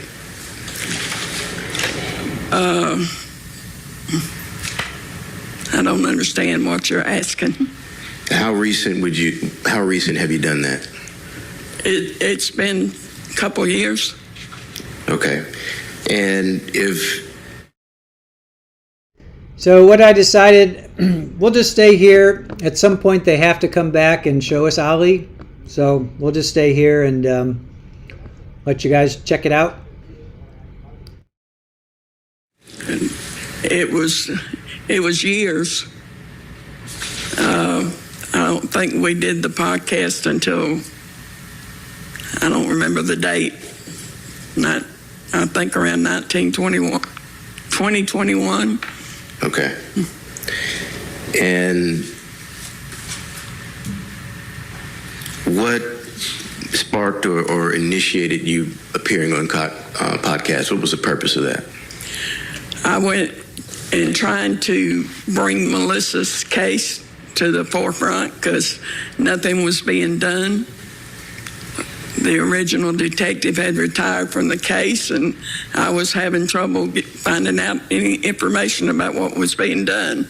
Okay. Now, did you go on, say, one interview or podcast, or did you do multiple during that period? We did, I think, total of 3 podcasts. Okay. And did you participate in any other interviews besides, say, podcasts in particular, with any other media outlets?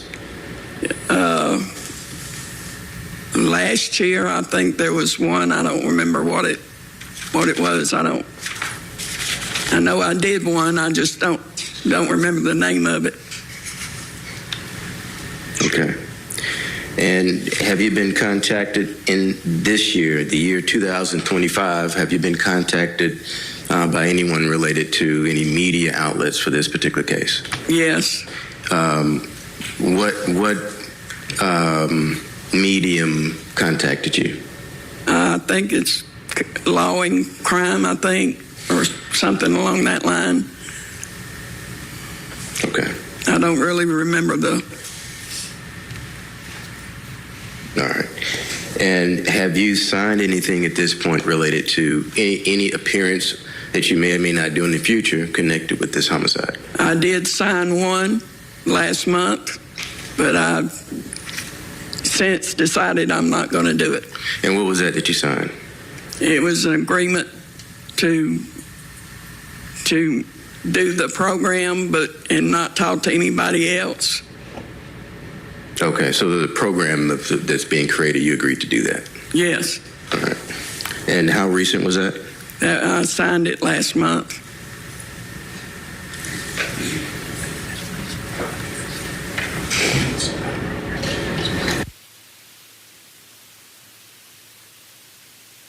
Have you had any other contact related to appearing specifically to speak about this particular homicide? No.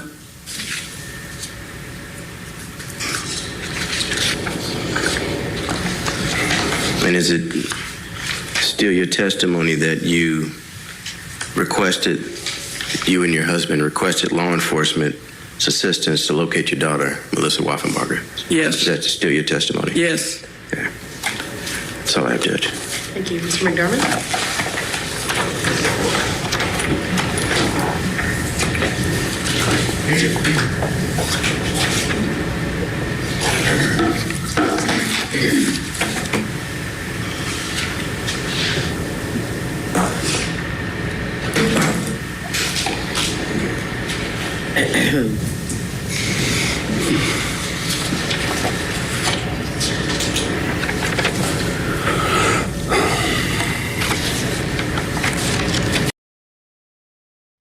For those that are coming in fresh or new, Court TV has decided to come over to this. They're right in the middle of the sentencing, so we're going to stay here. Well, here. Attorney Josh Schiffer. Josh, great to see you as always. Thank you so much for joining. So they were in the middle of the Ali sentencing. They stopped it and they switched over to this Wolfenberger, whatever. So we're just going to stay here instead of ending the stream. We're hoping that they come back with the Ali. They should come back because they're saying sentencing coming up. So they literally are right in the middle of sentencing. So until they come back, we're just going to stay here and see what they say.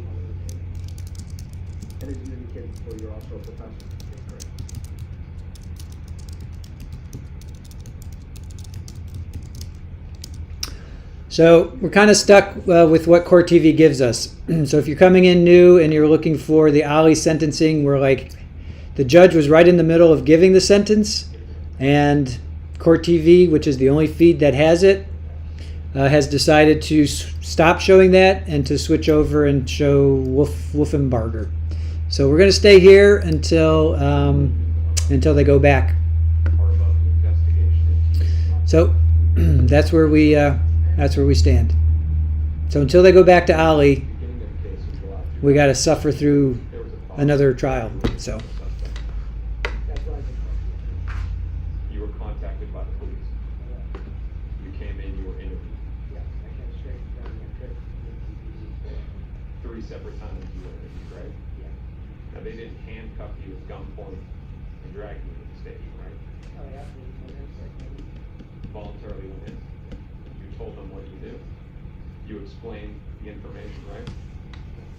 Eventually, you helped them get bank records to show where you were. It was in Tennessee, right? Yeah, I believe it was cell phone records and a receipt from a Kmart and surveillance video. So they get your bank records. They see your transaction at a Walmart, right? Yeah, credit card records. Yeah. There's then a receipt. And then they go actually to the Walmart if it's surveillance footage that shows you that. It was a Kmart video. And then you were clear.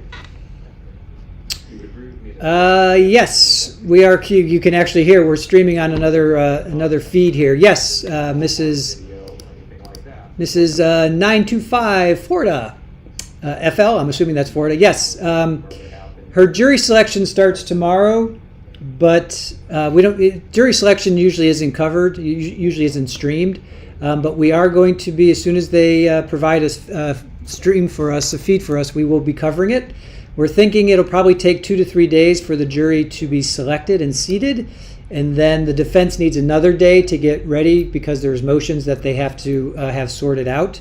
So we're thinking Friday maybe even Monday, Donna might start. So, but yes, we will be covering Donna Adelson trial once it actually gets started and gets going.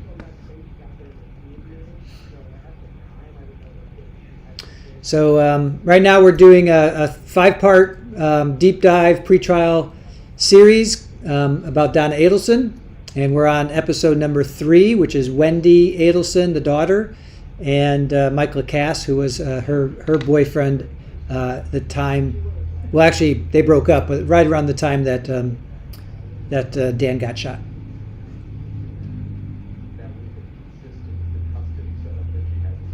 Yeah, who's this guy? I like his expressions.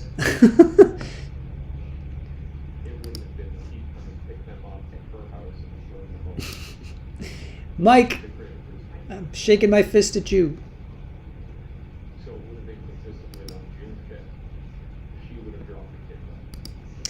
Is there anyone near the Ali case that can just find out the sense for us? Court TV is trying to do too much. Yeah, just Jeff Lacasse. I want to say Lacasse, but he pronounces it Lacasse. Jeff Lacasse.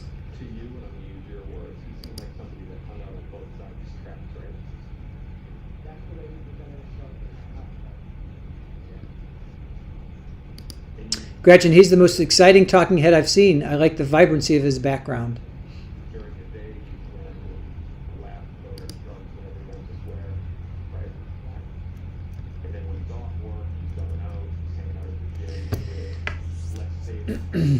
Well, now I'm trying to figure out when they're going to go back to Ali. Maybe I thought at 4 o'clock. I thought for sure they'd go back to Ali at 4 o'clock.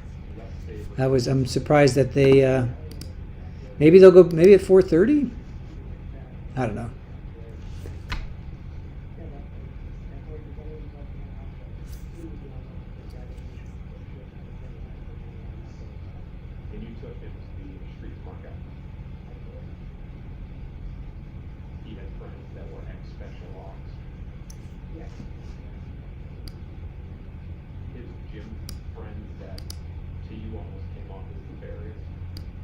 That cross-examination by the defense. Let's see how they handle it. That's up next after this short.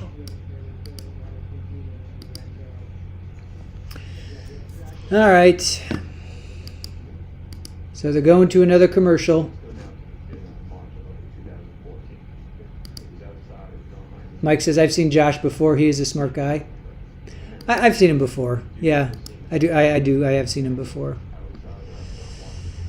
I'm sure there's reports out there. I am sure there are reports. It was probably done 2 hours ago, so I'm sure.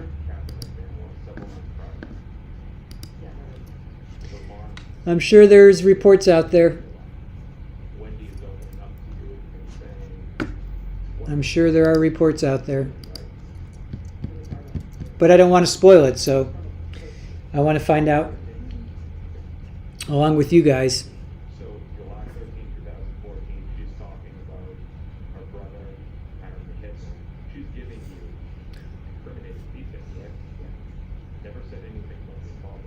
We should have, yeah, I guess we should have started this like 2 hours late, and then we could have like sped through it, you know.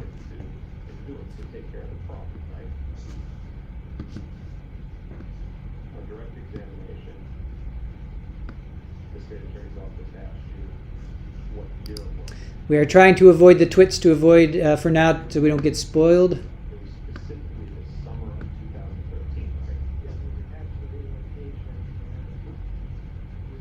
Dan Ben says, sorry, I don't like it. I don't like him. It was a while back. He made some really awful comments on the case against the victim, but can't remember. It's been a while. Stopped watching Court TV. Lily Wayne, any news yet? They've actually switched over to another trial, so we're waiting for them to come back. Pamela, I know. I wish we could be. I wish we could be too. I wish a lot of things, but we're stuck. We're stuck with what we got. At least we have a feed. I guess that's the only thing I can say is at least we have a feed.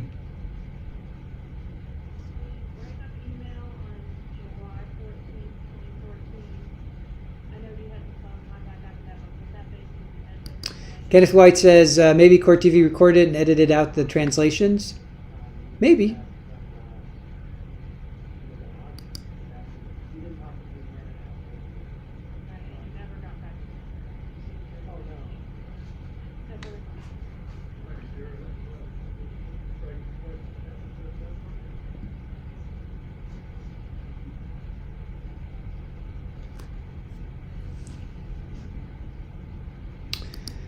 Lily Wayne, you did not miss anything. No, because they switched over to Wolfenberger. But they switched over to another trial, so we're just waiting for them to come back to Ali.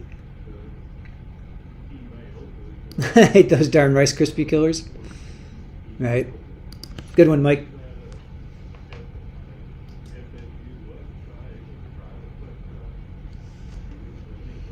Those pesky Rice Krispie killers. Victoria says, I think he will walk for time served. Well, Judge Schaller said it's score of 2. He has an offender score of 2. And the mandatory range is 12 months and a day to 14 months. So she has to give him at least 12 months and a day. She has to give him at least a year. I think she's going to give him 14.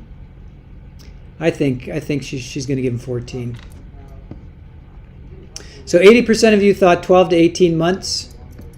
8% of you thought time served, no more time. 5% of you thought 6 to 12 months, and 4% thought 1 to 6 months. So now that we know it's a mandatory 12 months to 1 day to 14 months, so it's going to be in that range, basically a year to a year and 2 months.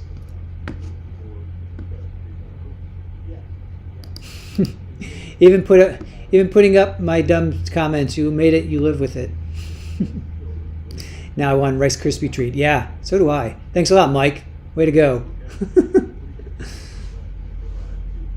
And Northwest, Tony the Tiger is dangerous.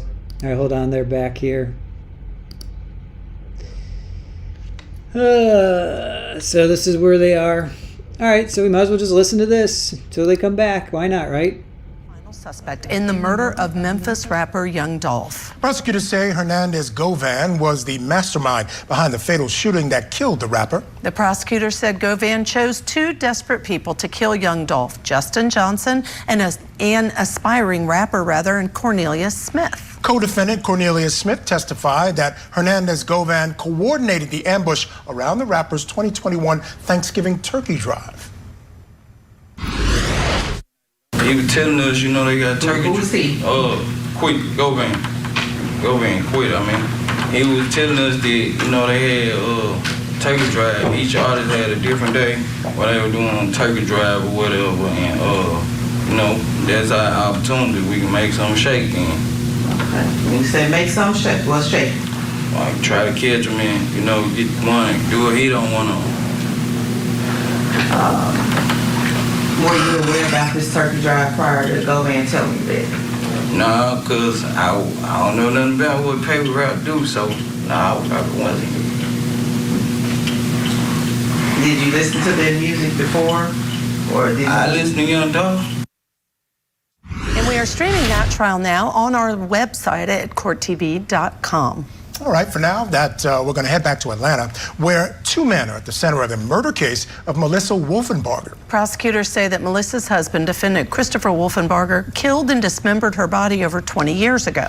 But the defense says there are other potential suspects, including, get this, her now deceased father, Carl Patton, who was an infamous serial killer in the 1970s Flint River murders. Well, let's go back into court now. On the stand, Melissa's mom, and now cross-examination by the defense. Places you'd lived while the children were growing up and things of that nature. Didn't you also live in DeKalb County for a while? Yes, we did. Okay. And was that before you moved? It was before you moved to Locust Grove, right? Yes, that was before, in between Ellenwood and Stockbridge. Okay. And the daughters lived with you at that time too, right? Yes, they did. Okay. There was some testimony on Friday regarding comparisons between Tina and Melissa. Right. I think you say Tina, is that correct? It's Tina, yes. That Tina was more of a daddy's girl. Yes. Robust and rebellious? Yes. Hard-headed, maybe? Yes. And Melissa was more of your baby? Yeah. She was soft, shy? Yes. Quiet? So they were very much opposites as far as sisters pretty much and girls go. You've been speaking about Melissa's case for many years, haven't you? Yes, I have. You've told your stories many, many times, haven't you? Yes. You've done police interviews, correct? Yes. And as you just discussed, podcasts. Yes. You've spoken at true crime conferences.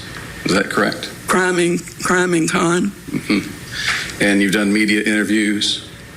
A few. You've been asked many, many times, when did you first feel that something was wrong with Melissa? Haven't you? When she didn't call or come to see me on Christmas Day, 1998. And you knew in your gut something was wrong at that moment? Yes. And Melissa didn't have a phone? No, sir. She didn't have a landline? No, sir. Any way to contact her? Right. So when you got worried enough, all you could do is drive up and check on her? Right. So you did go drive up and check on her? We did, but not until after my birthday. And Carl went with you, right? Yes. And you just testified that Carl had grown up in College Park. Right. And that's kind of down near the airport, right? Right. And also in East Point, is that right? I'm not sure about East Point. Didn't his grandfather have a house on Main Street in College Park? I do not know. But he knew the area in general, didn't he? I would assume so. When Melissa didn't call you on your birthday, as you said, you and Carl drove up to Brookline Street to their house, didn't you? Yes, we did. And you and Carl went together. You found their house empty. Is that correct? That's correct. And you talked to the neighbors? Carl talked to the neighbors. Carl talked to the neighbors. And when I say you in that context, I mean you and Carl collectively. And you and Carl apparently learned from those people at the same time that Chris had moved out around Christmas. Yes, sir. And that he had worked at Action Glass around the corner. Yes, sir. On Avon Avenue. Yes. Do you remember talking to Detective Shepard in 2021? Yes, sir. As part of getting the investigation of this case re-going again? Yes. And do you remember telling Detective Shepard at that time that it wasn't until late 1999 or early 2000 until you went up there?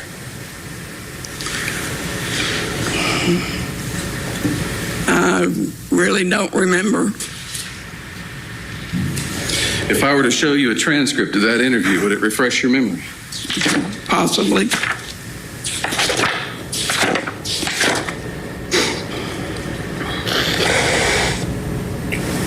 May I approach, Your Honor? Yes. I apologize for the fine print. I hope your glasses can read that. But you can start here and you can read the highlighted portion. That's just like he says that Carl. No. Read to yourself. I'm sorry. Oh, read to I'm yourself sorry. and see if that refreshes your memory.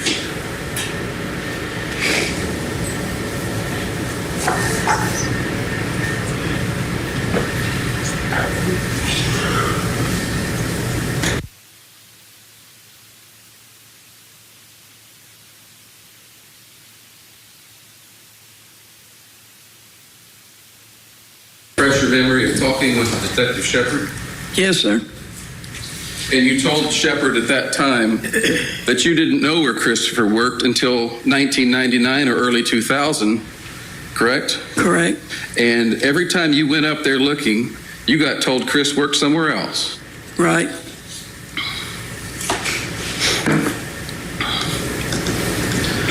But you testified on Friday and here this morning specifically that you guys actually went up there in February of 1999, correct?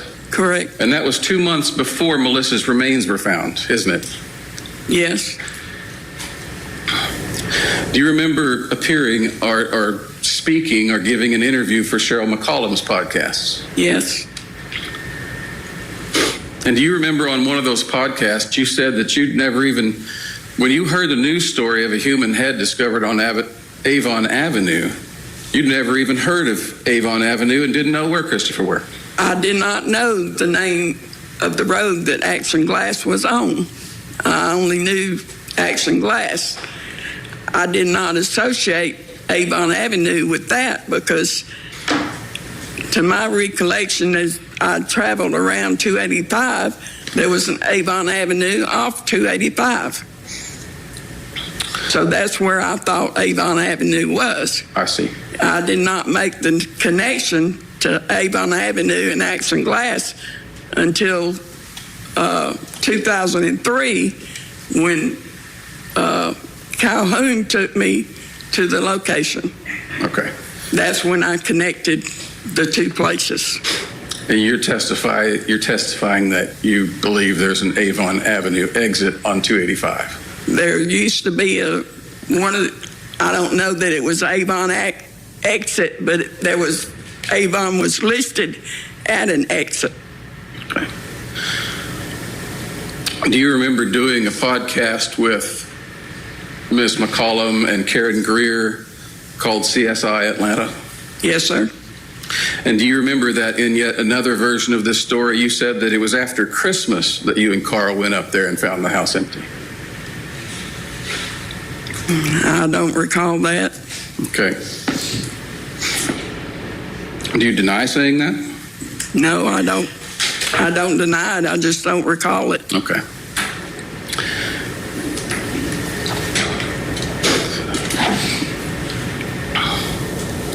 Do you recall being interviewed by Detective Calhoun in 2003, which I understand is a long time ago? Yes. I can't remember where I parked sometime on the same day. So you told him that when you got worried after your birthday, you went to Christopher's mother's house. I did not go. When I went to Kathy's house, I caught her coming out. I don't remember the exact date or even what month it was, but I was riding by her house, saw her getting out of the car, and I pulled in there and asked her where Melissa was. Okay. Now, remember, the baseline for the defense here is to suggest that maybe they, the father and her, had something to do with the death of Melissa, and then perhaps set up Chris by dumping stuff near where he worked. So those are the things he wants to establish, as well as how long it took her to look for her. And that's the timeline that he's saying now, that there's discrepancies in that timeline, pretty significant ones, so you understand why the defense is going after that. She's got lots of interviews to work with as well. All right, let's take a break here. We'll have more of The Cross. When we return, keep it here.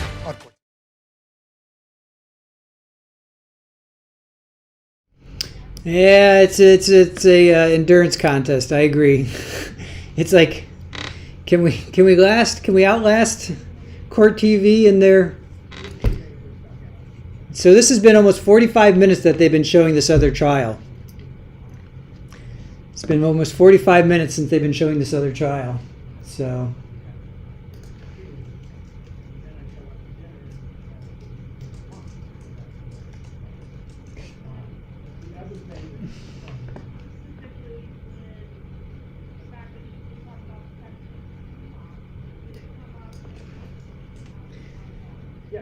Let's see.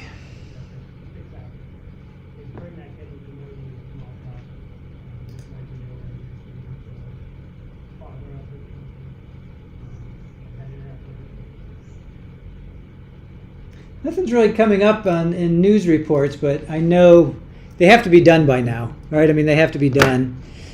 It's been they stopped showing Court TV stopped showing the feed at like, what was it, quarter till? I think at quarter to 4. So it's almost been 45 minutes. Amy, Court TV Ninja Warrior games. Who will be left? I know, right? Parrot, yes, Fatima did herself proud. I know. I feel like who's going to be left standing? This is an endurance. Who's going to be left standing?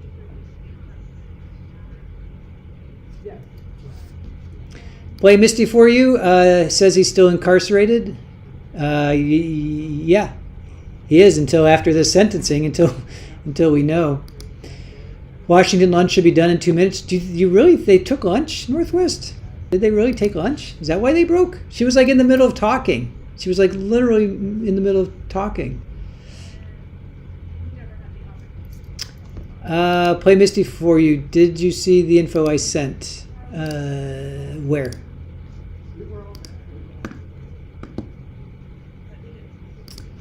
Did you email me or text me? If you emailed me, I won't get to it until later. If you posted it here. Oh, the jail roster says he's in jail, so I don't know. Yeah, he's still in. We are talking about this trial, right? We're talking about Ali. They took a lunch break. She was in the middle of talking. How can they take a lunch break? They were literally in the middle of talking, and they just started. They were only on for like an hour. I have a big problem with that. I know it's not you, Northwest, but they literally were only talking for like an hour. They literally only gave us like an hour of content, if that. And they took a lunch break? And she's in the middle of talking?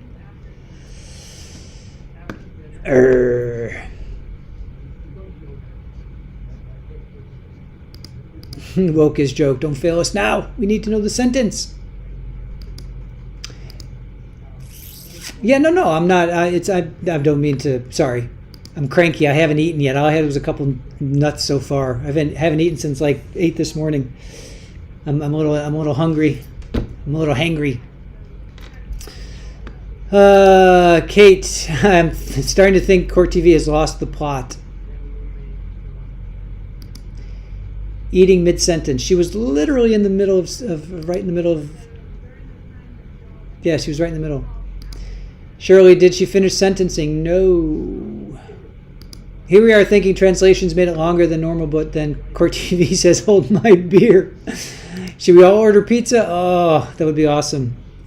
That would be awesome. I can't go eat because I got to pay attention to their feed.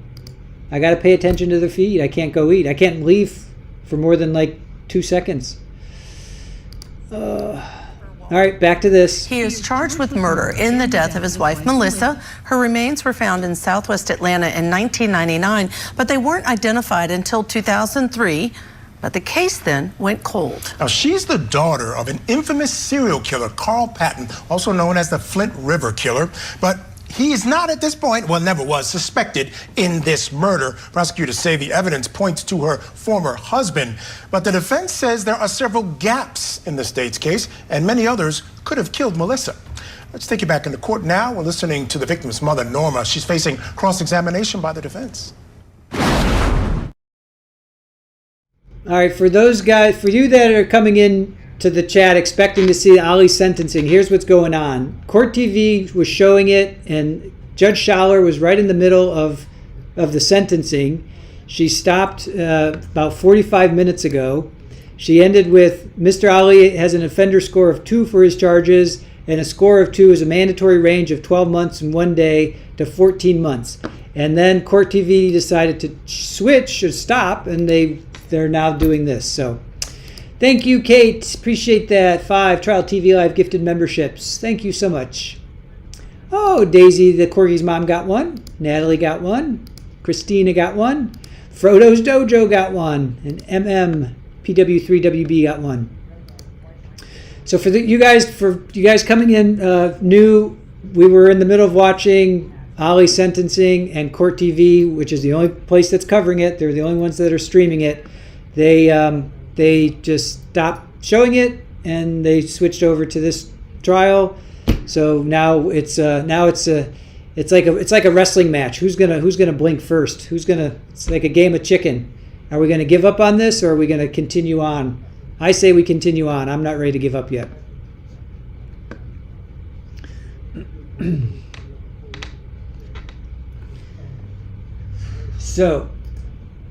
So until they come back with the feed, we're going to stay here. As you testified on Friday, she was pretending to take it and not taking it. Right. You remember telling Detective Calhoun in 2003 that the reason the birth control didn't work was because you brought her back out of hiding too soon before it had time to take effect. Yes. Okay. But you testified on Friday that what actually was going on, as we just discussed, was that she was pretending to take it but not really taking it. Right. And doesn't that indicate that she was okay with getting pregnant? Yes. As you see it, Christopher took her away from you, right? Right. And you've never forgiven him for that, have you? No. And you worked even while they were married to get her away from him, didn't you? No. How did I do that? Your daughter Tina also joined you in trying to get her away from Chris while they were married. I don't know how to answer that. I didn't do anything. Well, if you just say, I don't know. If you don't know, you don't know, right? That's fine. When was the first time you remember Melissa running away from home? Now, I'm not asking you why she ran away. I'm just remember, when was the first time you remember her running away from home? When she met Chris. And you always reported her as a runaway, correct? I did. And Carl always spanked her when she came home from running away, didn't he? Yes, he did. Do you recall an episode where Melissa found a dead baby in a clothes hamper in your house? Yes. Wasn't your daughter, Tina, prosecuted for that? Yes, she was. I'm going to object. Grounds of relevance. So that second question, I'm going to sustain your objection, but the first question is overruled. Go ahead, Mr. McDermott. Wasn't it Melissa that found that baby? Yes. And was that around 1992? 1991. 91. And Melissa would have been 14 years old at that time, right? Right. Okay.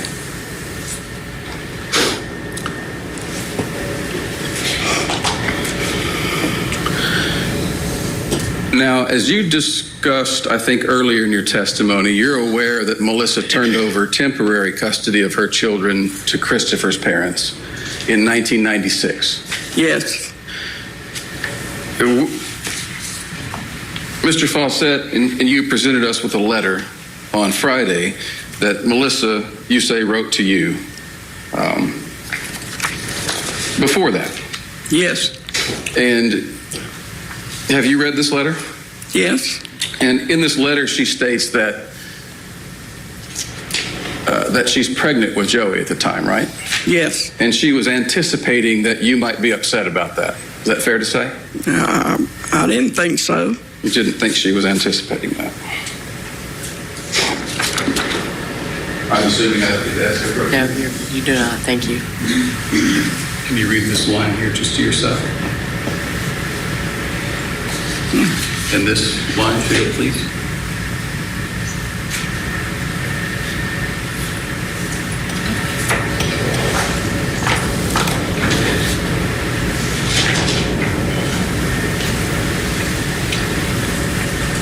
Was Melissa anticipating you being angry with her for being pregnant again? Yes, she was.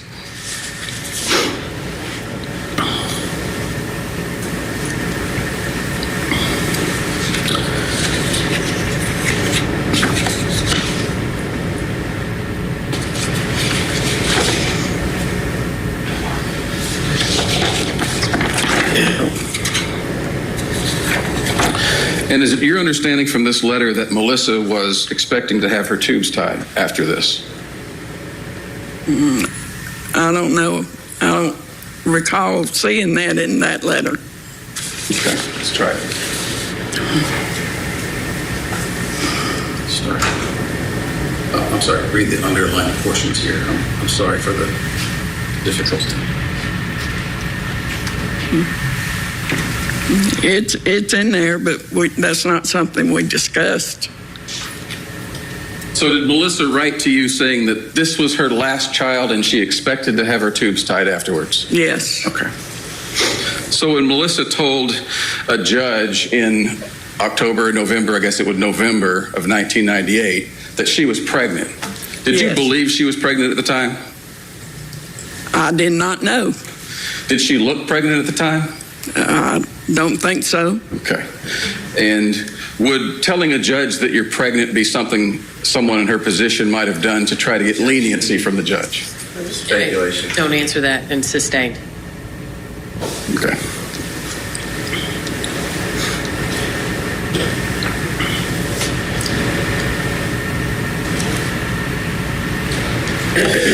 After you went up to Brookline Street and got her in July of '98, you took her to the courthouse to help regain custody of her children. Is that correct? Yes. Okay. The date of the Brookline incident was July 21st? Yes. And then you took her to the Fulton County Court on the next day, which was the 22nd. Is that correct? No, sir. It didn't go. We didn't have to go to Fulton County to do that. No. I'm sorry. I did confuse, and I want to be clear. So step back from the probate court question for a moment. But after the incident on Brookline Street, didn't you take her to the Fulton County Court to file a report, to file for a TPO? No, sir. Okay.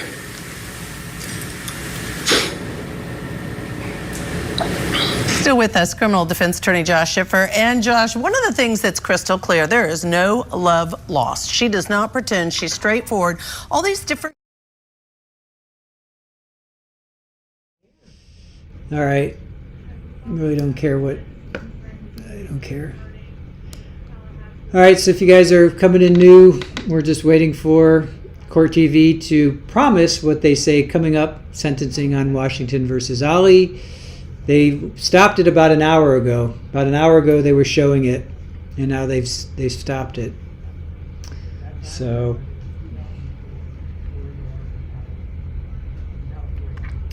and I can't rewind. I would like rewind this feed, but it's from their website, so it's hard to. You can't rewind it. Like if this was from YouTube, I could just go ahead and rewind it, and we could watch and then fast forward. But I can't even do that. So we got to wait. Hopefully at 5, maybe at 5, maybe the top of the hour. Maybe the top of the hour they'll show it. 5 great cats. Oh, let's see. Hold on. Where's? Did somebody tag me or 5 Greek cats? Oh, did you see your comment? 5 Greek cats. Which comment? About Court TV not showing it due to protecting minors involved. They said they're going to do a replay on YouTube. Okay.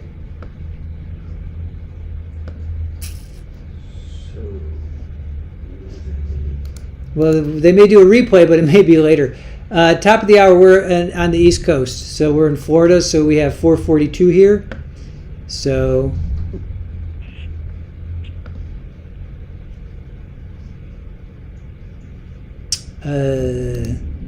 maybe they'll come back at 5. I don't know. Right now, it's like they're testing my my endurance. I think if I had food, I'd probably feel better. Because I just asked Court TV.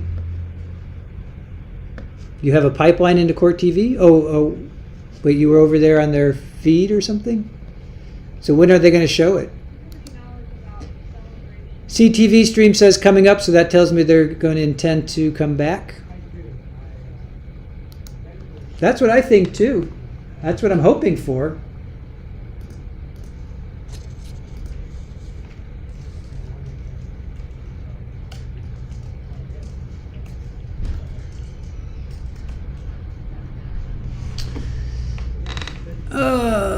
Let's see.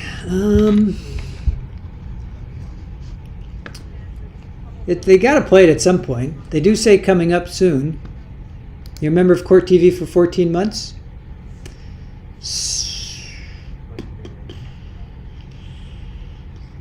Well,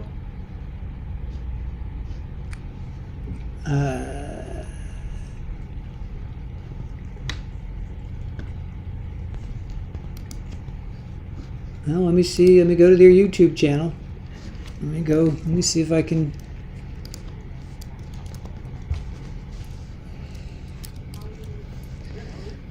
see. Let's go to their YouTube channel. See if they got anything going on here.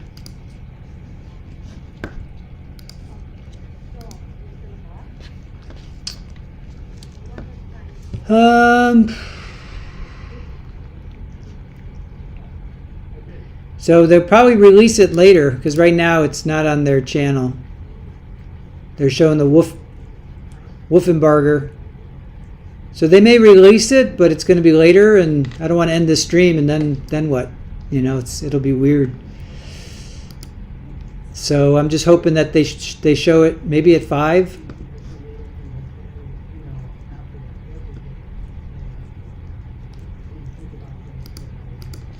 Reason asking if they are on Eastern, they will be getting done for the day. Deborah says. All right.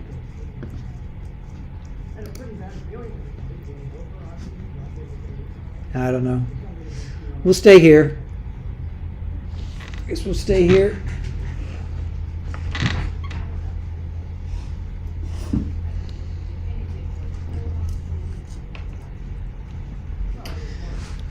We'll stay here until they decide to kick us out.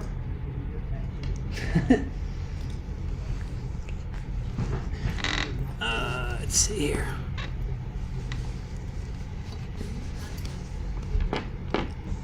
Sorry, Super Ball. Don't mean to disturb you there, kiddo.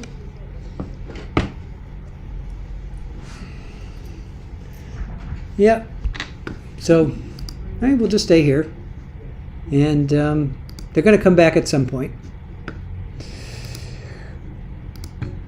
Yep. My cat. Sorry. I'm so sorry, guys. I'm really starting to fade. I need food. But I can't leave because I got to monitor all of this. All right. The next time they kick in, maybe I can go grab a quick bite.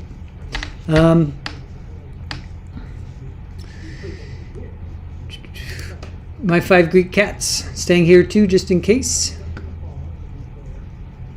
Judge was speaking. Yep, there were no minors. Fatima had already spoken, and she's not a minor. She's 18.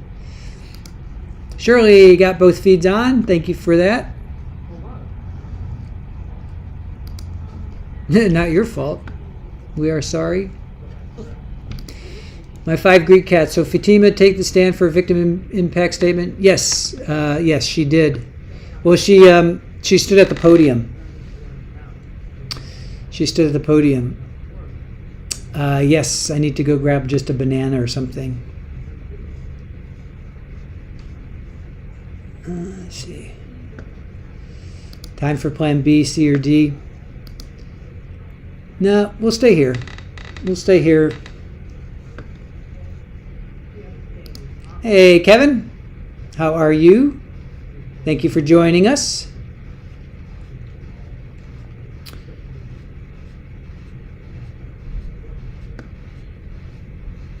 She did talk. It was pretty powerful, my 5 Greek cats. Her testimony was pretty powerful.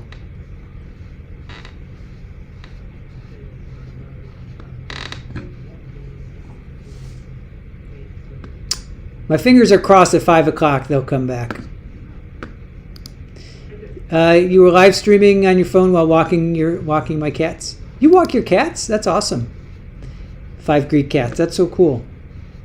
Like, do you literally have them on little leashes or whatever?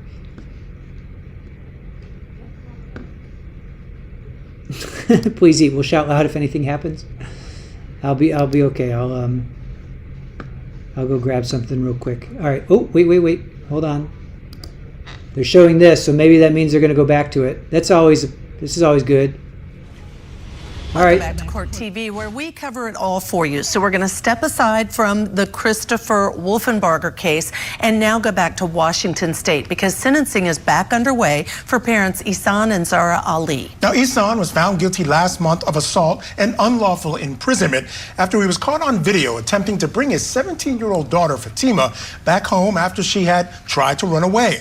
Now, he was acquitted, though, on the top charge of attempted second-degree murder. The mother, Zahraa, was released immediately following the verdict after she was found guilty only of violating a no-contact order involving Fatima's boyfriend. All right, so we've been watching this sentencing a lot of the day. The judge has been delivering a statement. They took a break. I want to get you back into court now. The judge is addressing the court once again before handing down her sentence. Recess, I was addressing sentencing for Mr. Ali. عندما غادرنا في جلسة قبل الغداء كنت أتكلم عن الحكم بالنسبة للسيد علي. And I was addressing the fact that the court is required to consider potential mitigating factors for the purposes of sentencing. وأخبروني أن المحكمة يطلب من المحكمة أن تراعي ظروف تخفيف الحكم عليه. And I find that there are no mitigating circumstances in this case. ولكني لم أجد أي ظروف تستدعي تخفيض الحكم. For the assault in the second degree charge, which is count 2. بالنسبة لجريمة الاعتداء من الدرجة الثانية اللي هي التهمة رقم 2. I am imposing the maximum amount of time that court is allowed to impose, 14 months. فإنني أقرر أحكم بالعقوبة القصوى لهذه الجنحة وهي 14 شهر. I find that is appropriate based upon the severity and the brutality of the assault perpetrated by Mr. Ali. وأنا أشوف أن هذا الشيء معقول جدا بالنظر إلى بشاعة الجريمة ووحشية الجريمة التي ارتكبها السيد علي. And taking into account the vulnerability of Fatima, the victim. وأيضا بالنظر إلى ضعف وعدم قدرة الضحية اللي هي فاطمة. And taking into account the type of trusted relationship that is supposed to exist between a parent and child and how that was further violated by this heinous assault. وأيضا يعني ترجي هذه العلاقة الوثيقة التي يجب أن تكون بين الأب والبنت ولكن هو قد تعدى هذه الثقة وقام بهذه الجريمة الفظيعة. I will impose 18 months of community custody and a 10-year no-contact order prohibiting Mr. Ali from having any contact with Fatima. وأيضا هناك 18 شهر من الخدمة المجتمعية وعدم الاتصال أو عدم التواصل نهائيا بين السيد علي وفاطمة. For count 3, the unlawful imprisonment charge, I will impose the maximum penalty available based upon the standard range of 12 months.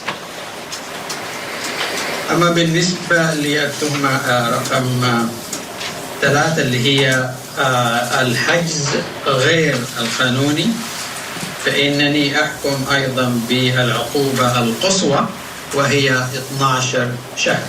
The high end of the range is appropriate under the circumstances of this case, including the way in which Fatima was restrained.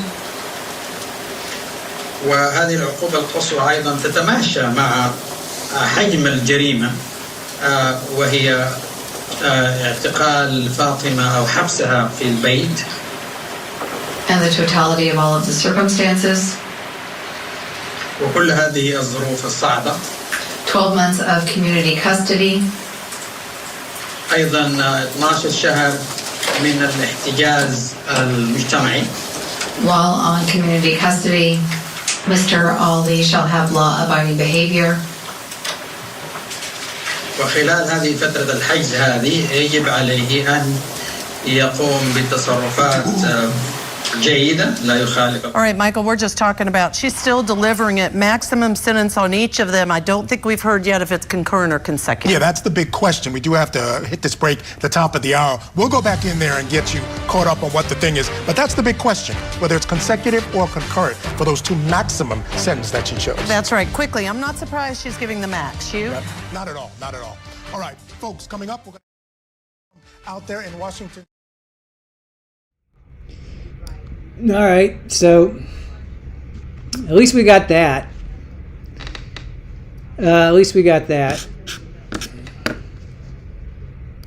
All right, so to recap, yes, maximum allowed for assault, second degree count 2, 14 months.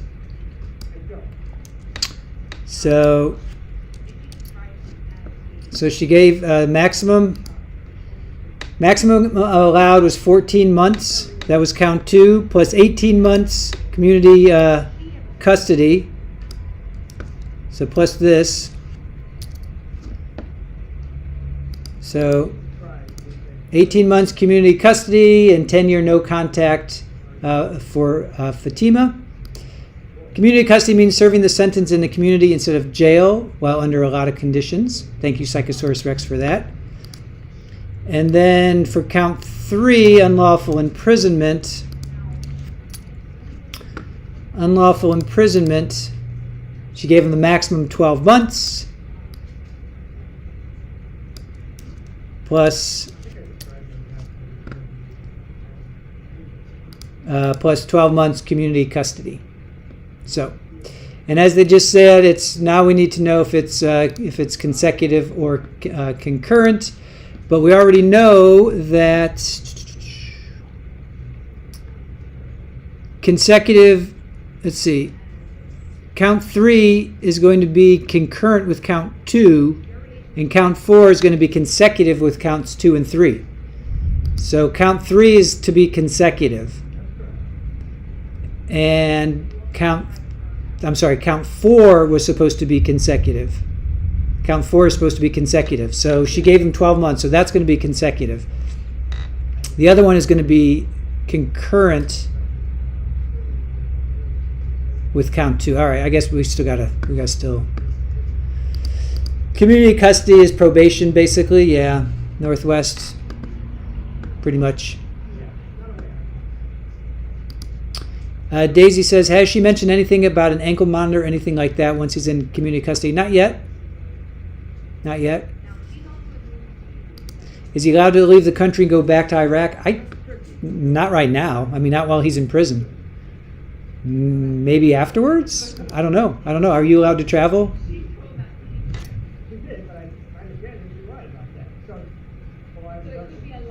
I don't know. I don't know if you're allowed to travel while if you're convicted. Are you allowed to travel? I would think so, right?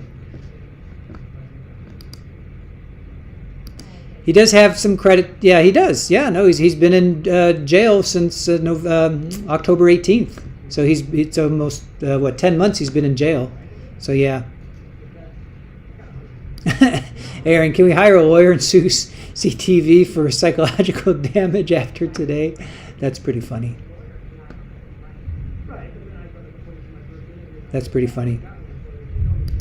Community custody isn't the same as probation, Psychosaurus Rex says. They took their passports, Saudi girl says. Mary says he will try to flee. He'd have to go by car then. He'd have to go to Mexico or Canada because he can't go through the airports. I would think he's on some sort of list now. Community custody like home detention. I know, I guess we're waiting for Psychosaurus Rex if you want to drop some knowledge on us. Is it like the people picking up trash on the side? You know, like you see that the guys in their orange jumpsuits and they're picking up the garbage on the side of the road?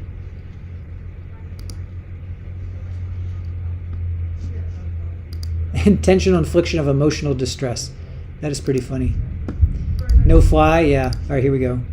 I'm Judge Ashley Wilcott. It is sentencing day in the attempted honor killing trial of Ihsan and Zahraa Ali in Washington State. Last month, the jury acquitted the couple of the more serious charge of attempted second-degree murder for an incident involving their 17-year-old daughter, Fatima. Ihsan Ali was captured on multiple videos punching Fatima's boyfriend and then attacking her last October outside her former school. Witnesses testified that he put her in a chokehold and that her eyes rolled back in her head and her body went limp. Now, the jury did convict Ihsan of second-degree assault, unlawful imprisonment, and misdemeanor assault in the fourth degree, and that was for hitting her boyfriend. Now, Zahraa was convicted of violating a no-contact order related to Fatima's boyfriend, Isaiah. We want to get you back inside the courtroom, but here's what she has said so far about the sentence of Ihsan. So far, she has said on count 2, which is the first-degree assault domestic violence, she's sending him to the max of 14 months. That's a maximum she can do. And the second one, the count 3 unlawful imprisonment domestic violence, the maximum sentence, and correct me or help me, I believe she said 12 months, which is the maximum. Yes, 12 months. And I do want to add that she's also said 18 months of community custody, which is basically like parole or probation, and a 10-year no-contact order that first charge. And she said 12 months of community custody on the second, the count 3. Here's the only question left. Is it going to be consecutive or concurrent? Let's go back into court. You shall follow all of the conditions of the Department of Corrections. وأن يتابع أو يتبع كل القوانين التي تفرض من جهة مصلحة السجون. Report to the Department of Corrections as they direct. والتبليغ إلى إدارة السجون كما يطلبونهم. Have approval as it relates to employment and living arrangements. بالنسبة لموضوع التوظيف والسكن. Mr. Ali shall complete a domestic violence evaluation at a state certified agency. وأنا السيد علي سوف يكمل حصص أو دروس على العنف المنزلي في وكالة معتمدة. And shall comply with domestic violence treatment and any other recommendations from the provider. ويجب عليه أن يتبع كل تعليمات هذا الحصة عن العنف المنزلي ويتبع كل ما تقوم به الوكالة المخصصة. Mr. Ali shall complete a parenting class recommended from his domestic violence treatment provider. وأيضا عليه أن يكمل أيضا دروس أخرى في التربية من وكالة معتمدة. That class must be 12 to 14 weeks in duration. وهذا الحصص يجب أن تكون من 12 إلى 14 أسبوع.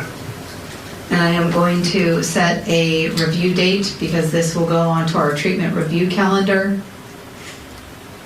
وسوف أقوم بالآن اختيار وقت أو تاريخ محدد للمراجعة مرة أخرى بعد انتهاء المدة. I will let the lawyers work on selecting a date after the hearing is concluded, and then we can come back on the record once that date is selected. وسوف أعطي المحامين الفرصة ليتشاوروا مع بعض في التاريخ المقترح للجلسة القادمة بعد أن نرفع هذه الجلسة. As to the assault in the second degree charge, that is a strike offense for which you have now been convicted, Mr. Ali. بالنسبة للجنحة الثانية اللي هي اعتداء من الدرجة الثانية فهذه التهمة قد ألغيت. Both the assault in the second degree and the unlawful imprisonment charges are felony offenses and are domestic violence offenses. أما الجريمة الثانية اللي هي الاعتداء والحبس المنزلي هذه تعتبر جرائم كبرى. You are unable to own, use, or possess a firearm unless and until that right might be restored to you by a court of law. وعليه لا يسمح لك بامتلاك أي سلاح ناري إلا بعد موافقة من المحكمة. On the assault in the 4th degree charge, which is count 4, أما الاعتداء من الدرجة الرابعة وهي التهمة رقم 4 the state has requested that I impose 364 days, which is the maximum penalty. فقد اقترحت الولاية أن تحكم ب 364 يوما وهذه هي العقوبة القصوى. I believe I previously indicated the range is 0 to 364 days. أعتقد أني قد ذكرت سابقا أن المدى هو من 0 إلى 364 فأنا اخترت القصوى. I see that another interpreter has come into the session and has their hand raised. أنا أرى المترجمة الأخرى موجودة الآن في المحكمة ويدها مرفوعة. Yes, that is correct. Thank you. This is the other partner interpreter.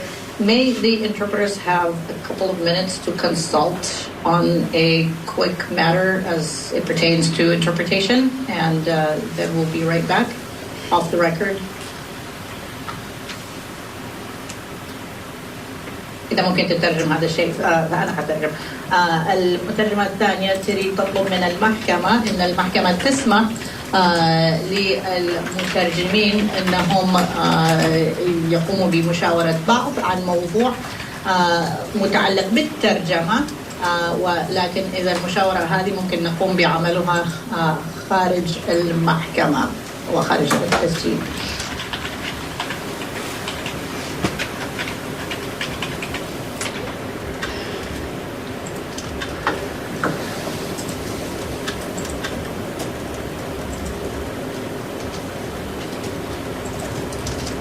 The interpreter is asking the court's permission for that. I understand that. I'm creating the breakout room. Oh, thank you.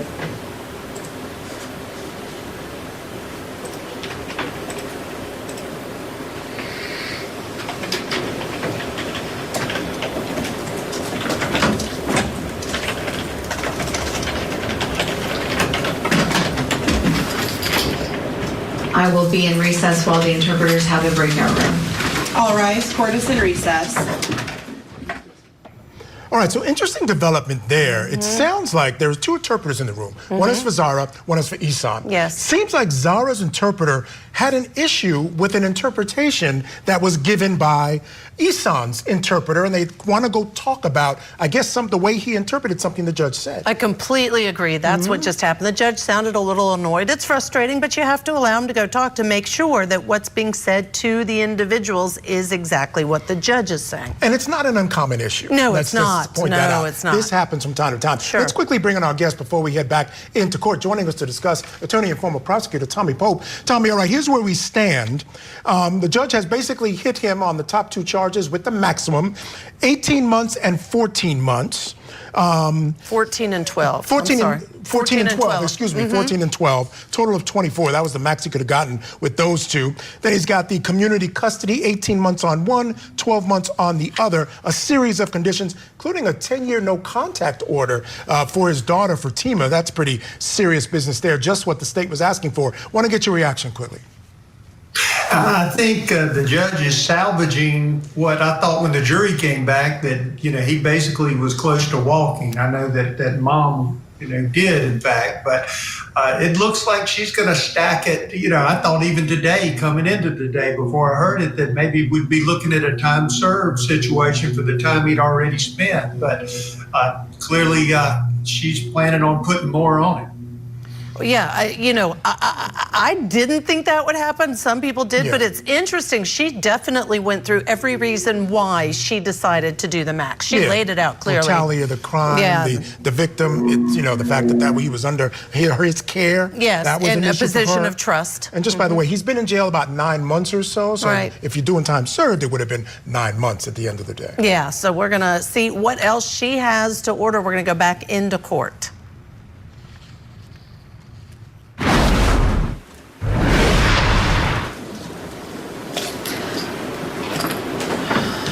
The state has asked that I impose 364 days consecutive to what I ordered on counts 2 and 3. Your Honor, Can I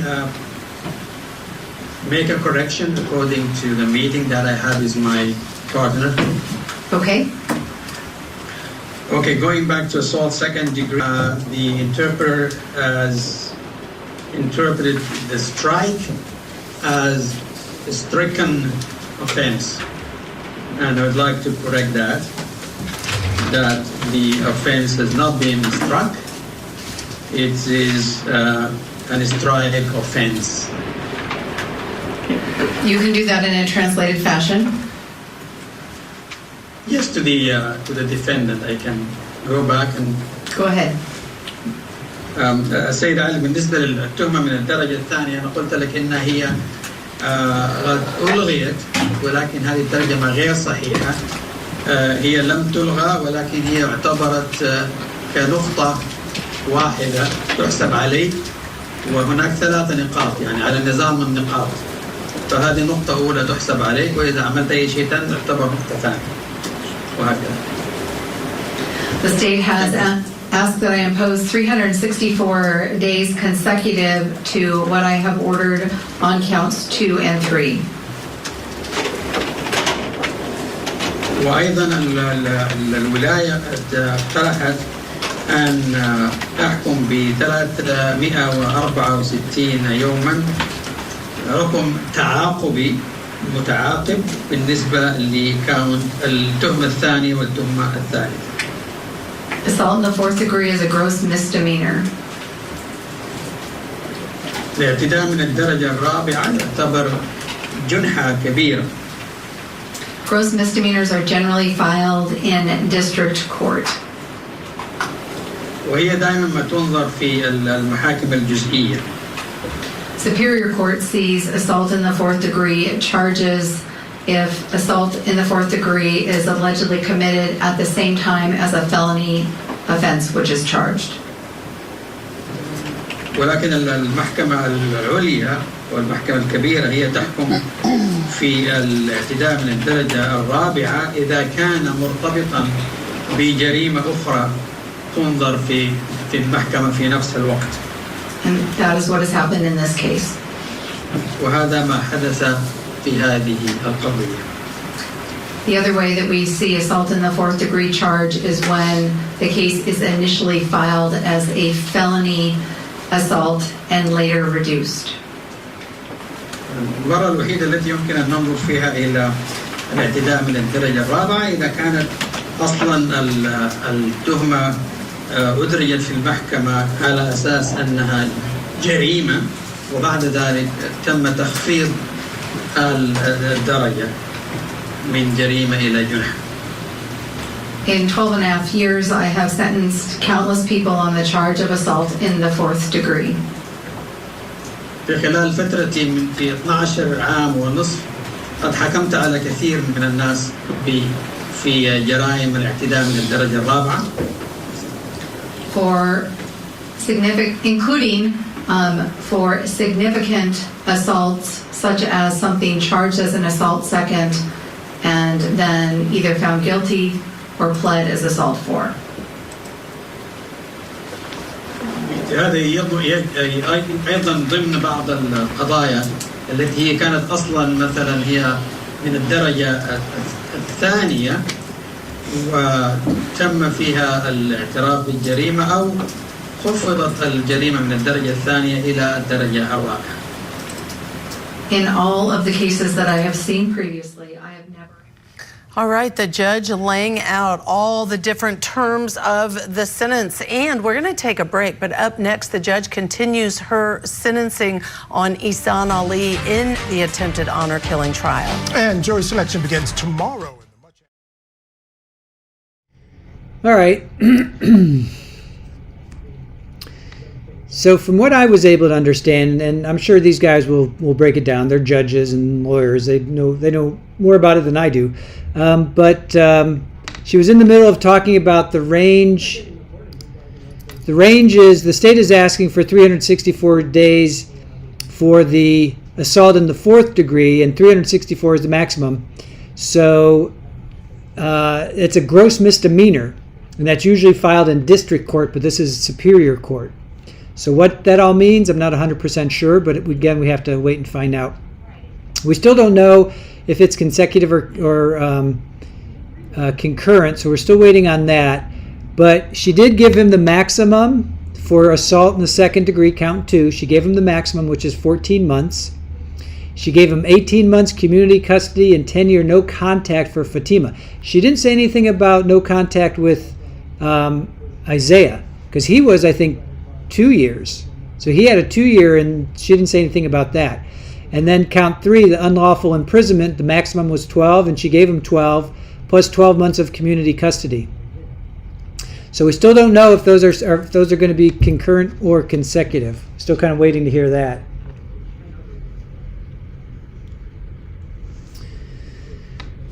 And then the assault for 4th degree, she hasn't said specifically it's 364 days. That's the maximum, but she hasn't said, yes, I'm definitely giving him 364. So we're still kind of waiting. Still kind of waiting for them to say what the final is.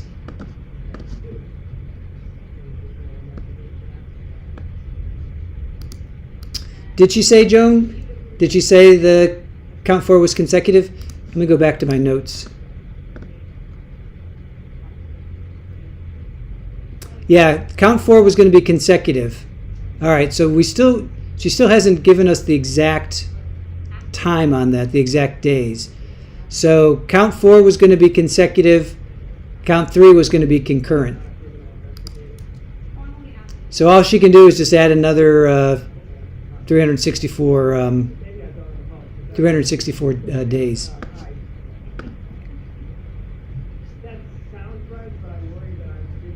No, you're right, Joan. Going back to what they were talking about earlier, count 4, which is what she's talking about right now, which is the assault in the 4th degree. That is going to be up to 364 days and consecutive with counts 2 and 3. State requested consecutive. So, Vicky, are we just waiting for the judge to give an answer? I just got here. She's kind of in the middle of it. She's already gone through, Judge Shaler has already gone through counts, the 2 counts. And she's given him the maximum, which is 14 months and 12 months. So she's already done that. And now this 3rd one, which is assault in the 4th degree, she's kind of in the middle of talking about. It's usually filed in district court, and this is Superior Court.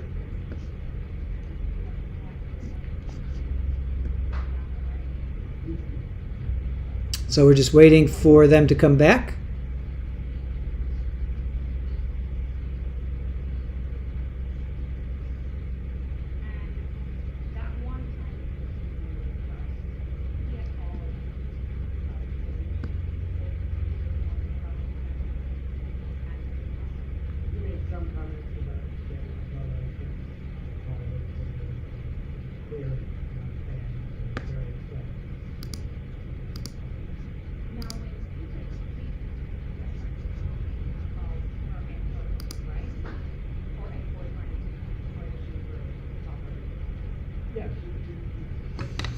All right. TLC says, what kind of treatment will he get in prison? I don't know. It's a good question. It looks like they're coming back.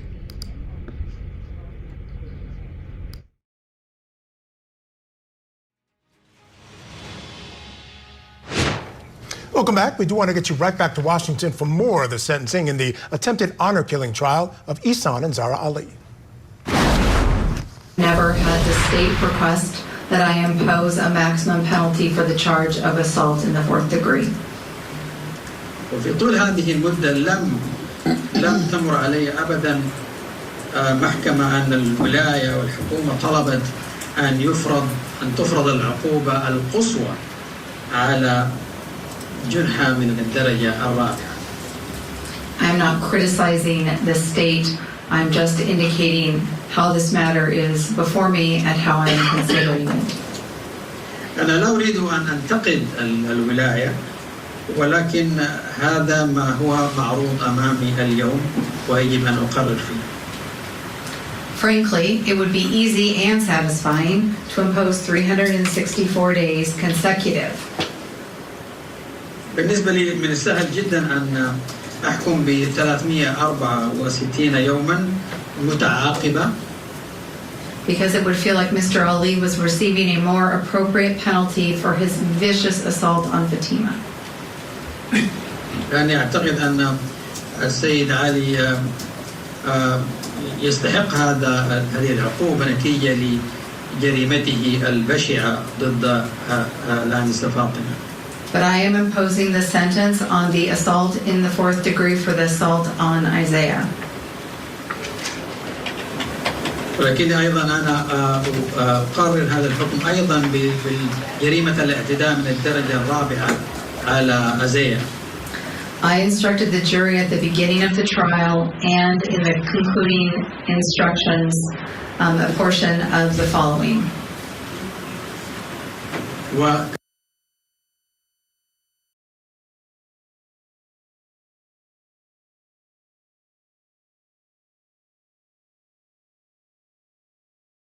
You are officers of this court. أنتم ضباط في هذه المحكمة.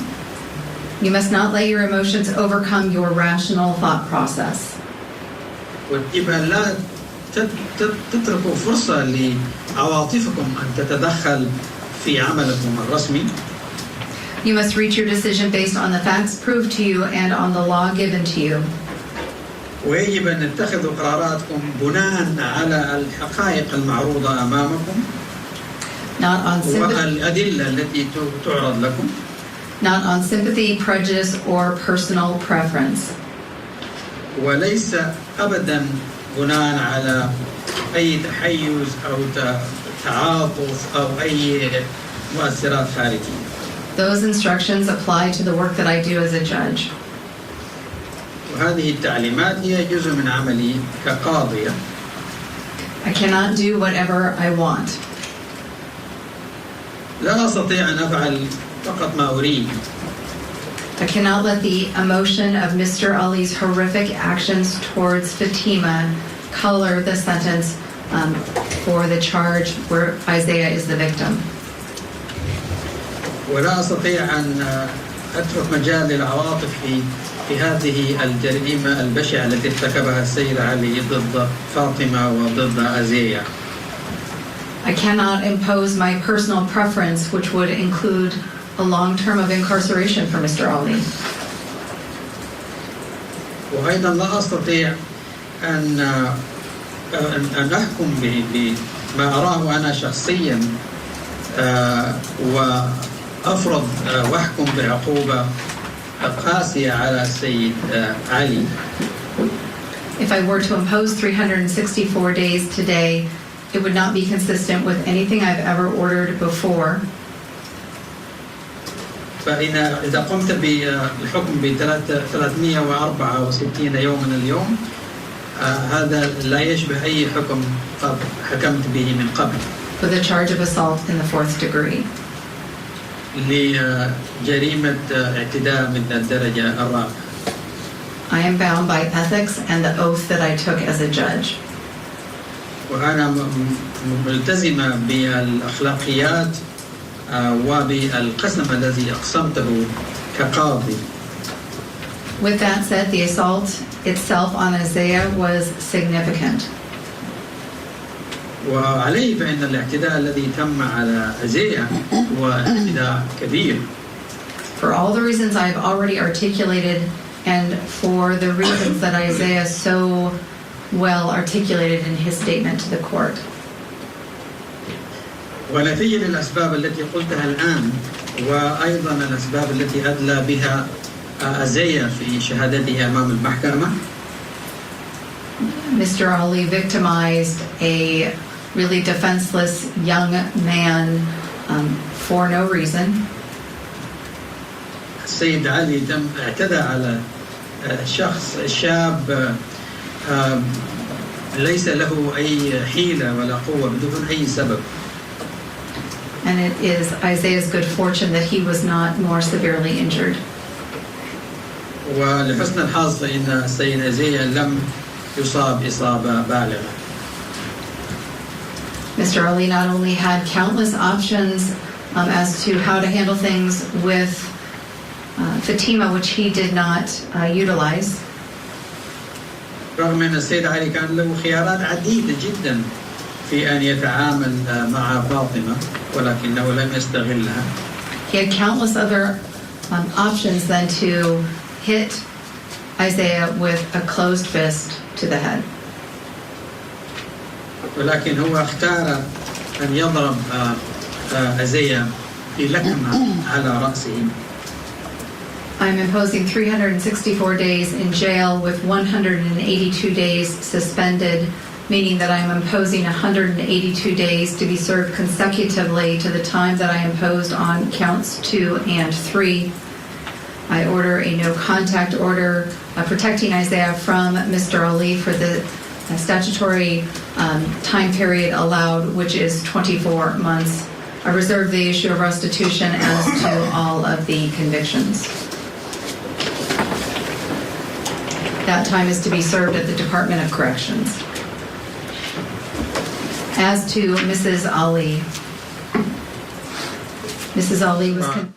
And that concludes the sentencing, Michael, of course, for Ihsan, the father. And she did clarify that last charge, which is the misdemeanor, gross misdemeanor, that 182 days will be served consecutively to the sentences imposed for counts 2 and 3. Yeah, she said, look, I sentenced basically the max on everything. She just suspended half of that misdemeanor because she said, I never sentenced anyone to the actual maximum under these types of circumstances. So she didn't feel right doing it here. And I think although she wanted to. And she wanted to, but I think she's being a very even-handed judge, which is so important. All right, before we have to take a break, we have an update on the matriarch mastermind murder trial of Donna Adelson out of Florida. She was back in court today ahead of her trial, which begins tomorrow with jury.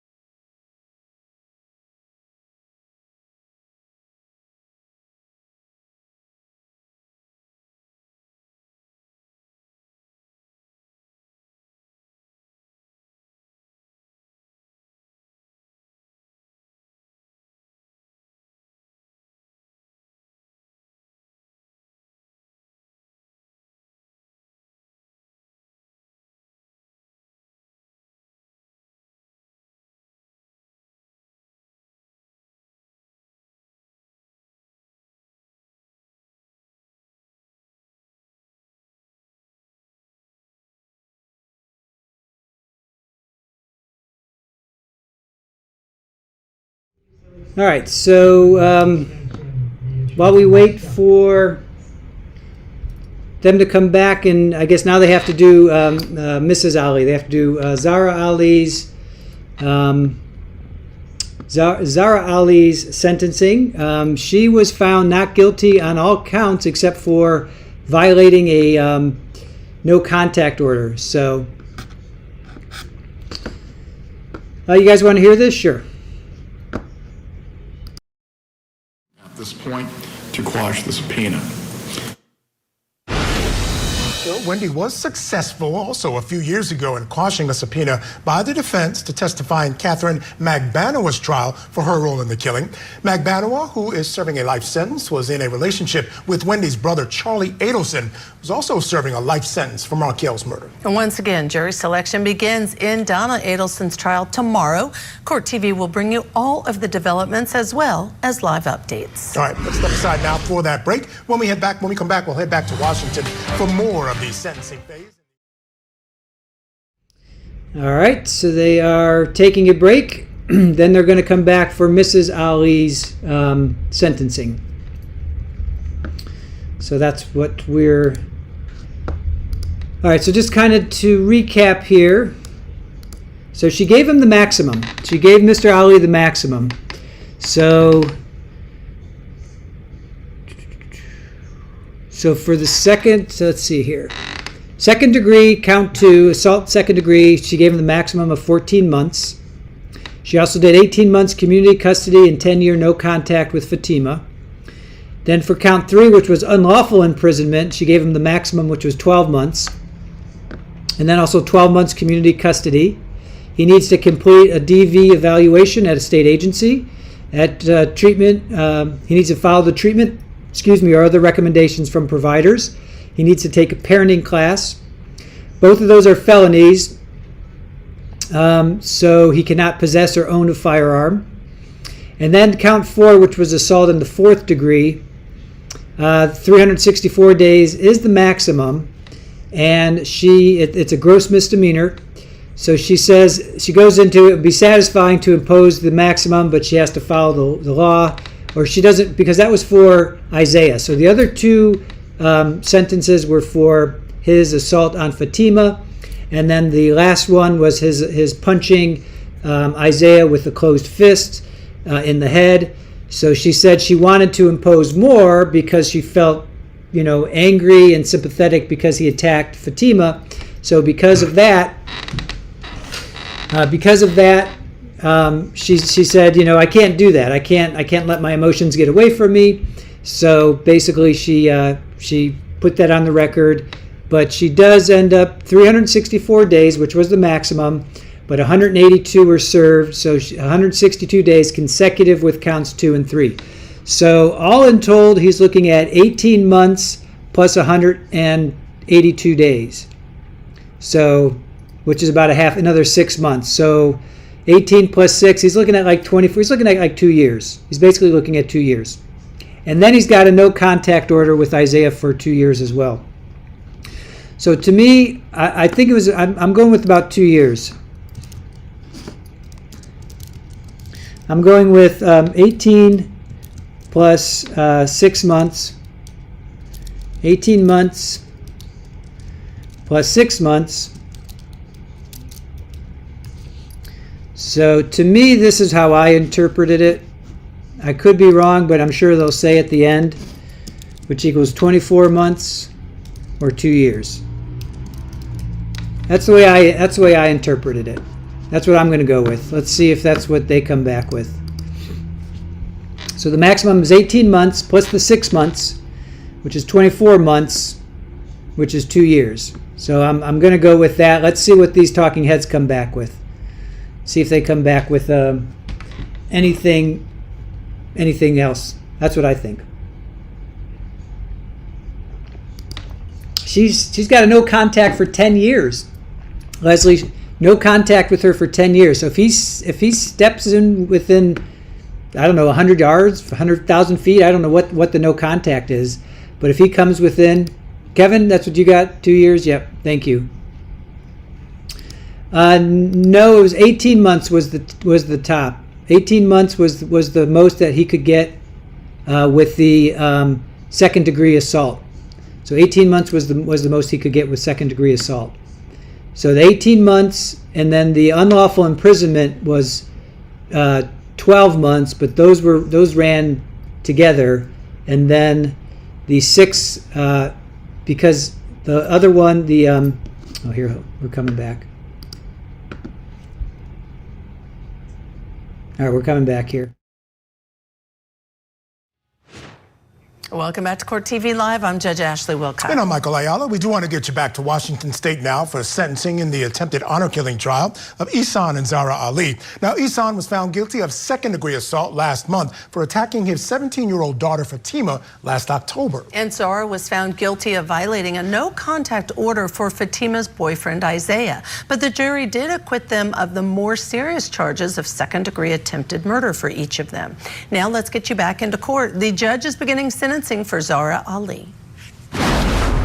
Mrs. Ali was convicted of violation of a court order which has a standard range sentence of 0 to 364 days in jail. فالسيدة سننتقل الآن إلى السيدة علي. السيدة علي قامت باختراق قرار وقع من قبل المحكمة، قرار منع الصلة والاتصال، والعقوبة على هذه الجريمة تتأرجح بين 0 يوم و 364 يوم حبس. Based upon everything presented at trial and what was presented today, it appears, Mrs. Ali, that you too blame Isaiah for what happened and for Fatima exerting her own ideas and free will. وبناء على كل الذي سمعنا أثناء إجراءات المحاكمة وكذلك اللي سمعنا اليوم، يبدو السيدة علي أنك أنت كذلك تحمل المسؤولية على أفكار فاطمة وتصرفاتها على أيزيا، إنه هو السبب. Let's be clear, what happened on October 18th is a direct result of your family household and family dynamics. فخلينا نكون واضحين إن الأمور التي حصلت بتاريخ 18 من أكتوبر من شهر 10 هذه نتيجة مباشرة يعني التصرفات الموجودة داخل والعلاقات الموجودة بداخل أسرتكم. It's a direct result of your and Mr. Ali's parenting choices. وأيضا إن هذه كانت نتيجة للخيارات التي اتخذتوها حضرتك ومع السيد علي كأولياء أمر الأطفال. Nothing that happened on that day was the result of any action by Isaiah. كل الأحداث التي حصلت تلك اليوم لم تكن نتيجة لأي أفعال قام بفعلها Isaiah. Perhaps you tell yourself that it was his fault, but the fault lies only with you and Mr. Ali. من المحتمل أنت بتقولي لنفسك إن هذا غلط Isaiah أو Isaiah كان سبب كل شيء، لكن الغلط من عندك أنت ومن السيد علي. You acted in such a way towards Isaiah back on September 17th at Timberline High School. فأنت تصرفتي بشكل معين ناحية أيزيا بتاريخ 17 من شهر سبتمبر أو شهر 9 بالمدرسة الثانوية Timberline. That behavior was so egregious that the school actually trespassed you from ever coming back onto school grounds. تصرفاتي كانت شاذة لدرجة إن المدرسة منعتك يعني قرار من الدخول للمدرسة في المستقبل. You apparently grabbed Isaiah, and you don't get to grab other people's children. فأنت الظاهر لزمتي أيزيا وأول شيء خليني أقول لك إنه ممنوع إنك تلزمي أطفال ناس آخرين. You screamed at him, you called him names, and used racial slurs.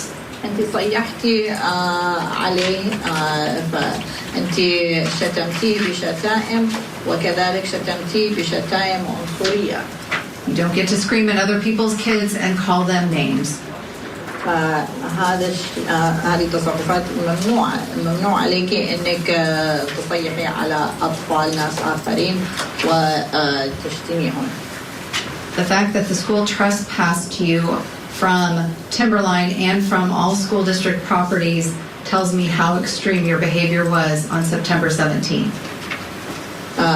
فقرار المدرسة والدائرة الدراسية إنها تتخذ قرار بمنعك من أي أملاك دراسية أو أي مباني مدرسية في هذه المنطقة بتوري لي لأي درجة تصرفاتك كانت متطرفة. But the trespass order isn't why. All right, Judge, want to make sure that everyone in the courtroom knows that Isaiah had no blame in anything that happened here. Yes. This was about their household. Absolutely agree with you. And she's making it so obviously clear that she will not tolerate the behavior by the mother in going after Isaiah. Yeah, we'll get to her sentencing in a moment. We're going to pause it right there. But we do have an update in the Idaho student murders case. The Idaho State Police have dropped nearly 600 pages of documents from their Brian Koberger investigation. We are now getting a much clearer picture of the mass killer and his behavior, including women telling Washington State University about being uncomfortable around him, accusations of alleged stalking, and a bizarre incident at a hotel involving Koberger months before the murder. Plus, reports that a witness overheard someone saying during the murders, "It's okay, Kylie, I'm here for you." Tune into Vinnie Politan Investigates tonight for a full breakdown of the documents and a look at whether Kylie Gonzalez was the intended target.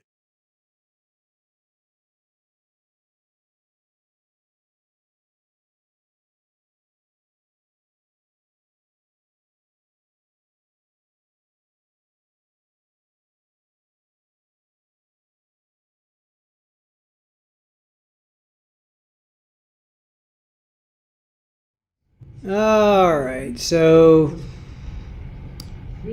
I'm gonna see how if they bounce off of this Ali trial, I may just call it a night here because I mean they're just gonna keep. If they don't come back with Ali, what are we gonna do? Just yeah. We'll see.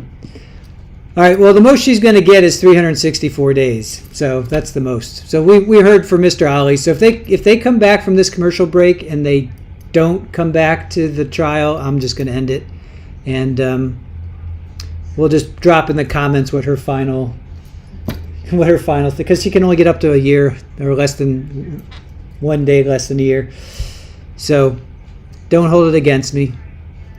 They said they're coming back.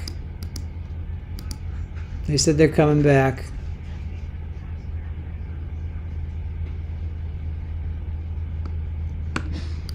All right. David Robinson. Court TV can get stuffed. 2-hour sentencing taking 8 hours. And apparently they broke for lunch. They had a recess. Why did they have a recess? They literally were on for like an hour. And they started at 9 and they went to like maybe 10 and then they had like had a break. I don't know. Yeah, you won't hold it against me. Thank you. Thank you, Amy. Hey, Janice, saying hello. How are you? Saudi girl, not a problem. I know. After this mess, let it go and just get drunk. Nice. It is a Monday. If it was Friday, I would say, yeah, maybe. That's pretty funny, Kate. You made me chuckle.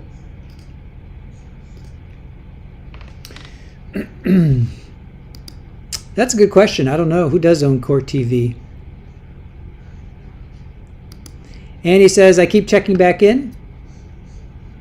We're almost done. Yeah, but she's not going back to prison jail. Because she already served, right? She already served? Yeah. All right, let's see. If they come back from this break and they go back to the trial or the sentencing, then we'll stay. But if they go to another something else, we'll just say goodbye.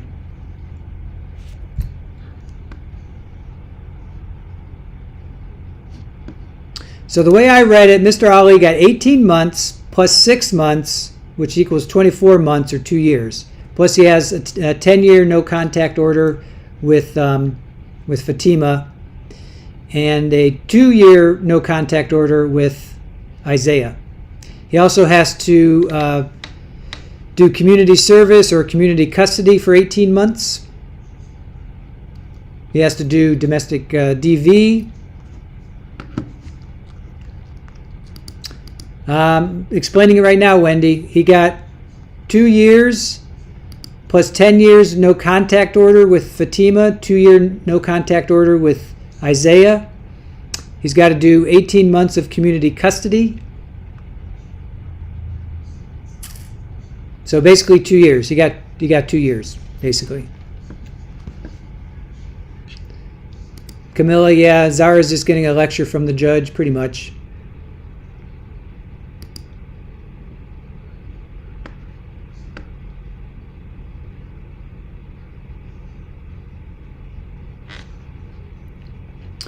Yeah, we used to watch Court TV all the time too. We used to watch it. They were like the only game in town when, before we watched trials on YouTube. We used to watch on our TV. We would watch on our TV, and Court TV was like the only game in town. If he finishes all those classes, can he get out early for good behavior or parole? I don't think so, because they're mandatory. Those are mandatory. So no, I don't think so. All right, this is positive. Okay, seems like they might be going. Before we get you back to court, here are a few other cases that Court TV is tracking. In Kentucky, Felicia Gross and her husband have been indicted for the death of her 10-year-old son, Jaden Spicer, whose body was found after he had been reported missing. Gross is charged with murder, falsely reporting an incident, tampering with physical evidence, and abuse of a corpse. Jaden's stepfather, Josh Gross, is charged with complicity to murder. I did not know that. So no contact order means you have to tell your abuser where you live? Oh, so that if they're in, you have to say I live at such and such a place. So then if they come there, then oh wow, that stinks. I didn't know that. I did not know that.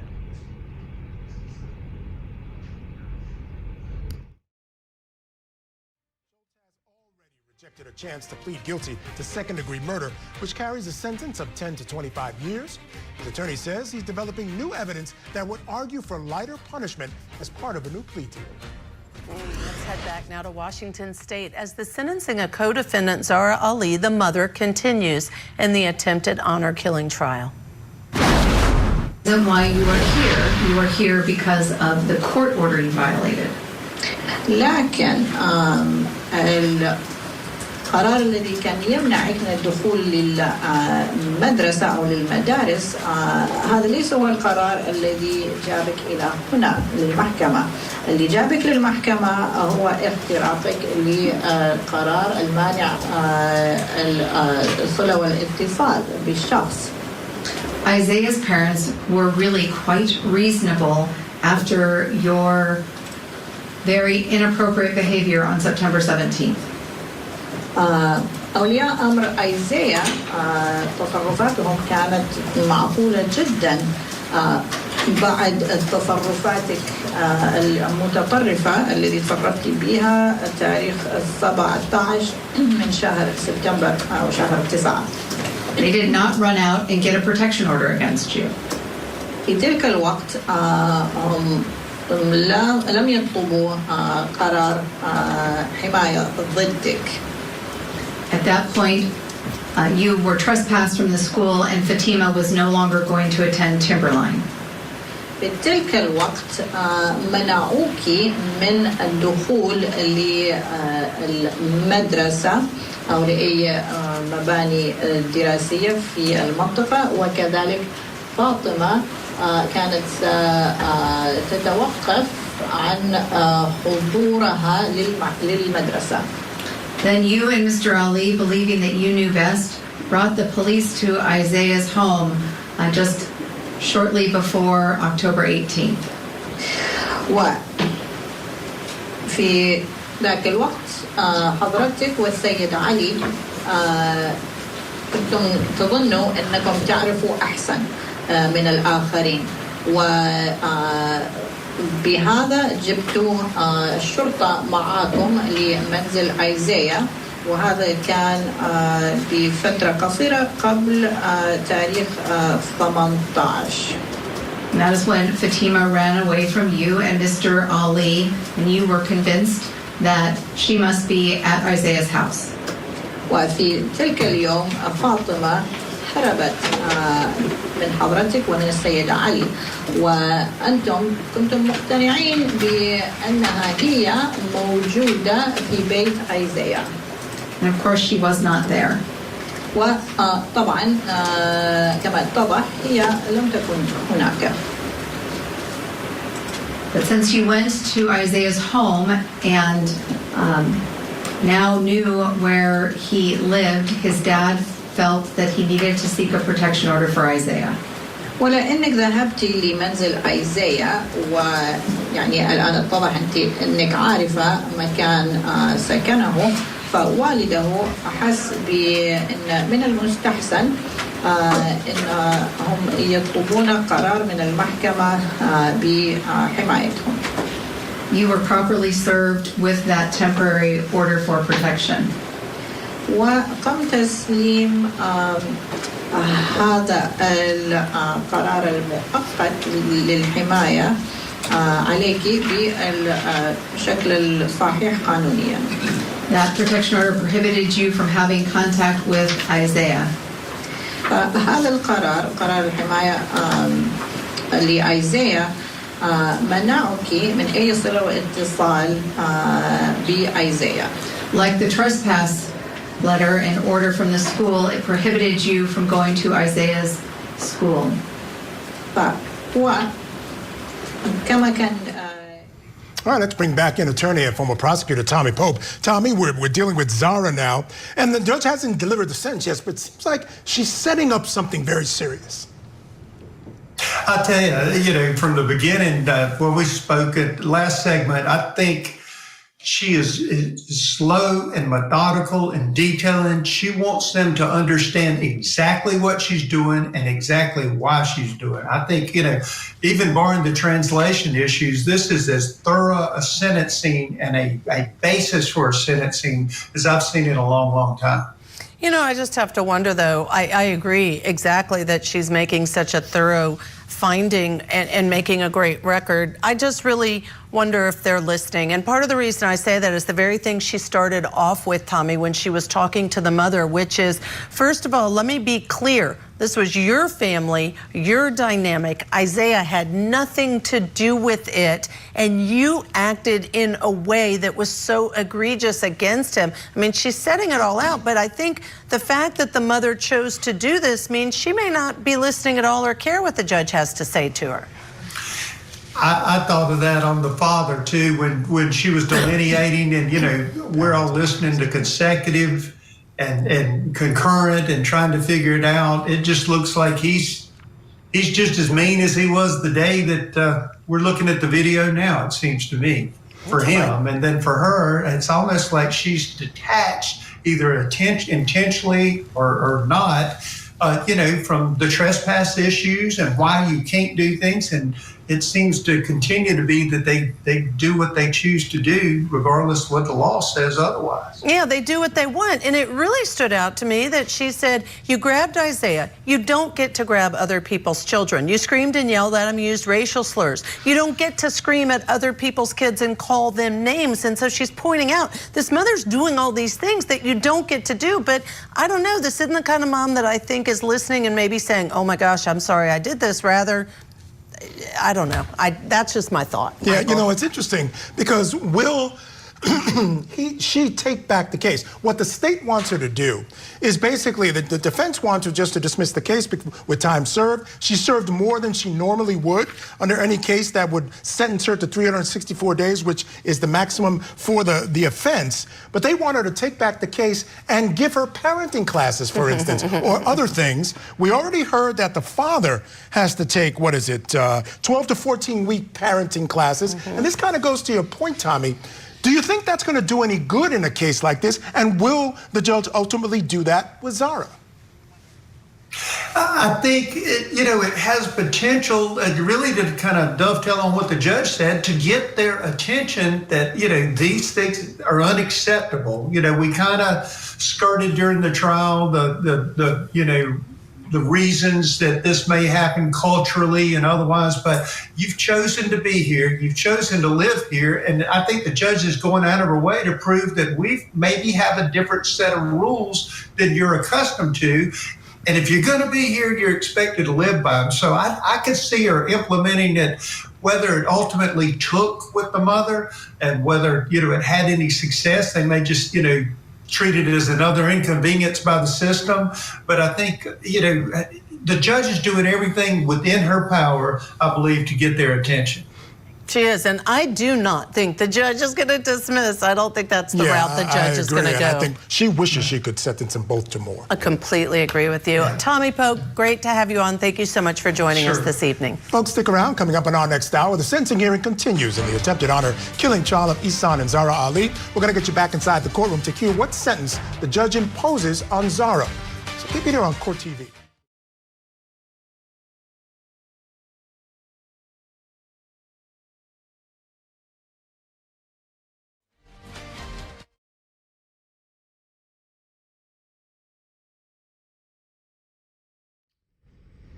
All right.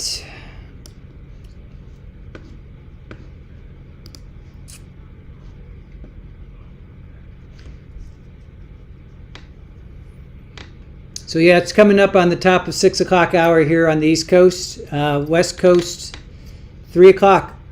I'm sure they've been done. They've probably been done for 3 hours. They started at 9. I'm sure they are done.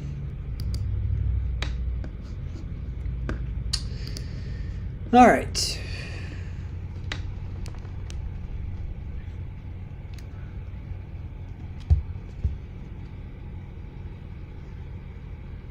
All right, Mike, have a good one. Thank you for joining us. Appreciate you being with us today. Mike's going to take off. Good to see you, and thank you for joining us. See you hopefully join us tomorrow.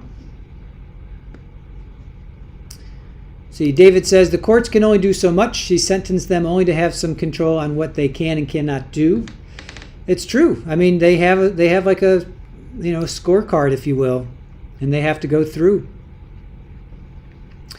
Because otherwise, a judge could be like, "I'm going to put you in jail for the rest of your life," which a lot of us would probably agree with. But it's just the way it is. Court TV is done, have been for a while. Is that rhetorical or is that specific? Back at 6, then 5 more 8-minute commercials to get to 6:45, then a recap. I know, right?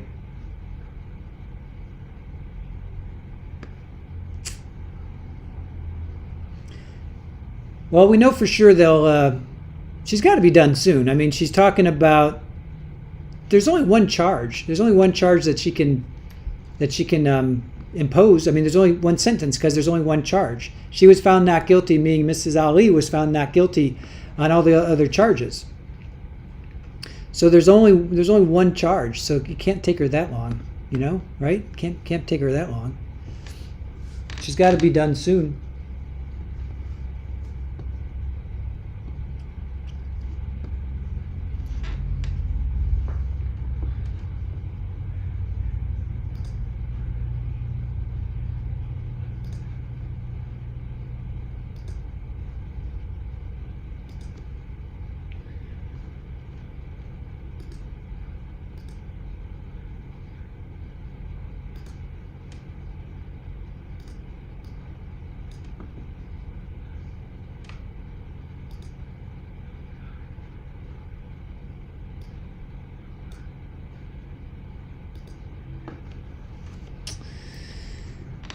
All right, Silver Fox, it's midnight Norway. You want to go to bed? Joanne says, longest sentencing in history. Well, it's only because it's drawn out. Yeah, Court TV is dead. They aren't even at 2 million subscribers.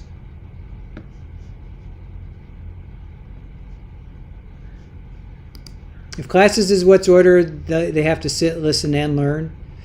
Well, they have to be evaluated. He's got to be evaluated.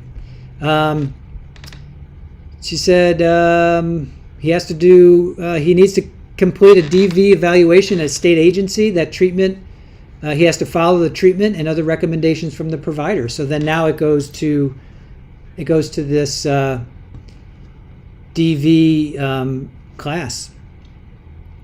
So I would assume he would have to take some courses. I mean, have to pass the course, I should say. All right, here they're coming back on. Don't stop me for wanting a good life. Don't want to stay in this toxic family that doesn't care if I lived or not. You can't even hug me.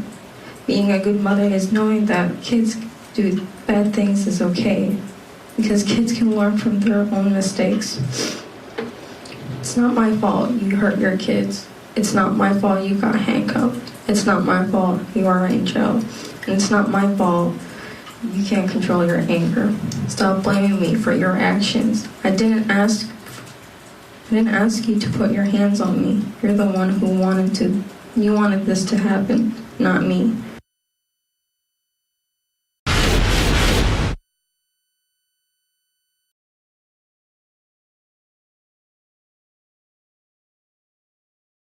They don't have his mic on. They didn't have his mic on. They forgot to turn his mic on. Somebody turn on Mike's Ihsan and that was the victim giving her impact statement during sentencing phase of her parents in the attempted honor killing trial in Washington State. Ihsan and Zahraa Ali learned today their fates following their convictions for a violent altercation with their teenage daughter.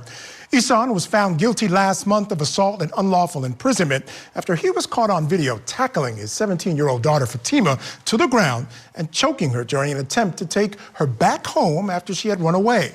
Now, he was acquitted, though, on the top charge of attempted second-degree murder. Now, the mother, Zahraa, she was released immediately following the verdict after only being found guilty of violating a no-contact order involving Fatima's boyfriend.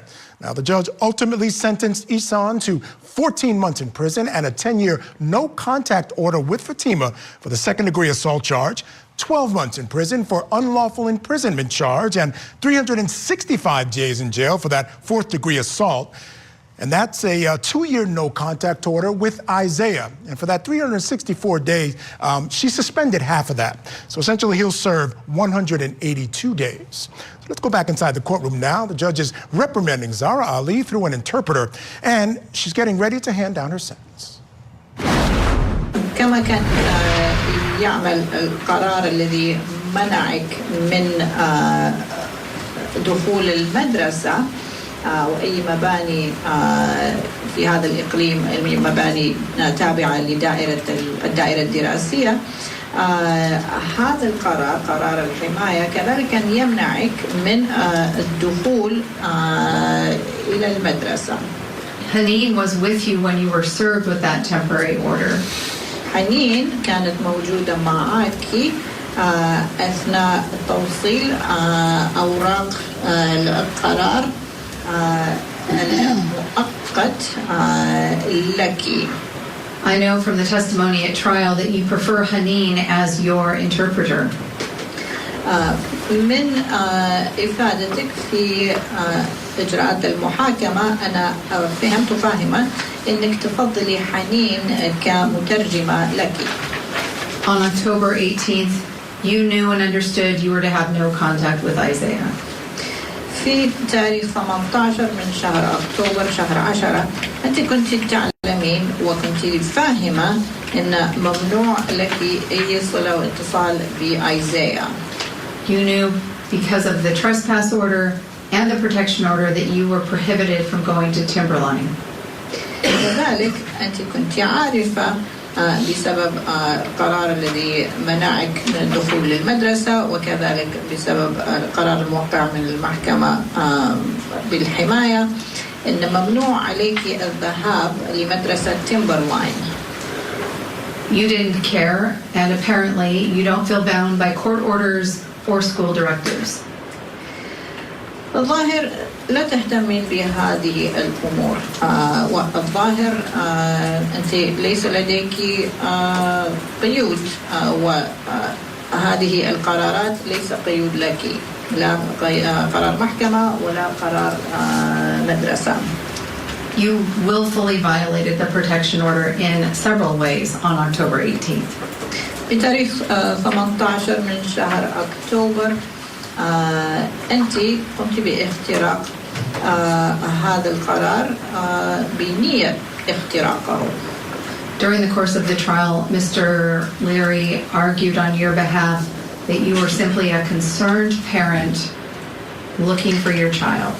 أثناء إجراءات المحاكمة المحامي سيد ليري قدم دفاع عنك أنك أنت كنت والدة قلقانة على طفلتها وكنت بتبحثي عنها. That is not how the court saw the evidence at trial. لكن المحكمة لم ترى الأدلة المقدمة إليها بهذا الشكل. The court saw one parent, the father, directing the mother about how things were going to go. المحكمة شافت أن واحد من أولياء الأمر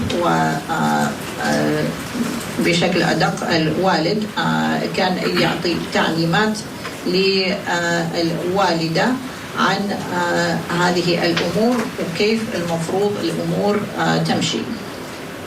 While you were there, you called out, "My daughter, my daughter." أنت لما كنت موجودة هناك أنت بدأت تصرخي بنتي بنتي.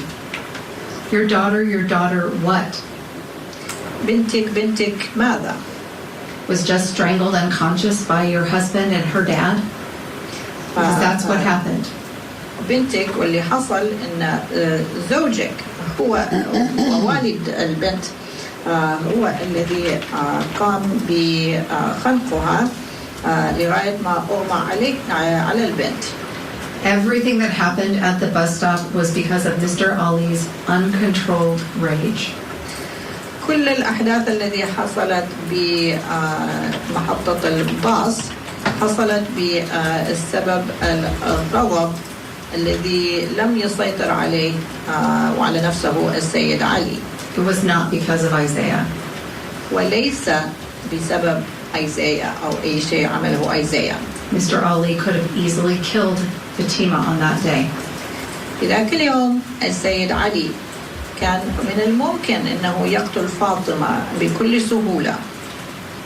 I truly hope that you understand that. I know you've seen it on the video, but I hope you understand that. أنا فعلا أأمل أنك بتفهمي هذا الشيء. أنا أعرف أنك شاهدتي هذا الشيء على الفيديو، لكن فعلا أأمل أنك تستوعبين وتفهمي هذا الأمر. You have other children to protect who are in your household or who will be in your household. أنت لديك أطفال آخرين الذي لازم تقومي بحمايتهم الذين موجودين في بيتك والذين سيكونوا موجودين في بيتك. I'm going to impose 364 days with 83 days suspended for 24 months. أنا سأعطي العقوبة الآتية 364 يوم السجن 83 يوم منها معلقة لمدة فترة 24 شهر. I will order the only condition, no contact with Isaiah Williams by way of a separate unlawful harassment protection order for 24 months. الشرط الآخر الوحيد سيكون عدم التواصل والاتصال بإيزايا ويليامز وسأقوم بالتوقيع على قرار مانع هذه الاتصال لمدة 24 شهر. I will reserve the issue of restitution. سأحتفظ بالأمر المتعلق بالتعويض. I will not impose any other financial penalties. وليس مش هأعطي أي غرامات أو عقوبات مادية أخرى. Ms. Stone, do you have any questions? I do not. السيدة ستون هل لديك أي أسئلة؟ الجواب كان لا، ليس لدي أسئلة سيادة القاضي. Mr. Kading, do you have any questions? السيد كيدينغ هل لديك أي أسئلة؟ Your Honor, regarding the consecutive nature of the sentence that you ordered on the misdemeanor, my understanding is he's already served the statutory maximum on the misdemeanor. سيادة القاضي بالنسبة أنت قلت أن العقوبة ستكون متزامنة، فهو قد ظل الفترة المسموحة قانونيا، يعني أقصى فترة مسموحة. So I guess my question is, how does that square with the maximum on a gross misdemeanor of 12 months? The interpreter is having a hard time hearing. How does the consecutive, since he's already going to have credit for the full 12 months, how is that? فسؤالي عن يعني كيف هذه العقوبة ستكون متزامنة، لأنه هو قد ظل في السجن فترة 12 شهر، وهذه أقصى فترة مسموحة تحت القانون. How is that going to be affected by his maximum time he's already served on the gross misdemeanor? يعني كيف هذا سيؤثر على الفترة أقصى فترة مسموحة تحت القانون الذي هو قضاها في السجن على الجنحة. Ms. Stone? Sayyidah Stone. I would say that that's interesting math. That's not how the Department of Corrections will calculate that, Your Honor. سيادة القاضي أنا أريد أقول إن يعني الحساب هنا عجيب جدا، لأن الحساب الذي سيقوم بمحاسبته دائرة السجون سيختلف. First of all, he's served 10 months since October, which is not 364 days. أول شيء لأن إذا نبدأ العد من شهر 10 شهر أكتوبر، فهو بقى صار باقي في السجن 10 شهور، فهذا لا يساوي 364 يوم. 182 days will add to the 14 months that he is required to serve. فال182 يوم سوف يضافوا ل 14 شهر الذي لازم عليه أن يكون محبوس فيها. For which there is a statutory maximum of 10 years. وتحت القوانين الموجودة هناك الحد الأقصى يكون 10 سنوات. And the Department of Corrections will calculate that math specifically. ودائرة الإصلاح ستقوم بحساب هذه الفترة. The court has not sentenced him to longer than the statutory maximum for count 4, I believe it was. فالمحكمة لم تعاقبه أكثر بفترة أكثر من الفترة المسموحة قانونيا لتهمة رقم أو بند 4.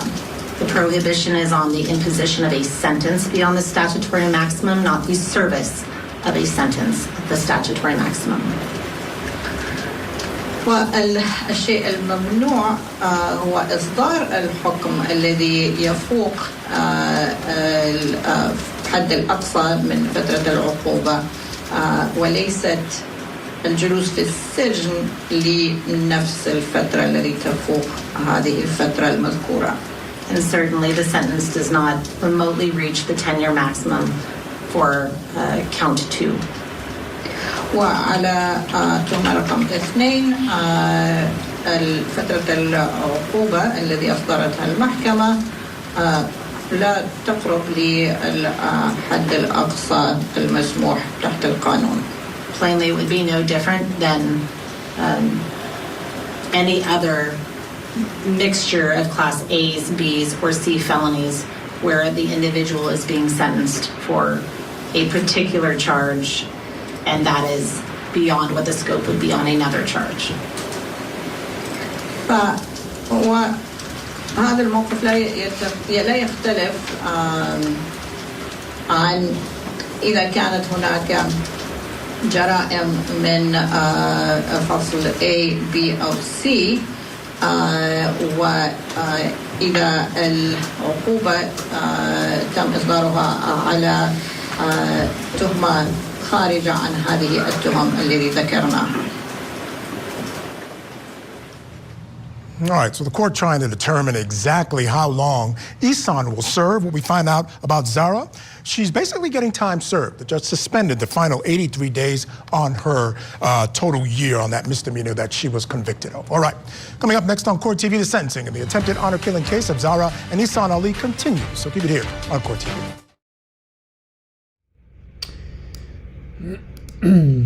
All right, so she is suspending those 83 days. So for Mrs. Ali, so she hit her with 364 days, but she's suspending those 83 days. So she's basically getting time served. So Mrs. Ali is going to walk out. She's not going to have to serve any more time. And Mr. Ali looks like he's going to get 14 months for sure, 182 days for sure, which is basically 6 months. So he's looking at 20 months. So he's going to be there for, over a year and a half. So that to me is how I took it. See, Michael says, what sentence was given the community confinement? What is the 12 or 14-month sentence? I thought it was the 14-month one. All right, so 14 months. He's getting 14 months plus 182 days or 6 months. So he's getting 20 months regardless, right? 20 months regardless. What did they put up? Let me see what they put up. So they put up 14 months. Okay, yeah, the 18 months plus the 10-year no contact with Fatima. So the 18-month community custody is, I'm not 100% sure what it is. If he has to go pick up trash on the side of the road, I really have no idea what all that is. So the second degree assault, he got 14 months. Second degree assault, he got the 14 months. Excuse me. And then the unlawful imprisonment, he got 12 months, but he's already been in jail for 182 days, so they knocked that off.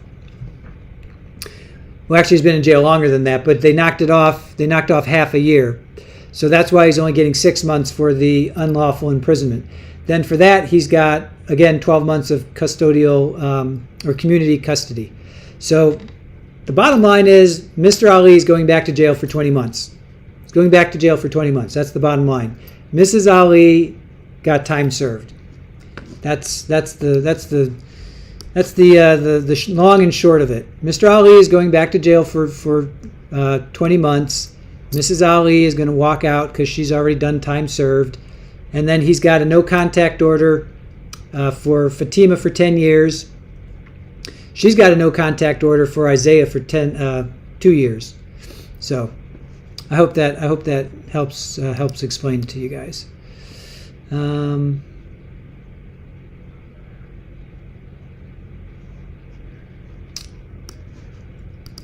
Hope that explains it.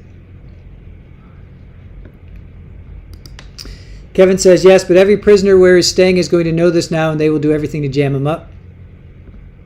Yeah. Deborah says, Isaiah is a senior.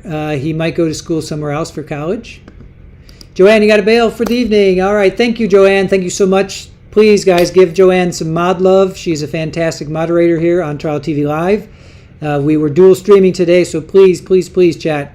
Give Joanne a lot of love as she leaves our chat. Thank you so much, Joanne. Really appreciate you.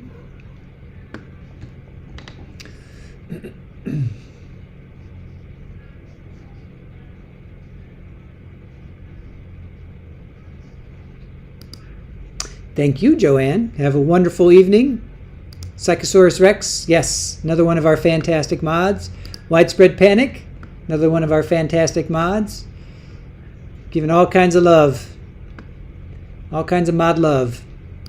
We love our mods here. Aw, you are welcome, and thank you. 17.6, so 14 plus, whatever 14 times 365 plus 182, whatever that equals. That's what I'm just figuring it's basically 14 months plus a half a year, which is 6 months. So that comes to 20 months.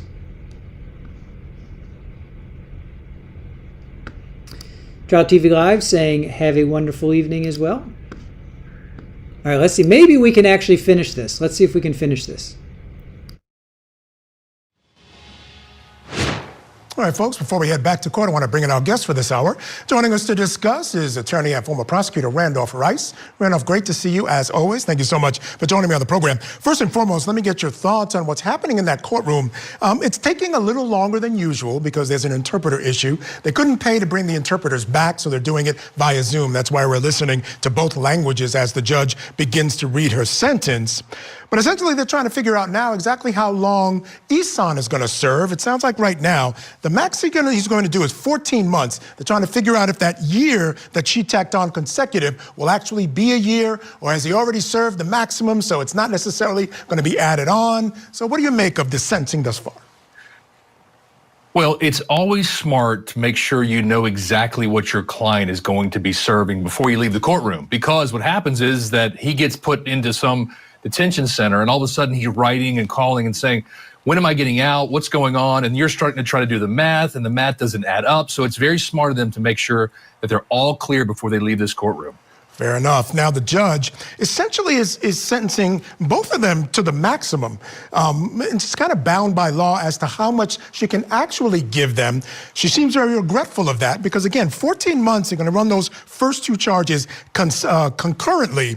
And she talked about the severity and the brutality of it and the vulnerability of the victims, both kids in this case. You got to expect the parents to know better. I know she considers Ihsan still a danger to the community, especially if he continues this type of thinking, wants him to go to parenting classes, demanded he go to parenting classes as part of his sentence. So what do you make of the fact that she really wishes that she could have sentenced this guy and the mother to more? Well, I think she sat in this courtroom and she heard the facts and she saw what happened there and the brutality of this attack. And I think she realizes, or at least she thinks in her mind, that the penalty just doesn't match the behavior. And she wishes she could give more. Unfortunately, in this situation, she's bound by the maximum penalties. And so she is certainly flexing her muscles when it comes to what exactly she can give, but she wants to punish them more. And Michael, they really are, I almost think that they're in a different courtroom than what this judge is in because they're showing no emotion whatsoever. Yeah, I don't understand it, Randolph. I'm with you. The mother has expressed, and to our own Court TV personnel, that she wants a relationship with her daughter. She's not barred from seeing her daughter. The father is, though. There's a 10-year no-contact order for him and his daughter. Now, the mother got a no-contact order for 2 years with Isaiah, the boyfriend. But again, I think the issue here comes down to, what I'm taking away from what the judge is saying and how she's sentencing them, is that if they don't change their ways and begin to understand how things work here culturally, they remain a danger to society. I think you're right, Michael. And I think that's the judge's attempt, at least with the father, is to keep him away from her as long as possible. Remember, she's in high school or about to graduate high school, so maybe she moves on in life. She finds something different to kind of get herself away from this toxic situation. But, at the same time, she's trying to balance the need for the mother to still be in her life a little bit, maybe to help guide her as she moves along. Maybe the less bad actor here to help with those things that she needs as you grow up. Yeah, and Fatima, she, gave a statement and basically disavowed her family. She don't want anything to do with them, quite frankly. All right, Randolph, stand by. I want to take folks back inside the courtroom now for more of the sentencing. We're now back on 24-1-132534, State versus Zahraa Ali. The judgment and sentence and other orders have been handed forward.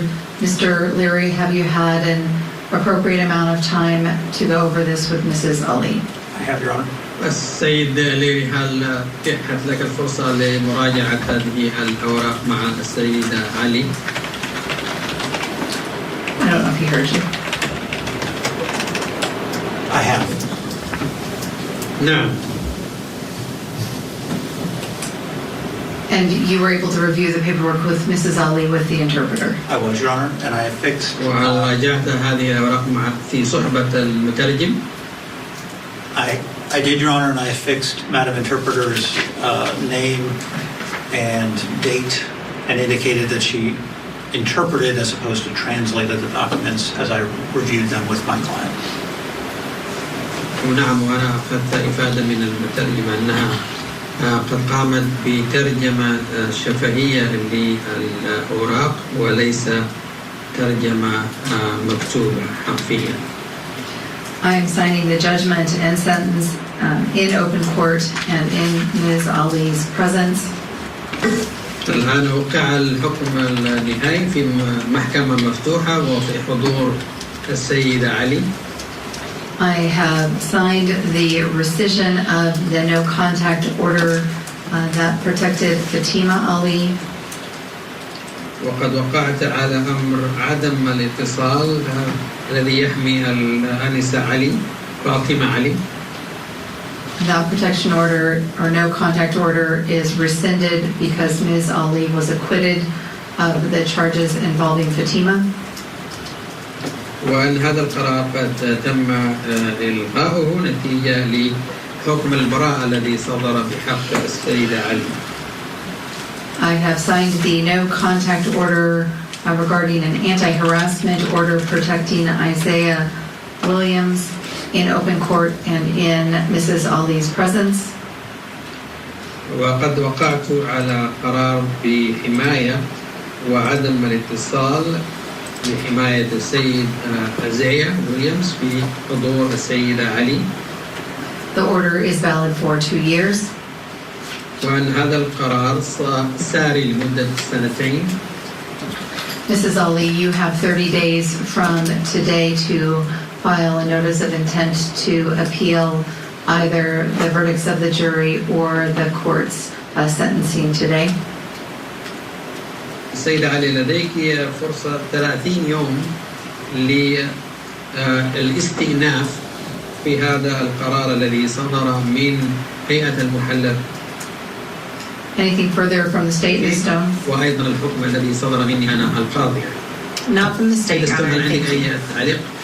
لا، ليس عندي شيء. Mr. Larry? لا، يا سيد لاري؟ لا، ليس. The court will be in recess. Thank you. All right. كمان ترفع الآن الجلسة. شكرا جزيلا. All right, so there you saw. The judge signed the no contact order for 24 months for Isaiah. She actually rescinded the no contact order with Fatima, so maybe mother and daughter can perhaps get together and figure this out. All right, before we go to break, folks, an update in the Idaho student murders case. The Idaho State Police have dropped nearly 600 pages of documents from their Brian Kohlberger investigation, and we're getting a much clearer look at the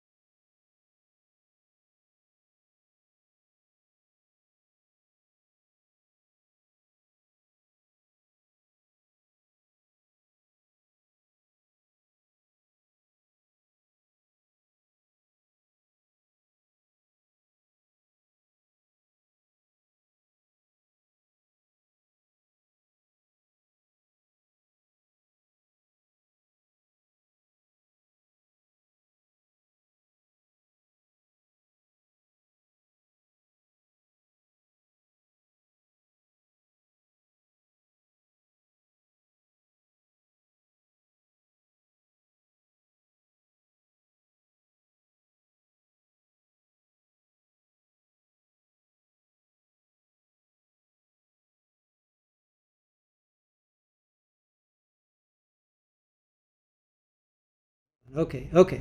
All right. Now. Okay. Hold on. I'm coming. Hold on. I'm coming. I'm coming. Okay. I'm coming. All right. I'm coming. All right. All right. Now.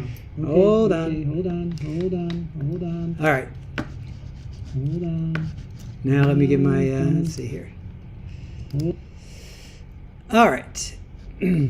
So what I was able to figure out there was that judge signed a anti-harassment order, signed in open court and in front of Mrs. Ali. It's valid for 2 years. And then we didn't see Mr. Ali leave the court. We totally missed Mr. Ali leaving the court, which stinks.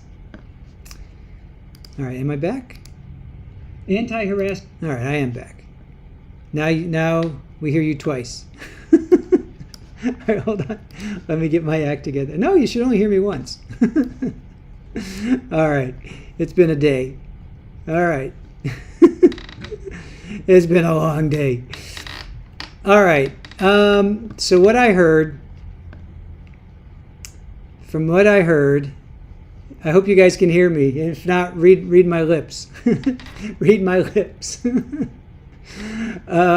was on a delay. All right. So what I understood it to be was Mr. Ali was given 14 months plus 182 days, which is basically 6 months.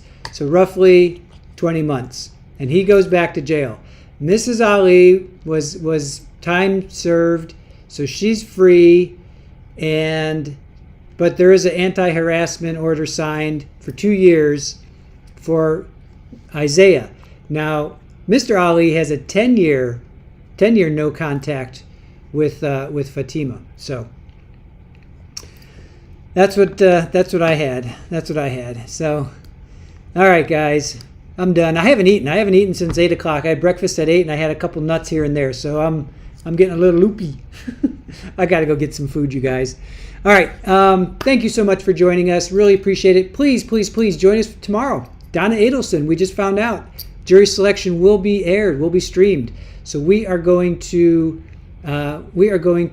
stream it. We're going to cover it. So please join us for Donna. If you have any interest whatsoever in Donna Adelson, please join us.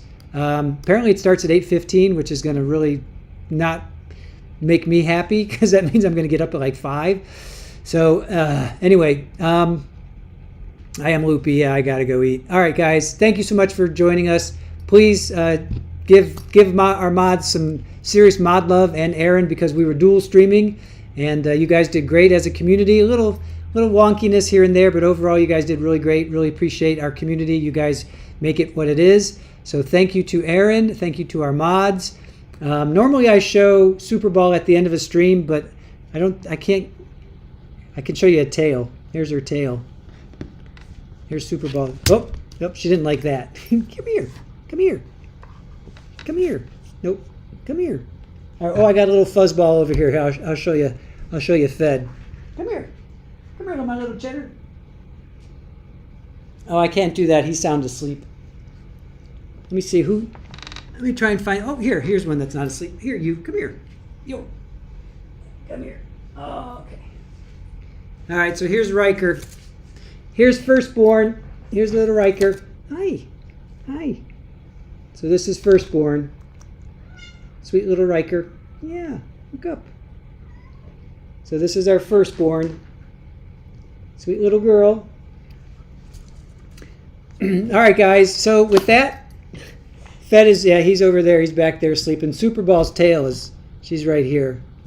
There's her tail. Oh, there she is. There she is. There's Super Ball. Hi. Yeah.